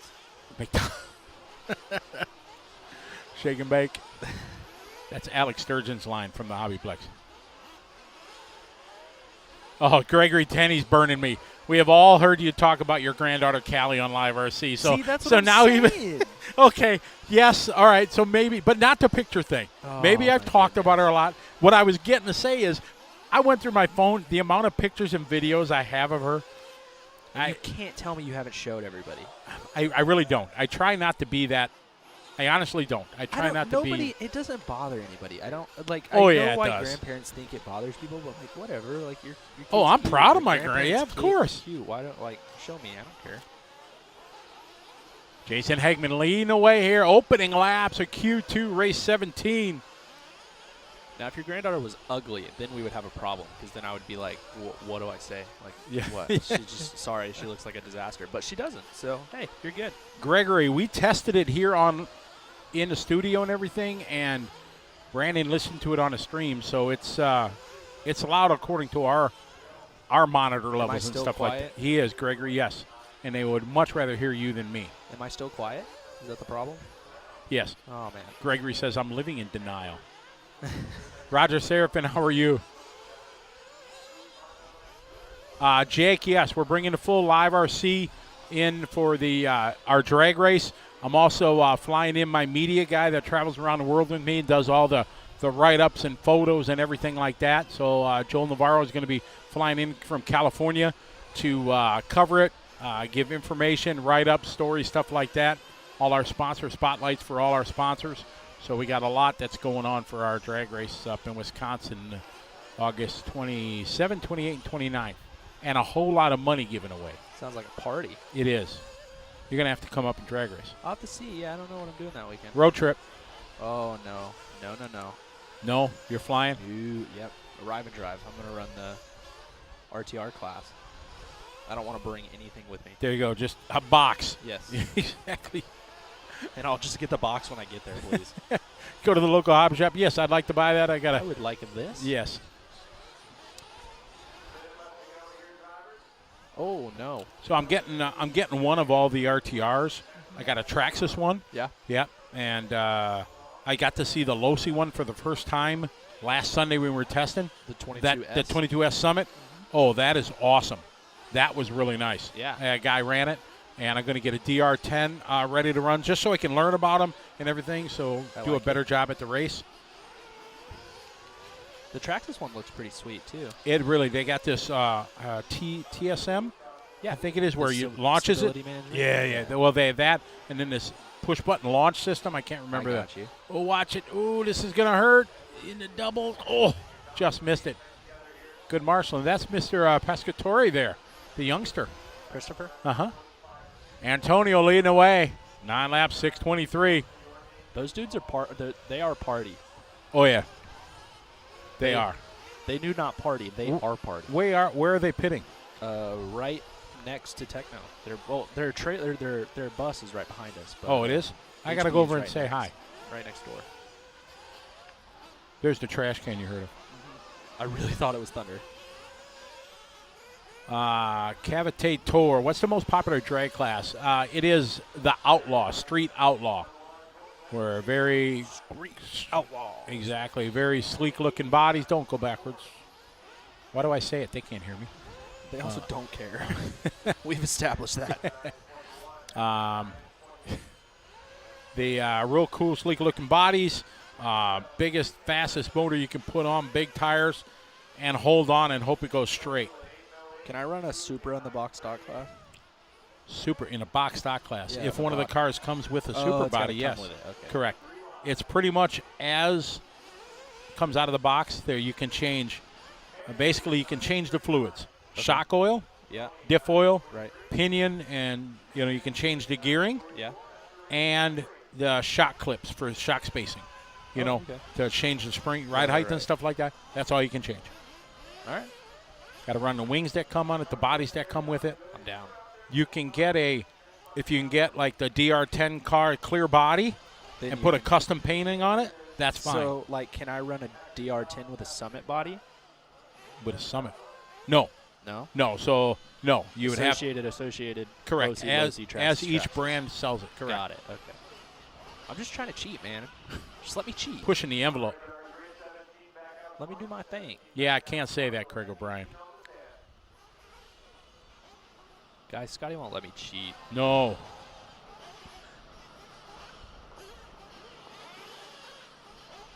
Oh, man, we're swinging high now. Oh yeah. Oh, I thought that little kid was running. Oh, he got collected. Oh, he fell on the ground. Oh no, he got hit. I think he was trying to time it. You look at how they're staggered right now. He was trying to time it. That's Westergaard's kid. If he goes back over there, Westergaard's going to be like, why are you crying? Please stop. Oh, we're having a good time. Can you guys can you tell? Brad Shearer. How you doing, Brad? He's fast. One of the fast Wisconsin drag race dudes. He had his Corvette body all cheated up. They were cutting the nose all the way down on that thing. AK Haas, yes, I need to get some new tire bands. There's not a question about that. He says, it's like watching Wipeout, watching the kids there. Why would spec and sportsman classes not have podiums? Are we just holding hands and crossing the finish line together? Mr. Little Chili, yeah, that Traxxas system is really nice. We got to test some of the cars up at the Fox Valley Drag Race Club last Sunday. It was really cool. They had a good setup. And they're going to start racing they race every Tuesday at the Hobby Town in Green Bay. And Brandon's going to go up there and do more testing with the drag system. So it's pretty cool. You ain't cheating, you ain't trying. Hey, that's what we're here for. I caused you all sorts of problems at the Chili Bowl. You're welcome. Yes, you did. Thank you very much. Damn off-road racers. It worked. Well, Made the podium. no, not because you cheated. Because I forgot to do something in the rules, You saw that I forgot to do something in the rules. You brought it to my attention in advance. Yes. And it was too late for me to change it, so I had to suck it up, say I made a mistake, Yes. which I did and told everybody well in advance. Yep. But the good thing is you taught me something, I did. that it ain't going to happen no more. Yep. So I checked the rules the next year, and it was darn sure in back to there. the way it was the year before. Yeah. So in 17, no, that was 19 you were there, or 18 you were there. I was there in 20. No, 20 was last year. Sorry, I was there in 19. 19, yeah. So in 18, I had the rules set one way about tires and inserts and everything. Yeah, you said. I changed the website. Yep. We updated our website, and I didn't transfer over all the rules, unfortunately, because you transferred all the tire rules over, but none of the foam rules. Correct. And I didn't see that up till, I want to say it was 45 days, maybe before the race. Something like that, Yeah, and I felt it was too close because guys had already purchased their tires, did what they wanted to the inserts, and I said, okay, guys, this is going to be allowed this year. And then when 19 came around, no bueno. No bueno. It ain't happening. Basically, I just wanted to cut my inserts. Right. And he said, oops, sure. I said, no. I said, you can't because it says it right in the rules. And he's like, I've read the rules a dozen times, Scotty. It doesn't. I'm like, no, it does. Right at the top of the page. I know it does. I pulled it up. Wah, wah, wah. I said, you are correct, sir. I failed miserably. I did not know anything about how to set that car up, but I knew a little something about tires. Dadgum. Damon Wheeler, we are in Oakland Mills, Pennsylvania, which is 3 hours northwest of Philadelphia. I looked it up. How about that, Tyler? So proud of you. Aren't you? Instead of me saying I don't know where we are, Pennsylvania. I was just going to keep saying I don't know where we are. Yeah, about 3 hours northwest of Philadelphia. All right, race 18 on the track. James Henry leading the way. BB Cruz is on it, marshaling there. James Henry, Josh Hano, William Walker, Gavin Nipple, Jason Zellner, Toby Hampson. We got 2 laps into this one.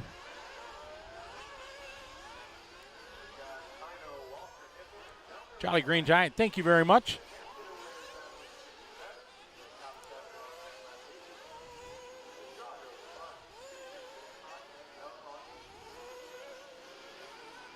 Six states haven't been represented yet.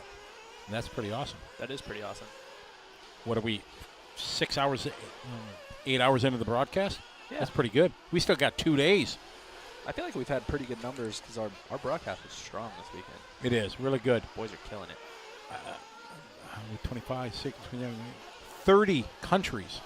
Nice. On the first day, that we may be stronger than DNC. numbers. We had 53 nations checked Total. in total at DNC. And I don't know if we even had as many states as we have. Yeah, I didn't keep track of the states, but we had, I won't forget because that was the most viewers of people that have checked in and said something. Right. That I can ever remember. 53 we had at DNC this year. Yeah, so to had have a strong start for a weekday. So to have 30, yes, exactly. Oh, trouble there. Everybody trying to go through the 6-pack.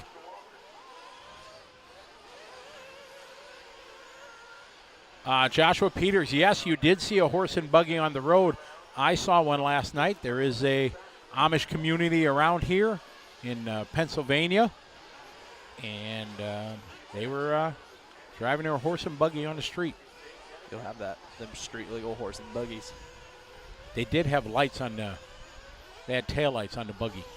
They probably have some sort of rules with the local government, like, hey, right, we'll provide this for you, but we need you to actually use it. Yes. So that we don't run you over.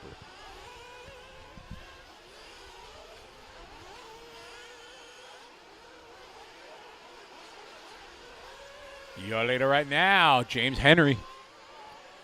Toby second, William third.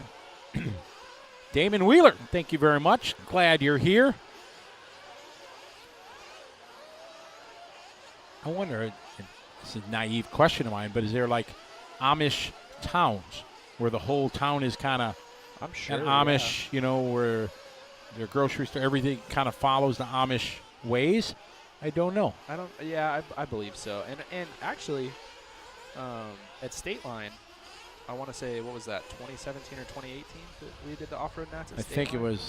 it was 18. They have an Amish community out there as well, and when they did their local races, Chloe's parents, they said that they own the track. Chloe Finn's parents did, and they said that they had an Amish community that would come out every Friday night, and that was their, big fun activity was come watch the races.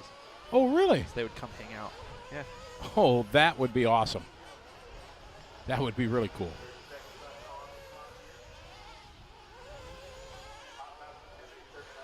I never thought I would ever interact with an Amish person, and now I've gone to a wedding in Amish country, we're at a race in Amish country, and I've already been to a nationals in Amish country. There you go. See, you're just becoming well versed. All because of toy cars. They'll take you places, people. Yep. But I highly recommend going to trade school or college or something, please. Yeah. Don't try to be that 0.0001% pro Yeah, driver. It's not easy. This has been a tough race with a lot of slamming and banging in this one.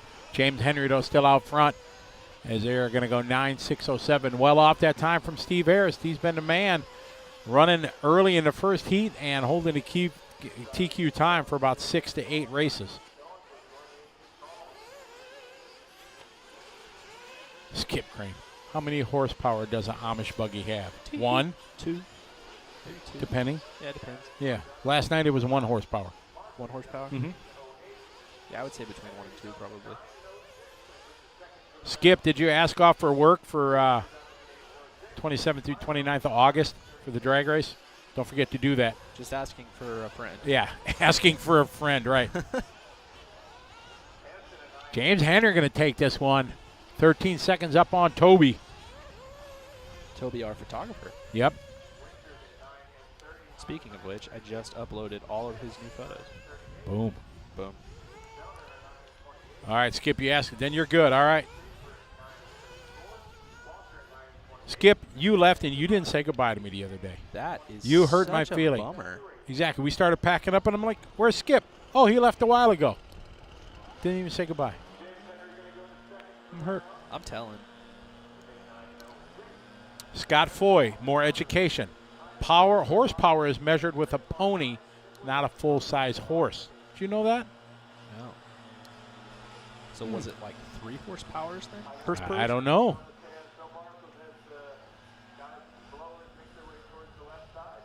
West Virginia. Kevin Seiler checking in from Buffalo, New York. How are you? Kyle Francis, are you talking about the oval cars? If the oval cars, that was one deal only. There's the farm right across the street from the track here. Yeah, the oval cars are one and done. Yeah, They that was. broke motors. Oh yeah. Or broke cars and blew up motors. That It's gum. over. Yeehaw last night. We hit the people, the spectators. Yeah, guy sent it off the track. Heavy contact with the outside retaining wall. And Westergaard's chest, speaking of Westergaard. Yeah. So every 5 races they blow off the track. It looks like ish. 5 races. 5-ish. Yeah. Oh, Thomas, I think, is the racer. He's pretty on it, and this crew he's got is pretty on it. Well, this is 19, though, and that doesn't make any sense because it's not 5 races and it's not the first 5 heats. Well, they did it for after race 12, so it would have been after 17. So maybe 7 races? Maybe to expedite things. Don't know. Expeditiate? Kyle, yeah, that was a one and done last night. Oh, that's why, Skip. We were filming. Okay, you're off the hook. You didn't want to interrupt me when I was filming that video for LiveRC. Okay, you're safe. You filmed a video? I did. Oh, this was for the drag racing thing? Yes. The drag racing. Norway in the house. How you doing, Yari? Hi, Yari. Yari, so we're running 8-scale right now, 4-wheel drive buggies. They race for 6 minutes. They try to go as fast as they can in 6 minutes, meaning they do as many laps as they can, 6 minutes. They get 2 laps to kind of warm the engines, things like that, and then they go. And once they start, I'll explain a little bit more to you. Scott Foy is giving us all the data here. So is Bob. A horse pulls 333 pounds, 1 foot and 1 second equals 1 horsepower. Scott Foy says a draft horse can pull double its own weight and can weigh in at 2,000 to 3,000 pounds. We're just getting so educated today. Exactly. Getting my education. Absolutely. And they all just piling out of the pit lane here at the same time. Rob. Is that how you say it? Is that Yeah, correct? exactly, Rob. Rob. Scott says he's been in the horse industry since he was 10. So you're not horsing around then. I laughed. That's I pretty did, good. yeah. That was kind of good, yeah. It was really dumb, but it was funny. It was. Oh, you were right about Steve's run, by the way. His second run of Truggy was a 10.623. Good pull. Good pull. I'm sorry, what'd you just say? You were right. That's twice. I didn't say I was Woo! wrong. No, but I were just- rarely am right. So we were just both equally wrong. I'm recording it. Oh, trouble in the six-pack. Oh, good job by the Marshal showing no fear right there. That would have been disastrous. Like this. Oh. Good job, Marshal. Preposterous. Oh, I even get a little props from the chat room. A little silent applaud there, a little golf clap. Thank you, Nitro Nice. Freak. Yes, these are Nitro-powered cars. They have a little bit of fuel tank that has, buggies are 125 cc's of fuel. Normally, they can get approximately 7 minutes of running before they have to add more fuel. And in the big race, when we have the hour-long race, they have to come in pretty much every 7 minutes. And fuel strategy comes into play if you can run a little bit longer. So what does an hour break down to? What do you need to go? 8? Come on, you're my mathematician here. I can see that. So if you can go less pit stops than your neighbor, then you're going to have an advantage. Although 7:30-ish. you need to go 7:30. Yeah. So fuel economy is very important. Some less. This is a very short. Sorry. This is a very short pit lane, so it doesn't matter as much. We've been to tracks where there's a very long pit in that you have to go slow and a longer pit out, so you lose 10 seconds maybe at some tracks where they have a massive pit lane. Right. That's where it really comes into play. I really hope they enforce a rule that they talked about in the drivers' meeting this morning, which is that you can have a max of 2 pit guys. Because we I would just think love to national have we so many have to. people that hover. Yes. Like, why do you need 37 pit guys? A lot of people have 3. And One why guy. do you need 37 pit guys when your pit guy's using a bottle? Like, get out of here. You know, it's really good to let your emotions out. Yeah, You know, sometimes. don't hold them in. Let them out. Sometimes toy car racing's silly. All right, out front, Scott Belcastro is here? Yeah. He's got a sick backyard track. Wow. Owen Karlovsky's here. Owen helps with our Motorama track every year. Really? Yeah. I've raced with him before, but I don't remember where. Around here somewhere. They're from, It may have been at the last Nationals, though. it might have been.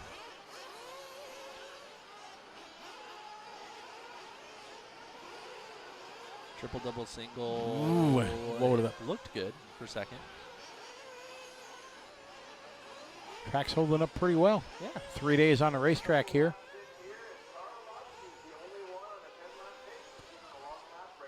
Oh, and losing a bit of time. That one dropping down now off a 10-lap run to a 9. Marston's on it, making sure his phone doesn't fall out of his pocket. You'll have that. 3:20 to go in this one.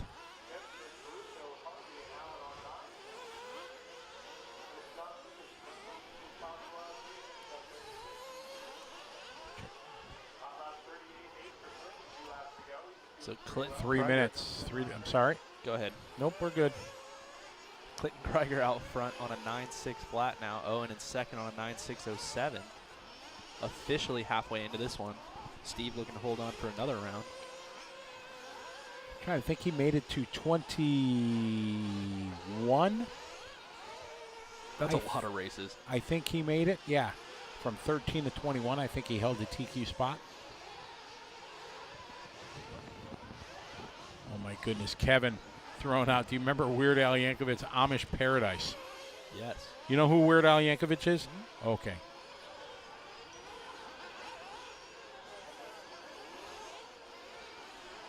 $2:20 to go. Clint, Owen, Brad, now Brandon Hester doing hot lap right there, 39.8. Moving on up.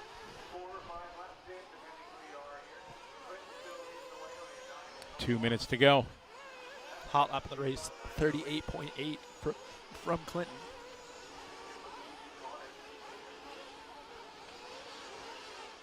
Kind of.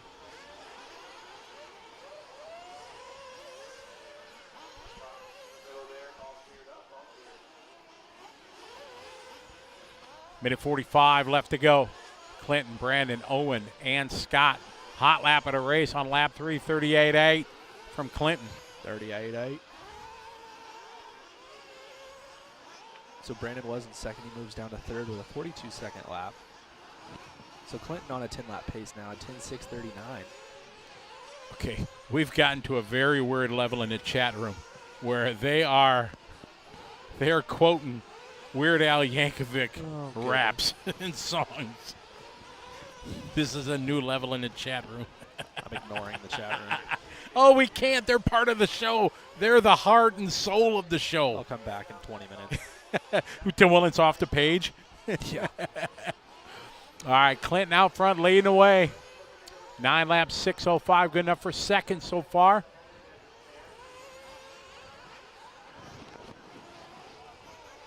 Still looking for a Jerry Klingbeil sighting. I don't think Jerry's online. I'm disappointed. Maybe he's mad because I told him he broke my heart when he told us there was a Shakey's around and it was permanently closed. Permanently closed. Yeah. The way Eric said it in my headset was like, wow, it was just like deflating.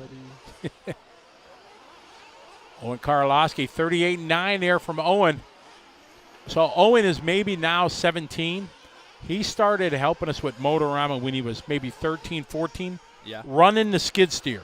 Nice. So this 13-year-old kid doing it like he's an ace. Nice. Talk about a guy that grew up like on the farm or doing stuff with his dad. That's pretty cool. Yeah, he was like in a skid steer making it happen. I like it. I'm old and I don't know how to do it. All right, we got race 19.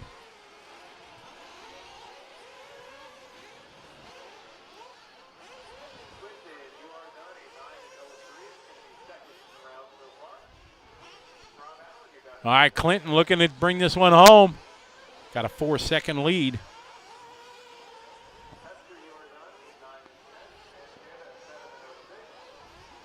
Justin, it's very true.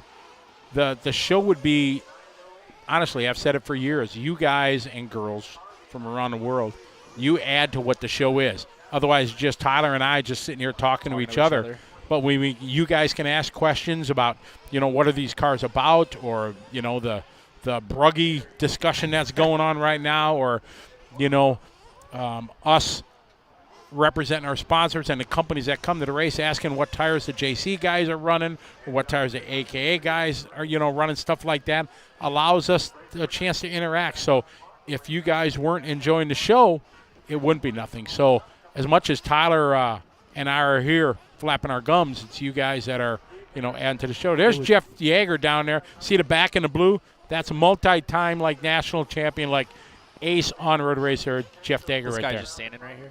And he's all buff. And when he holds his radio, he's elbows out just like this. Next time he's on the stand, we'll see him in. He's all flexing, and he's just on it, man. All arm pump and all. So he's sunburned right now, or was in the where you can see him. He was sunburned, but usually he's just red. Yeah, exactly, from Got just it. being all pumped up. Okay. Cool cat.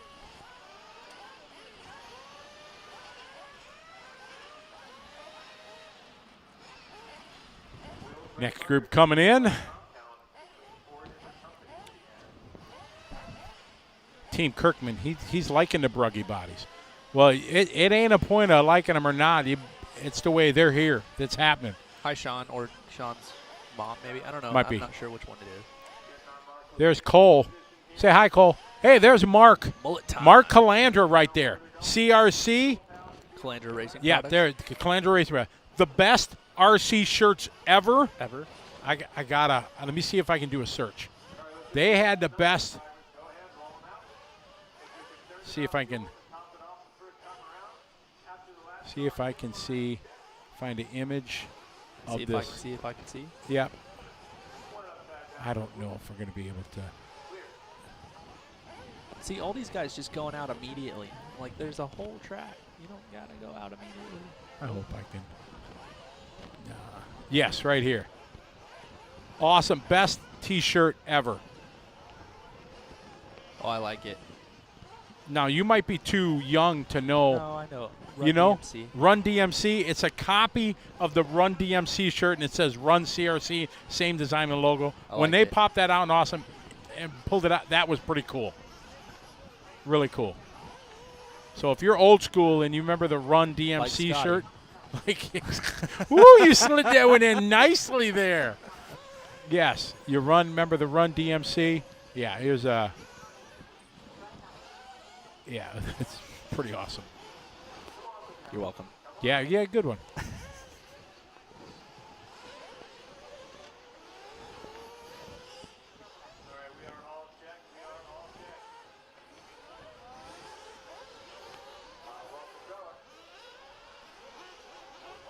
All right, so this race live, race 20, heat 8.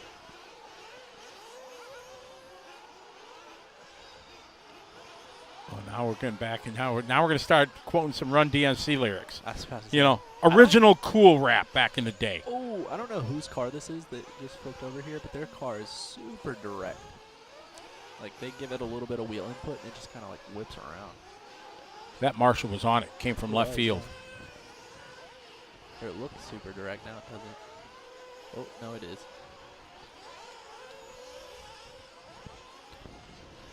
Let's see who this is when they come around. Just was curious.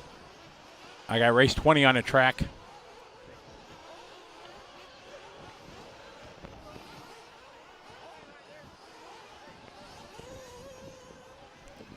So This is race 20. Petrella.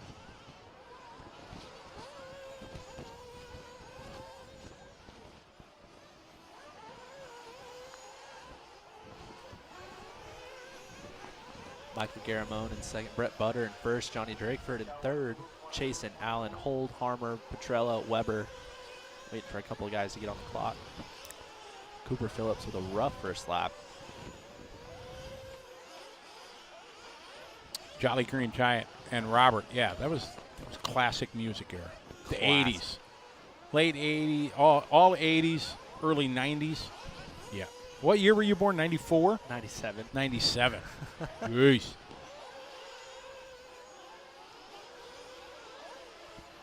Brett Butter out front.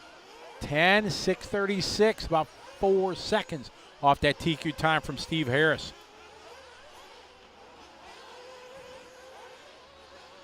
Two down, 4 to go.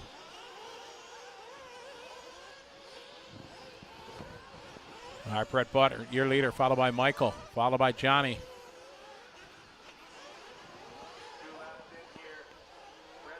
Two laps in the books.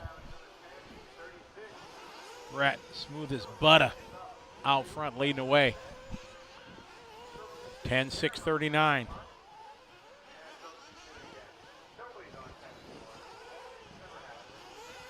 That new Truggy body, it's... Now, I talked to somebody kind of in the body industry that thinks that eventually Rory's going to outlaw it again. But I don't know. But right now, it's here. But the thing is, it's only going to be outlawed like at one race a year. Yeah, right. All your local club, if they're on the market, all the local club races are going to allow it. Because if that's what the customers want to run, they're going to do it. Give it to the people. It's just like running 25% fuel at the World.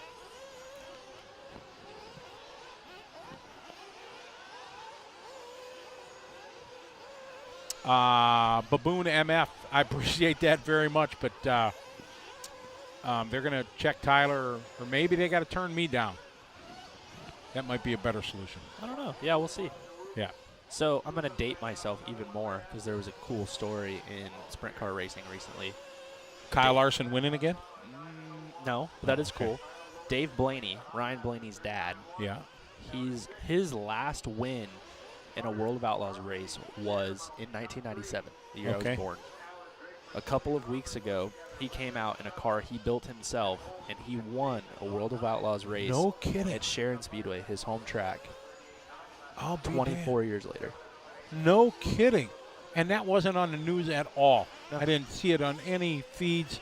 It's pretty sweet, though. Absolutely. Literally, the last time he won was the year I was born. I watched the race live, and it was insane. It was so cool. I'll be damned. Did he dominate, or was it No. he was challenged? Sheldon Haudenschild was basically running the top of the track all the way until the end of the race, and he ran out of cushion, and he just kept hitting the wall. And then finally he hit the wall and couldn't straighten the car back out, and Dave went around him and won the race. No kidding. Yeah.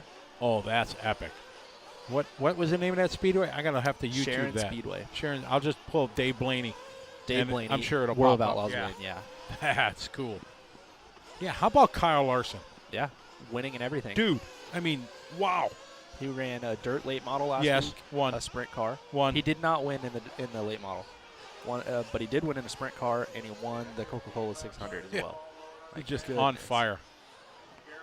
Yeah, basically the last weekend, there was the biggest dirt late model race in the country, and Mr. Overton took home over $250,000, and Larson said, "Hold my beer. I'm going to win this NASCAR race and make $1 million." Hold my beer.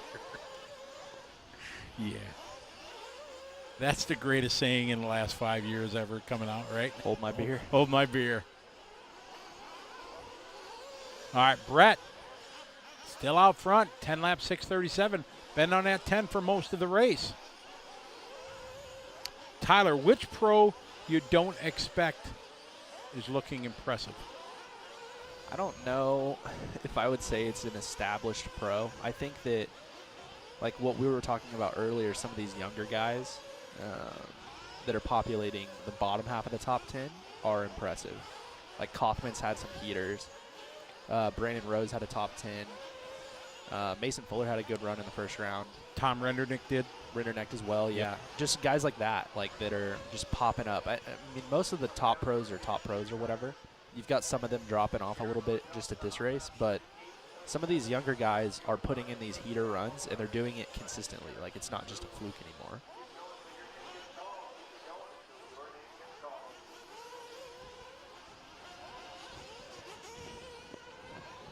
Brett, Michael, Troy, and Kyle. For those asking, yes, I don't think we have a Facebook feed live at the moment. Not? We do not. We have a Brandon back, though, so Brandon's we might here back. in a second.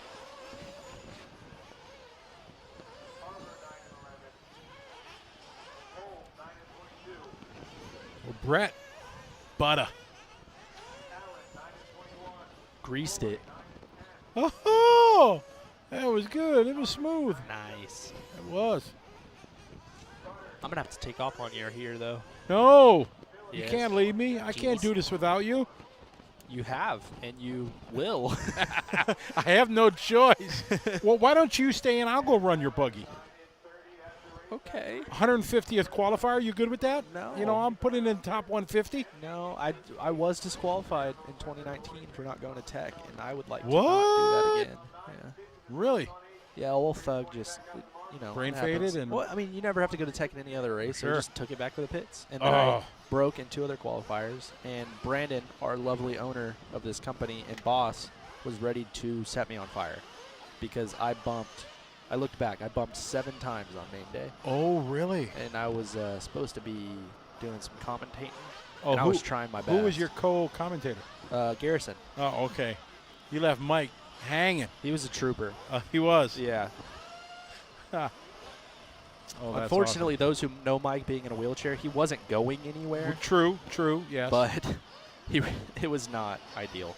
I would like to not do that.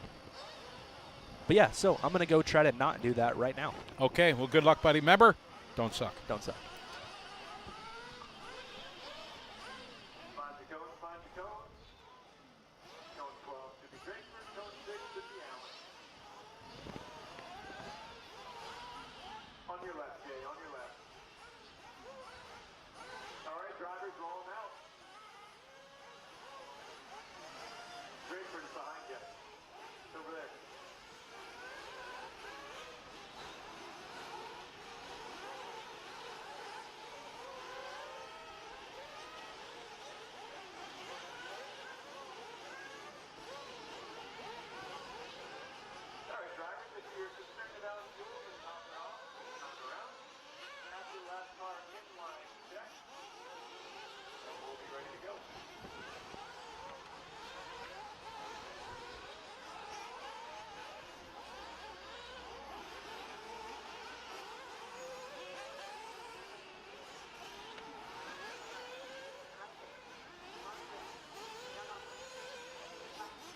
Hey, everybody, we got a new Facebook stream going. We are going to end the YouTube stream and restart it right now. We only get so many hours. So if you see it fall off, just reload the YouTube stream, and we'll be right back here on LiveRC.com.